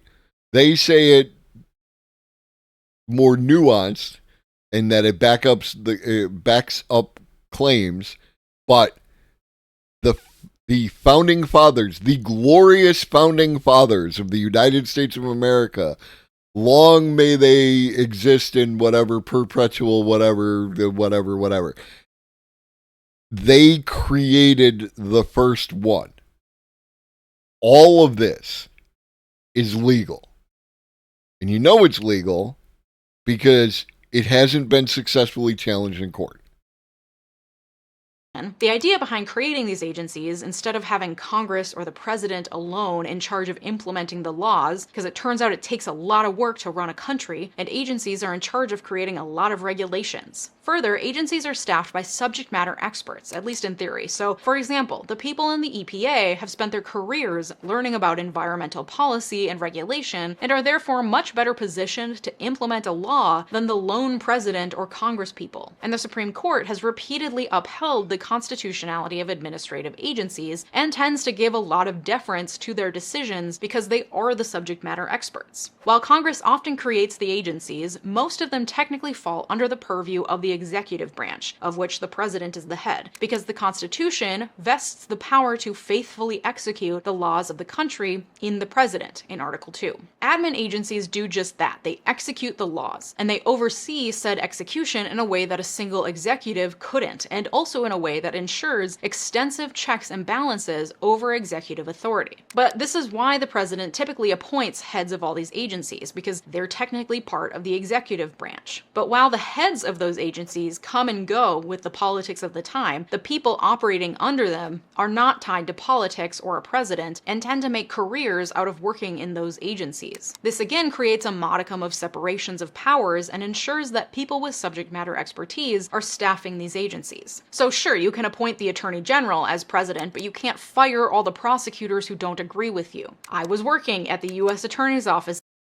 And I don't know, I don't remember. Again, I did watch this video, but I don't recall if they specifically lay this out. But when they talk about when they talk about the deep state, this is who they're referring to. People who do this job, that their career is in this particular government agency. This is the deep state. And why the unitary executive is such an issue, because they want to be able to, like, it's a dictator. But they're going to get more into that, and I don't want to jump too far ahead. In Boston the day that Jeff Sessions was fired, and the jubilation some of those lawyers felt, it was palpable. And they don't have to worry about losing their job because of that. Or at least not for now. Okay, so this is why administrative law is considered the fourth branch of government. It wields a lot of power. Some would say too much power, which is why Project 2025 is so dead set on gutting administrative bodies. Are we on the same page? Great. You are now more of an expert on admin law than 99% of the US population. The foreword in Project 2025. Exactly, T-Minus. That's intentional, right? I talk about propaganda a lot in reference to both what I do and what we watch, right?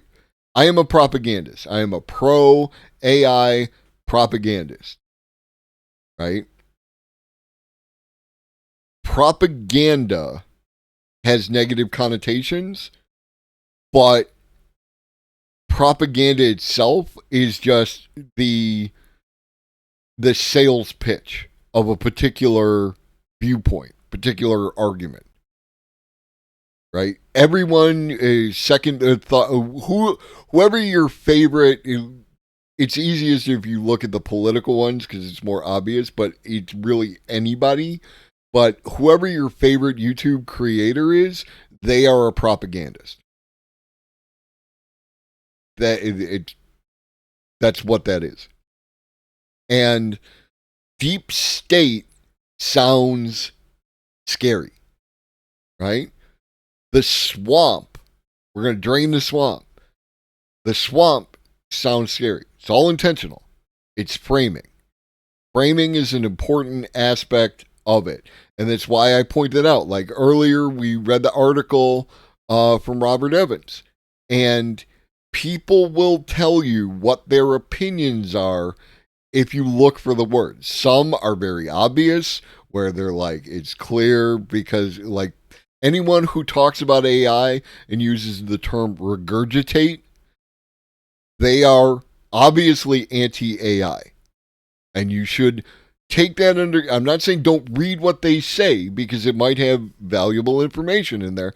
I'm saying you now understand the framing that you are dealing with, and that's media literacy. Media literacy is important. Whenever people say stuff, you look for qualifiers, you look for hyperbolic language, you look for any kind of framing, and it tells you the point that they're actually trying to get across beyond the information that might be presented. 5's policy manifesto lays out their objections to the current state of affairs. Congress passes intentionally vague laws that delegate decision-making over a given issue to a federal agency. That agency's bureaucrats, not just unelected but seemingly unfireable, then leap at the chance to fill the vacuum created by Congress's... Here's a great example of exactly that, right? Congress passes intentionally vague laws, right? Like, not only are the laws vague, which has a negative connotation to it, but intentionally vague, right? Which imbues it with a certain sinister nature. That agency's bureaucrats, not just unelected, but seemingly, this is a qualifier, seemingly unfireable. Like that somehow these bureaucrats are immune from any kind of repercussions for their actions, then leap at the chance to fill the vacuum created. Like they are looking for the opportunity to increase their own personal power, to fill the vacuum created by Congress's preening cowardice. Not just cowardice, but preening cowardice.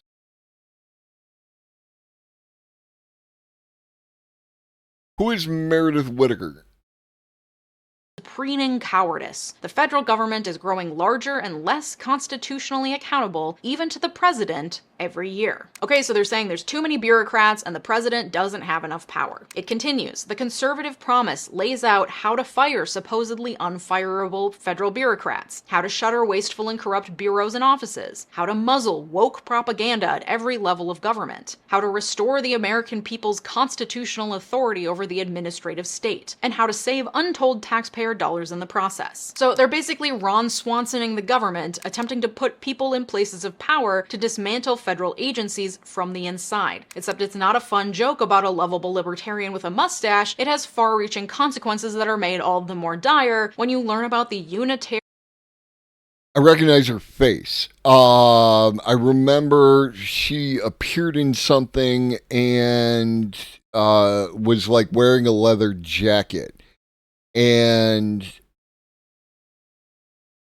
some of her language that she used in that video struck me as questionable. But it was a long time and it was a single piece. So like it could have been just that presentation. Executive theory, the theory upon which many of the Project 2025 recommendations rely. Okay, we got admin law, unitary executive theory. We are getting into some deep constitutional law principles today, my friends. And if you want even more of a primer on constitutional law, check out my free 2-week email course called Smartass Civics. Sign up to receive daily bite-sized morsels of con law delivered straight to your inbox. You'll be beating your racist Uncle Rick at arguments by Thanksgiving. Link in the description. Okay, so unitary executive theory. It's this batshit theory that has only been made up in the last few decades. In fact, we have our Yeah, and I think that it related heavy into the doom, right? Like AI risk leading humanity to extinction kind of thing, right? So just again, there could be valuable information from them, but you just got to take that into consideration. And president of Signal, and so like very like neither data security, like very like I don't want to say overly cautious with their data security, but overly cautious with their data security. good old friend Ronald fucking Reagan to blame once again for its proliferation, because of course. The theory came to prominence during Reagan, but really put down roots during the presidency of George W. Bush. Basically, the theory rejects the idea of 3 equal branches of government put in place to ensure a rigorous system of checks and balances so no one branch becomes too powerful. Instead, the unitary executive theory says actually, inherent in Article 2 of the Constitution, the president has complete control of the executive branch. So Congress can't create all of these agencies and put power in the hands of agency heads to make decisions. That power is supposed to be concentrated in the hands of the one singular executive. Reagan's lawyers came up with the idea in order to push deregulatory efforts. Bush Jr. used it to lend. And this.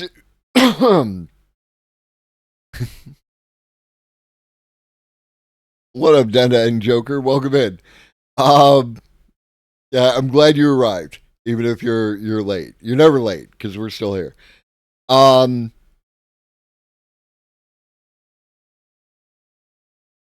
This argument, unfortunately, has a certain amount of legs to it, right? Because of how, like, the entire Revolutionary War went down. In that they wanted,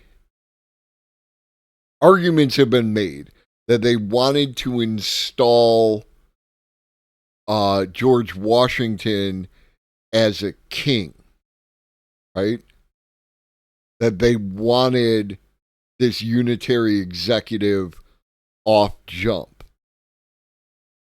So you make sure you take that into consideration. Like, not that I don't think it should exist. I am big on separation of powers. I am big on, maximum democracy and minimum power and all that kind of stuff. I'm just saying from an argument standpoint, it does have legs. Baby, I'll just met you. This is crazy. Here's my number. Call me maybe. Thank you for the follow. So, like, when people talk about how, the original framers of the Constitution wanted freedom and liberty, they did no such thing. They're like, remember that the original people who could vote were white male landowners. And that was not accidental, that was intentional. We have improved somewhat since then. We need to do more.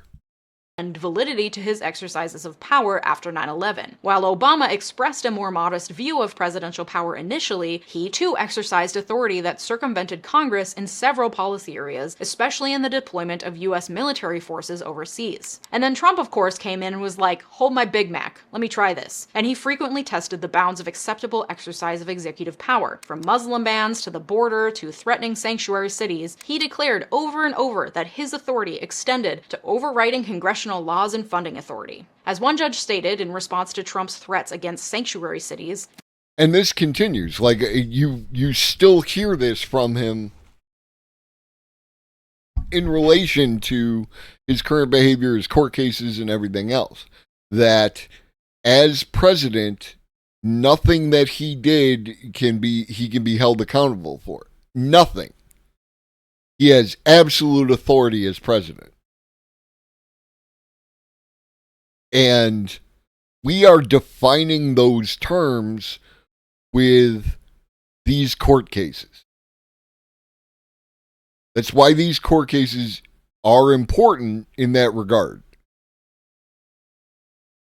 the separation of powers acts as a check on tyranny and the concentration of power. If the executive branch can determine policy and then use the power of the purse to mandate compliance with that policy by the state and local governments, all without authorization or even acquiescence of elected legislators, that check against tyranny is forsaken. Trump considered himself and his presidential powers not only beyond the bounds of Congress, but even beyond the bounds of judicial review, arguing that his travel ban was unreviewable by the federal courts. The judge in that case declared there is no precedent to support this claimed unreviewability, which runs contrary to the fundamental structure of our constitutional democracy. Even scholars who are in favor of and notice there is no precedent, so you look at the behaviors of the SCOTUS in reference to precedent, this is concerning, right? Precedent has a lot of value in law, normally, under normal circumstances, under regular days, and their departure from precedent is concerning for reasons like this. Wide-reaching executive power are appalled at Trump's behavior. John Yoo advocates in favor of the unitary executive theory and famously wrote a memo defending the legality of waterboarding under Bush. But he also wrote a New York Times editorial entitled "Executive Power Run Amok," saying, "Even I have grave concerns about Mr. Trump's uses of presidential power." Yikes. But it appears that Project 2025 is supporting the idea that the president should constitutionally be entitled to vast levels of control over all administrative agencies, what they do, and who runs and staffs them from the top down, and Congress should have no ability to check that executive authority. Many constitutional law scholars argue that this is beyond the bounds of the Constitution, no matter how you look at it. But the first administration of Donald Trump, whether or not there's a second, has already done the damage. As Jeffrey Crouch writes in his 2020 book on the unitary executive theory, yes, there are entire books about this, once precedents have been established for presidents to exercise expansive presidential powers with little pushback, future chief executives will be less likely to feel responsible for dialing them back. And Project 2025 is betting on just that, with its expansive overhaul of every administrative agency in the country. If he does get back in the White House, Trump has made clear that he'll finish what he started, declaring he will find and remove the radicals who have infiltrated the Federal Department of Education, and promising to demolish the deep state. We will expel the warmongers from our government. We will drive out the globalists. We will cast out the communists, Marxists, and fascists. And we will throw off the sick political class that hates our country. He plans to do this in part through what's been called Schedule F, a plan that Project 2025 appears to adopt as well. In the waning days of Trump's presidency, he passed an executive order called Creating Schedule F in the Accepted Service. This order removed employment protections from career officials, those who work in government agencies in a non-political, non-appointed position, deeming them Schedule F employees who may be fired at will by the president, presumably if they don't show sufficient loyalty or execute the duties of the agency in the way the president deems necessary. country, effectively stripping any sort of checks or balances on the president's ability to control federal agencies from the top down. In fact, 2 former Trump White House aides, Johnny McEntee and Russell Vought, who were instrumental to Schedule F, are also involved in Project 2025, indicating a continuation of the policy by whatever conservative president next takes the White House. And again, it's not about Trump, right? You could literally, you got it, T-minus. You could literally drop anyone in there. Like,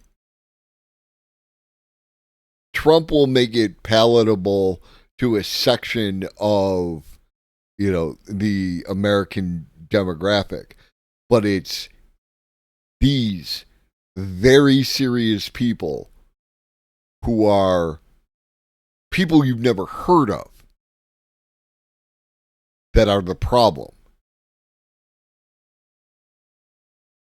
McEntee is quoted as saying, "Our current executive branch was conceived of by liberals for the purpose of promulgating liberal policies. There is no way to make the existing structure function in a conservative manner. It's not enough to get the personnel right. What's necessary is a complete system overhaul." And that is at the heart of Project 2025's plan. None of their policies and wedge issues work without gutting the administrative state and concentrating more power in the hands of the president. Of course, their goal is also to pack Congress and the courts with as many conservatives as possible, but that's less of a problem when you establish an executive with unchecked power. And through that unchecked power, the new conservative executive will be able to gut agencies and put people in place to further conservative agendas. Those include a push away from environmental protections in favor of becoming a fossil fuels industry leader, a move away from what they call globalism, including encouraging corporations to bring jobs back from overseas, and the foreword to the manifesto declares, "Those who run our so-called American corporations have bent to the will of the woke agenda and care more for their foreign investors and organizations than their American workers and customers."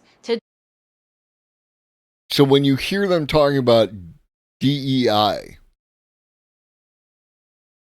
that's setting the groundwork for this, right? And this is where, like, yes, American corporations have a way too cozy relationship with American government, but this is loyalty pledge level. And that includes all of them. So this is how they get their grubby little mitts in all of that potential AI related stuff. Not just by being able to pay for it, but that things like Palantir will become the norm rather than the exception. Today, nearly every top-tier U.S. university president or Wall Street hedge fund manager has more in common with a socialist European head of state than with the parents at a high school football game in Waco, Texas. Many elites' entire identity, it seems, is wrapped up in their sense of superiority over those people. But under our Constitution, they are the mere equals of the workers who shower after work instead of before. And this is co-opting that idea of equity and equality, and co-opting the working class to act on behalf of this fascist agenda.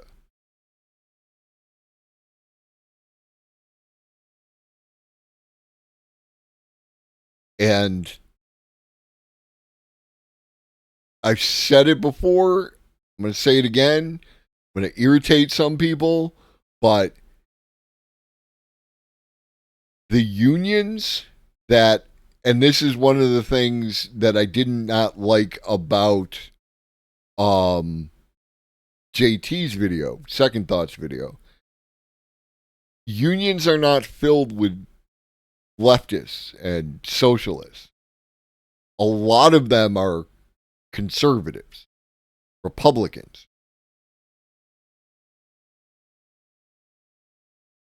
A lot of them don't like DEI and wokeism and all that crap, like, that's presented to them as a threat to the United States. There's no guarantee that organizing labor in that way is going to prevent this type of thing from happening.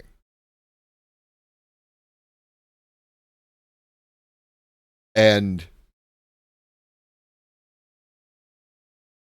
I know Biden is shit, right? Biden is not the man of the hour. But that's why people like Sean Fain came out in support of President Biden, because this is the alternative. And that dude seems to be legit and can think strategically.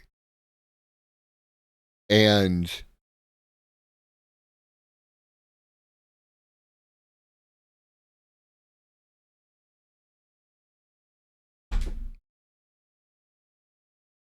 I guess we'll see.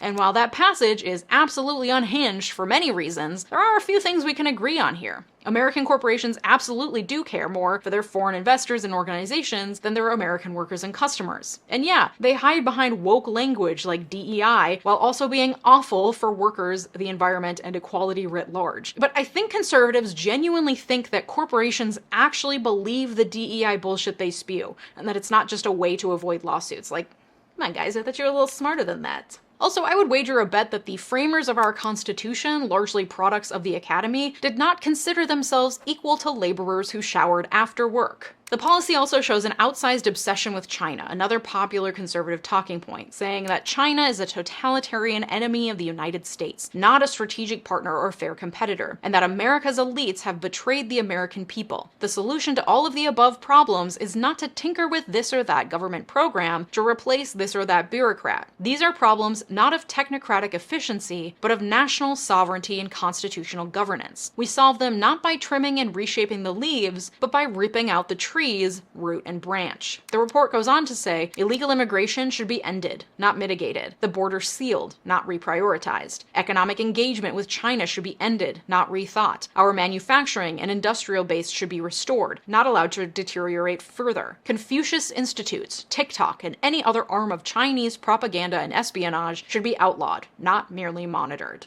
Another area of grave concern for Project 2025 is the TikTok.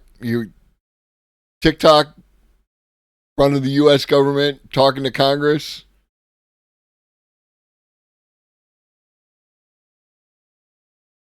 And Confucius Institutes, that is the woke colleges, right?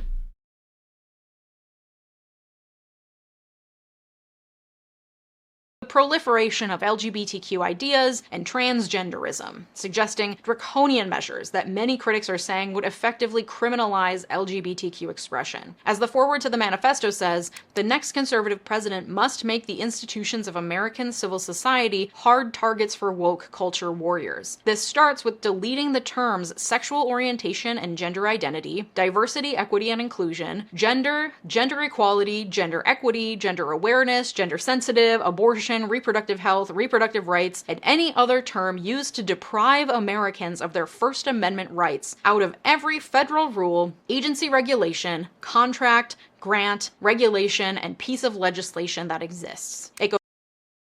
And this is the Heritage Foundation. This is not some weirdo group on the internet,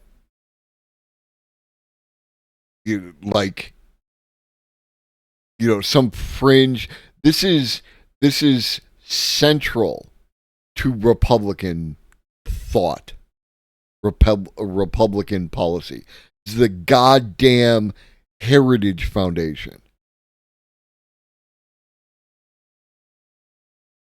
Goes on to say, pornography manifested today in the omnipresent propagation of transgender ideology and sexualization of children has no claim to First Amendment protection. Its purveyors are child predators and misogynistic exploiters of women. Their product is as addictive as any illicit drug and as psychologically destructive as any crime. Pornography should be outlawed. The people who produce and distribute it should be imprisoned. Educators and public librarians who purvey it should be classed as registered sex offenders. And telecommunications and technology firms that facilitate its spread should be shuttered.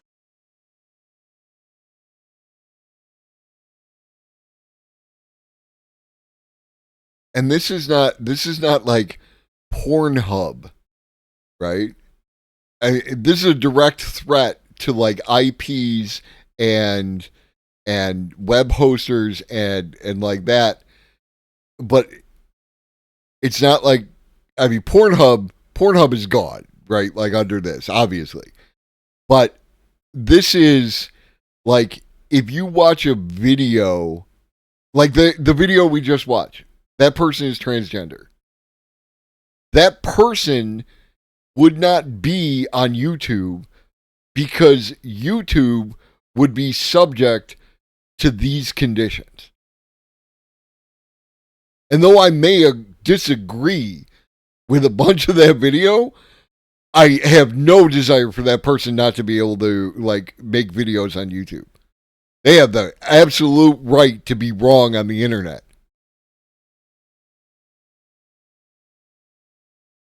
This is what we're talking about.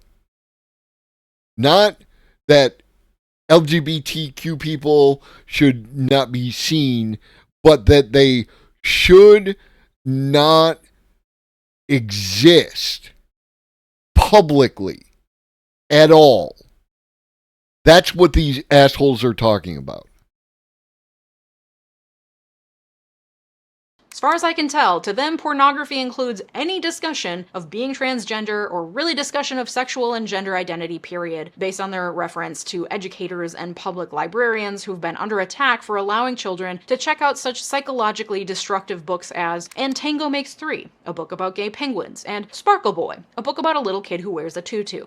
But the rape and murder in the Bible is fine and definitely requires zero therapy later in life. A later chapter in the manifesto on the Department of Health and Human Services advocates that the president should direct agencies to rescind regulations interpreting sex discrimination provisions as prohibiting discrimination on the basis of sexual orientation, gender identity, transgender status, sex characteristics, etc. This would strip protections for LGBTQ folks, as well as women, it seems, given that as well as women.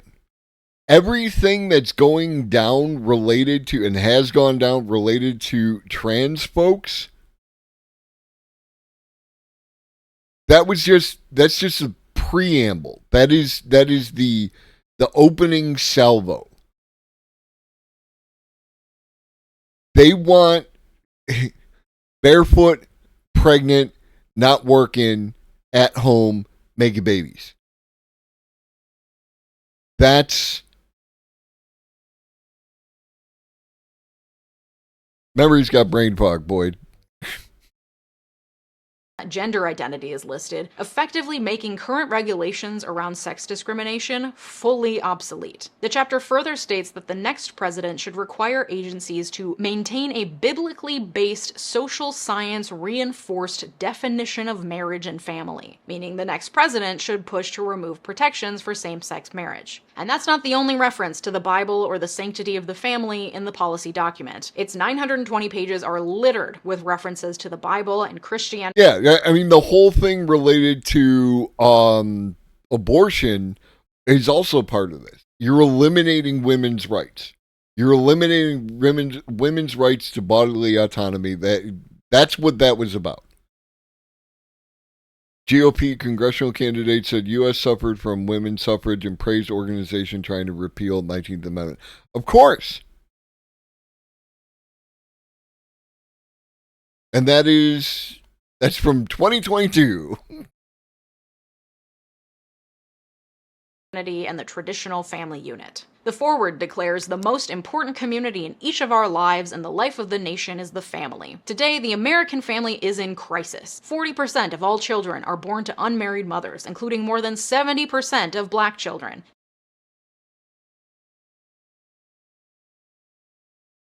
The only time they care about black children.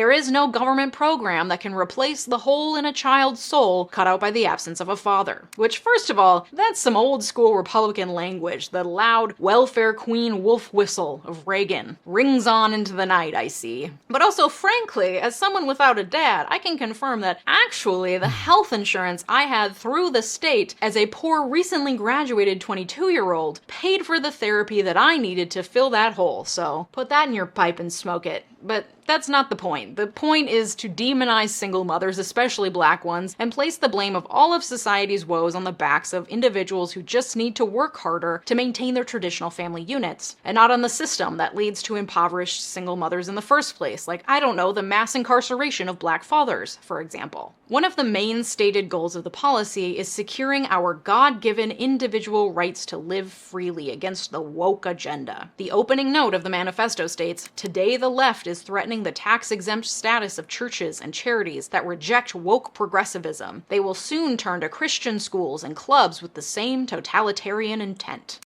The carve-out for birth control back in the ACA that allowed religious organizations to not have to provide that birth control, that was a step backwards. And it doesn't sound like much, but again, these people have been working for 40 and 50 years to accomplish these goals, and it's about little baby steps. And this is what, again, I'm going to hurt some feelings, but like your person who wants drastic change in the next election, or they're going to give up on electoralism and, they're the same two wings, same bird, and all that kind of thing. This, who is going to execute this? Is Joe Biden in season 2 going to execute this platform, or would Trump in season 2 execute this platform? Don't tell me they're the same party. Don't tell me it's all the same. Don't tell me there's not a difference. There's a goddamn difference. In the chapter on COVID-19 policies, the author asks, how much risk mitigation is worth the price of shutting down churches on the holiest day of the Christian calendar and far beyond, as happened in 2020? What is the proper balance of lives saved versus souls saved? And the fact that these people think that the federal government should be concerned with saving souls tells you enough about the belief system of the people who want to overrun our government. The chapter on the U.S. Department of Labor states, God ordained the Sabbath as a day of rest, and until very recently, the Judeo-Christian tradition sought to honor that mandate by moral and legal regulation of work on that day, and blames consumerism and secularism for the decline in Sabbath observance, calling on Congress to encourage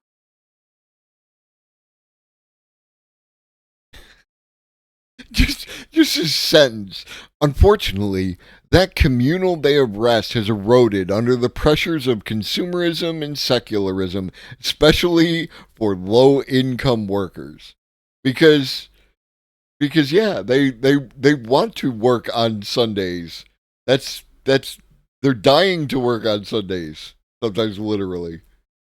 Communal rest by amending the Fair Labor Standards Act to require that workers be paid time and a half for hours worked on the Sabbath, which sounds kind of nice except for the whole Christian nationalism thing. The chapter on the U.S. Department of State says that special attention must be paid to challenges of religious freedom, especially the status of Middle Eastern Christians.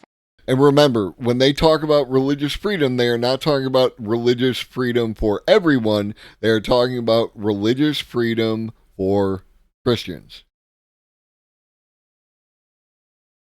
Especially the status of Middle Eastern Christians and other religious minorities, as well as the human trafficking. Like, this is, Judeo-Christian values in the Middle East. and other religious minorities, as well as the human trafficking endemic to the region. But of course, we know which religious freedom they're concerned with here. In all of this, Project Devil would not be 2025 happy with essentially the words creates a coming out of my blueprint mouth. for the proliferation of a Christian nationalist agenda at every level of government. You guys, that's just one pillar of Project 2025. This 920-page manifesto is pillar number 1. But it is the most extensive because it lays out the foundation for everything to come, and how the next president should go about pushing every conservative talking point imaginable, all with the backdrop of eviscerating federal agencies and concentrating as much power as possible. They would view Palestinian Christians as victims of Hamas.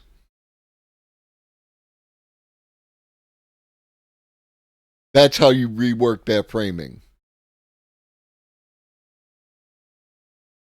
In the hands of the president. Pillar number 2 is the creation of a personnel database, what they're calling the conservative LinkedIn, which sounds like hell on earth, from which to pull qualified conservatives to place at every level of government. They have an application to be part of the personnel database linked on their website. So I thought, hell, maybe I'll apply. Y'all are always telling me that I should get involved in government. They even had boxes I could check saying that I'm liberal and progressive, so it seems like maybe I'm welcome too. I just answered a few questions, and they were all interestingly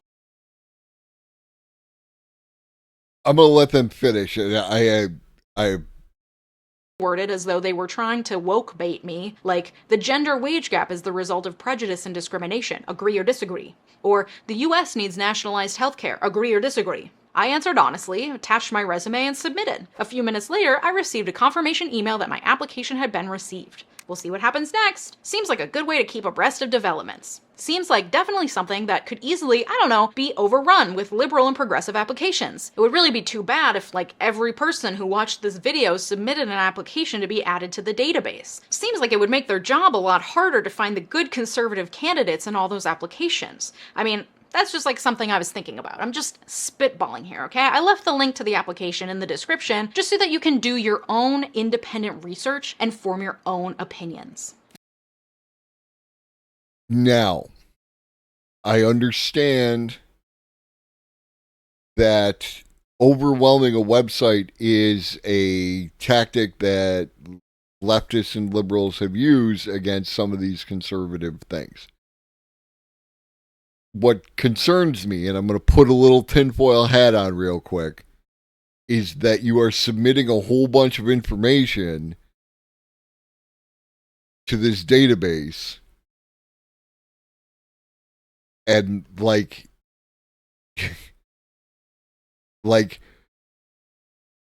conservatives and Republicans have concerns about a list that the government has regarding guns, because they're concerned that the government could then have a nice list to come and take away their guns. Whether or not that is true, this would be a list of people who self-identified as progressive and liberal and what have you, and answered a series of questions. That, like, it's bad enough that I have video of me with views on the internet.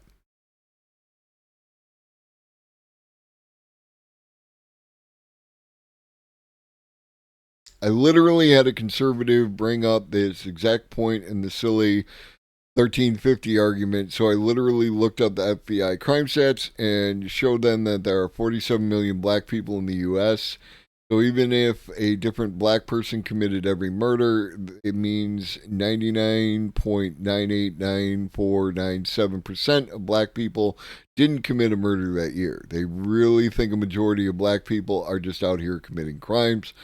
By their own stats, 94.6% of black people don't commit any crime in a given year, and 95.8% of white people don't get arrested. Like, imagine just walking around thinking the majority of black people are criminals. Yes, like they are. Like, there is a whole thing that relates to the psychology. Another argument for the robot cop is that the psychology of cops tends to see black people as larger and more threatening than they actually are. And the robot cop doesn't.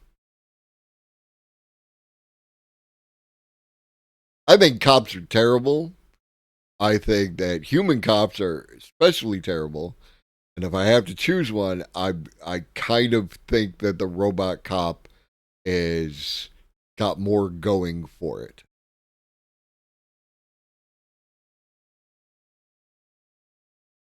The third pillar of Project 2025 is training. According to the Project 2025 website, the Presidential Administration Academy covers topics ranging from how to identify appointee positions for which you qualify, to navigating the necessary background and security clearance processes, to recognizing and addressing the dangers of the administrative state. Potential appointees...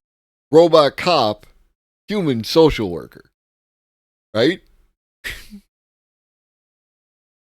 Robot cop, human social worker. No one's going to freak the fuck out, and the social worker won't be in any danger, right? Like, this is their concern, is that the social worker would be in danger. You literally have a robot cop. Everyone should be happy with the solution. Will learn the intricacies of the federal budget process, how to work with the media, managing congressional and stakeholder relations, the federal procurement process, and dozens of other topics that provide the knowledge and skills you'll need to be an effective presidential appointee. Current certificate programs offered are called Prepared to Serve, Conservative Governance 101, and Conservative Governance Advancing Policy, with more on the way. It appears that the application to take those courses is the same one to be added to the personnel database. So if you, for some reason, decided to, I don't know, submit an application and overwhelm their personnel database, maybe you would also be given access to these courses. I'm not sure. Definitely do your own research. The final... And again, this is what the leftists in the audience would refer to as like the lib take, right? Like, that there are structural preventatives to fascism. And your mileage may vary. Pillar number 4 is the 180-day playbook. This appears to be yet to be written, but according to the website, the playbook would include a comprehensive, concrete transition plan for every single federal agency to implement in the first 180 days. This mirrors the plan that the Heritage Foundation gave to Reagan when he entered office, allowing him to hand off vetted conservative policy initiatives to each agency without having to do much work on his own. The Heritage Foundation, which is the creator of Project 2025, is seeking to redo what they did with Reagan, but put it on steroids. That 920-page manifesto is a good indication of the types of recommendations that they'll give to each agency. Okay, so I hope that I have sufficiently communicated the gravity of this plan. If a Republican wins the presidency in 2024, they will be handed this plan. They, of course, aren't required to do anything with it, in theory, but if a Republican wins the presidency, fuck 2024. Ever.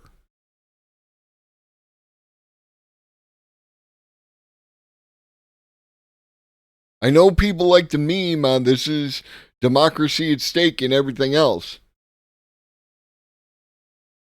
The Republicans are telling you democracy is at stake.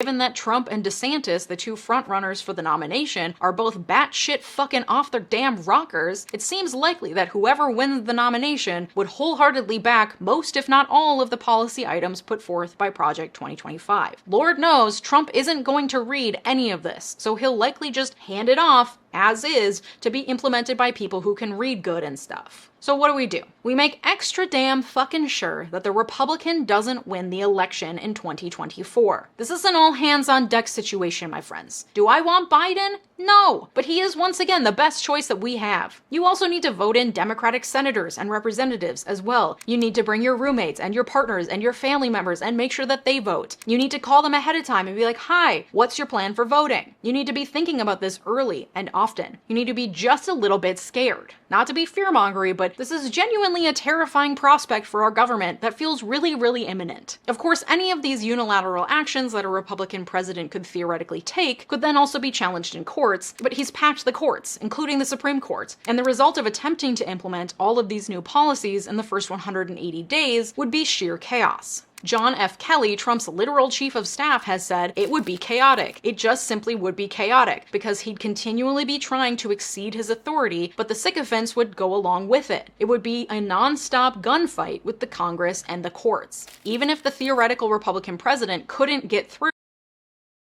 If you look at the policies that Trump executed when he was in office, they were challenged in court. I believe some of them were resolved just last month. I don't think it's gone as far as this month. I could be wrong. There could be stuff out there that I'm not aware of. But, if it takes years to resolve it in court, that's not a solution.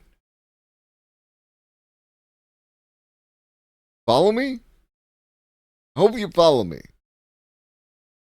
All of these policy proposals, it would still create a level of chaos that could further undermine trust in the government as a whole. The good news, if you could call it that, is that Project 2025 is radical. It does not comport with how the majority of Americans feel. 71% of Americans support same-sex marriage. 85% of Americans believe abortion should be legal under at least certain circumstances, and only 13% say it should be illegal under all circumstances. 69% of Americans believe that the U.S. should take steps to become carbon neutral by 2050. The number of adults in the U.S. who identify as Christian has fallen by 25% since the 1990s. For most people, Democrats, centrists, and even some Republicans, Project 2025 goes way too far and represents an upheaval and existential threat that is beyond what most people want to see in the U.S. government. So my hope is that the more people who know the actual contents of the Project 2025 plan, the more people will get out and vote to make sure the hellscape it presents never comes to fruition. Sharing this video with your networks is a great place to start. If you liked this video, you might also like my video about why conservatives are obsessed with election fraud. Thank you to my Patreon supporters, including my newest patrons, and an extra special shout out to my multi-platinum patrons, Anthony Giles and Brett Piontek. If you're interested in behind-the-scenes content, access to my research and show notes, content about my dog, and all sorts of other stuff, consider joining me over on Patreon today. Thanks so much for watching. Have a good day. Bye-bye!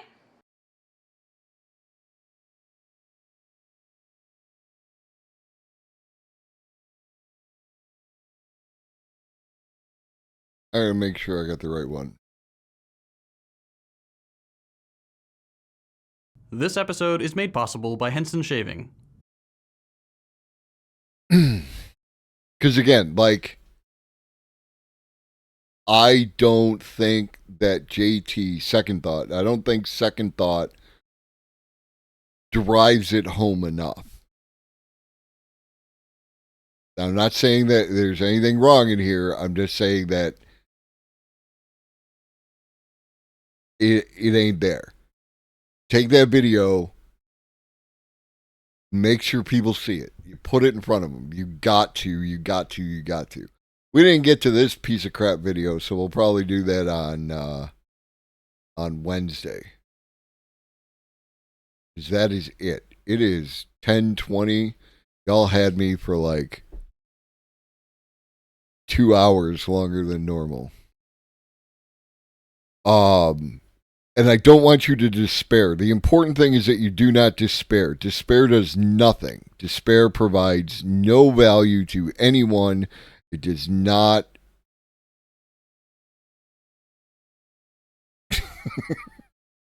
No, I just tend to think that JT, one, simps too hard for China, and two, I don't know. He's got a lot of good views, right?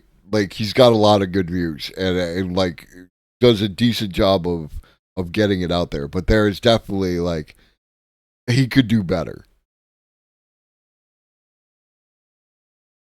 But some people just do America bad, and that is the extent of their analysis. So again, despair won't. Yeah, like all states are bastards, and China does a hell of a lot of capitalism for a socialist country. Despair has almost no utility. Action. Do I want to vote for Biden? No. I stand the luxury that I live in New York, so New York's going to vote for Biden, so I would be off the hook either way. If you live in a battleground state that is going to be up in the election, I don't know what more convincing argument that I could make than the one you just saw. That's what I got. I'm not going to hate you. We'll be in... Like, the fascism will cover us all, so hating you won't do any good. I won't be mad, I'll be disappointed, I guess. I mean, you got that. we get some foreigners up in here, and y'all can mock us from a distance as we descend into fascism. But remember, we go, you're next. So yeah. Did I spell it wrong? Oh, I did. I thought we were reading. So we're gonna pull out of the doomerism dive. I'm gonna learn to spell one more time.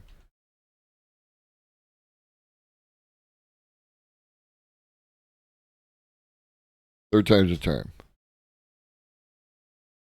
There we go. Now I'm going to send you over to Moo Hoodles. They were here earlier. They do science and space biology and are a great person. Yeah, like the thing about the conservative plans is, you want to talk about regurgitation and just spraying crap all over? That's what they do. They just keep attack. And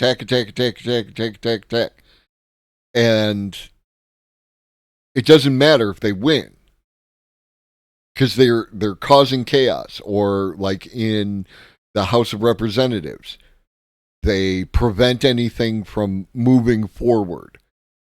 You know, it's the only thing that doesn't work for them is losing. Whether they win or tie, they're fine, because they just keep attacking. Yeah. So I don't know. I hope it works out. Drink your water, eat some food, take your meds if you forgot. Shoggy loves you, and so do I. Don't despair. Be great.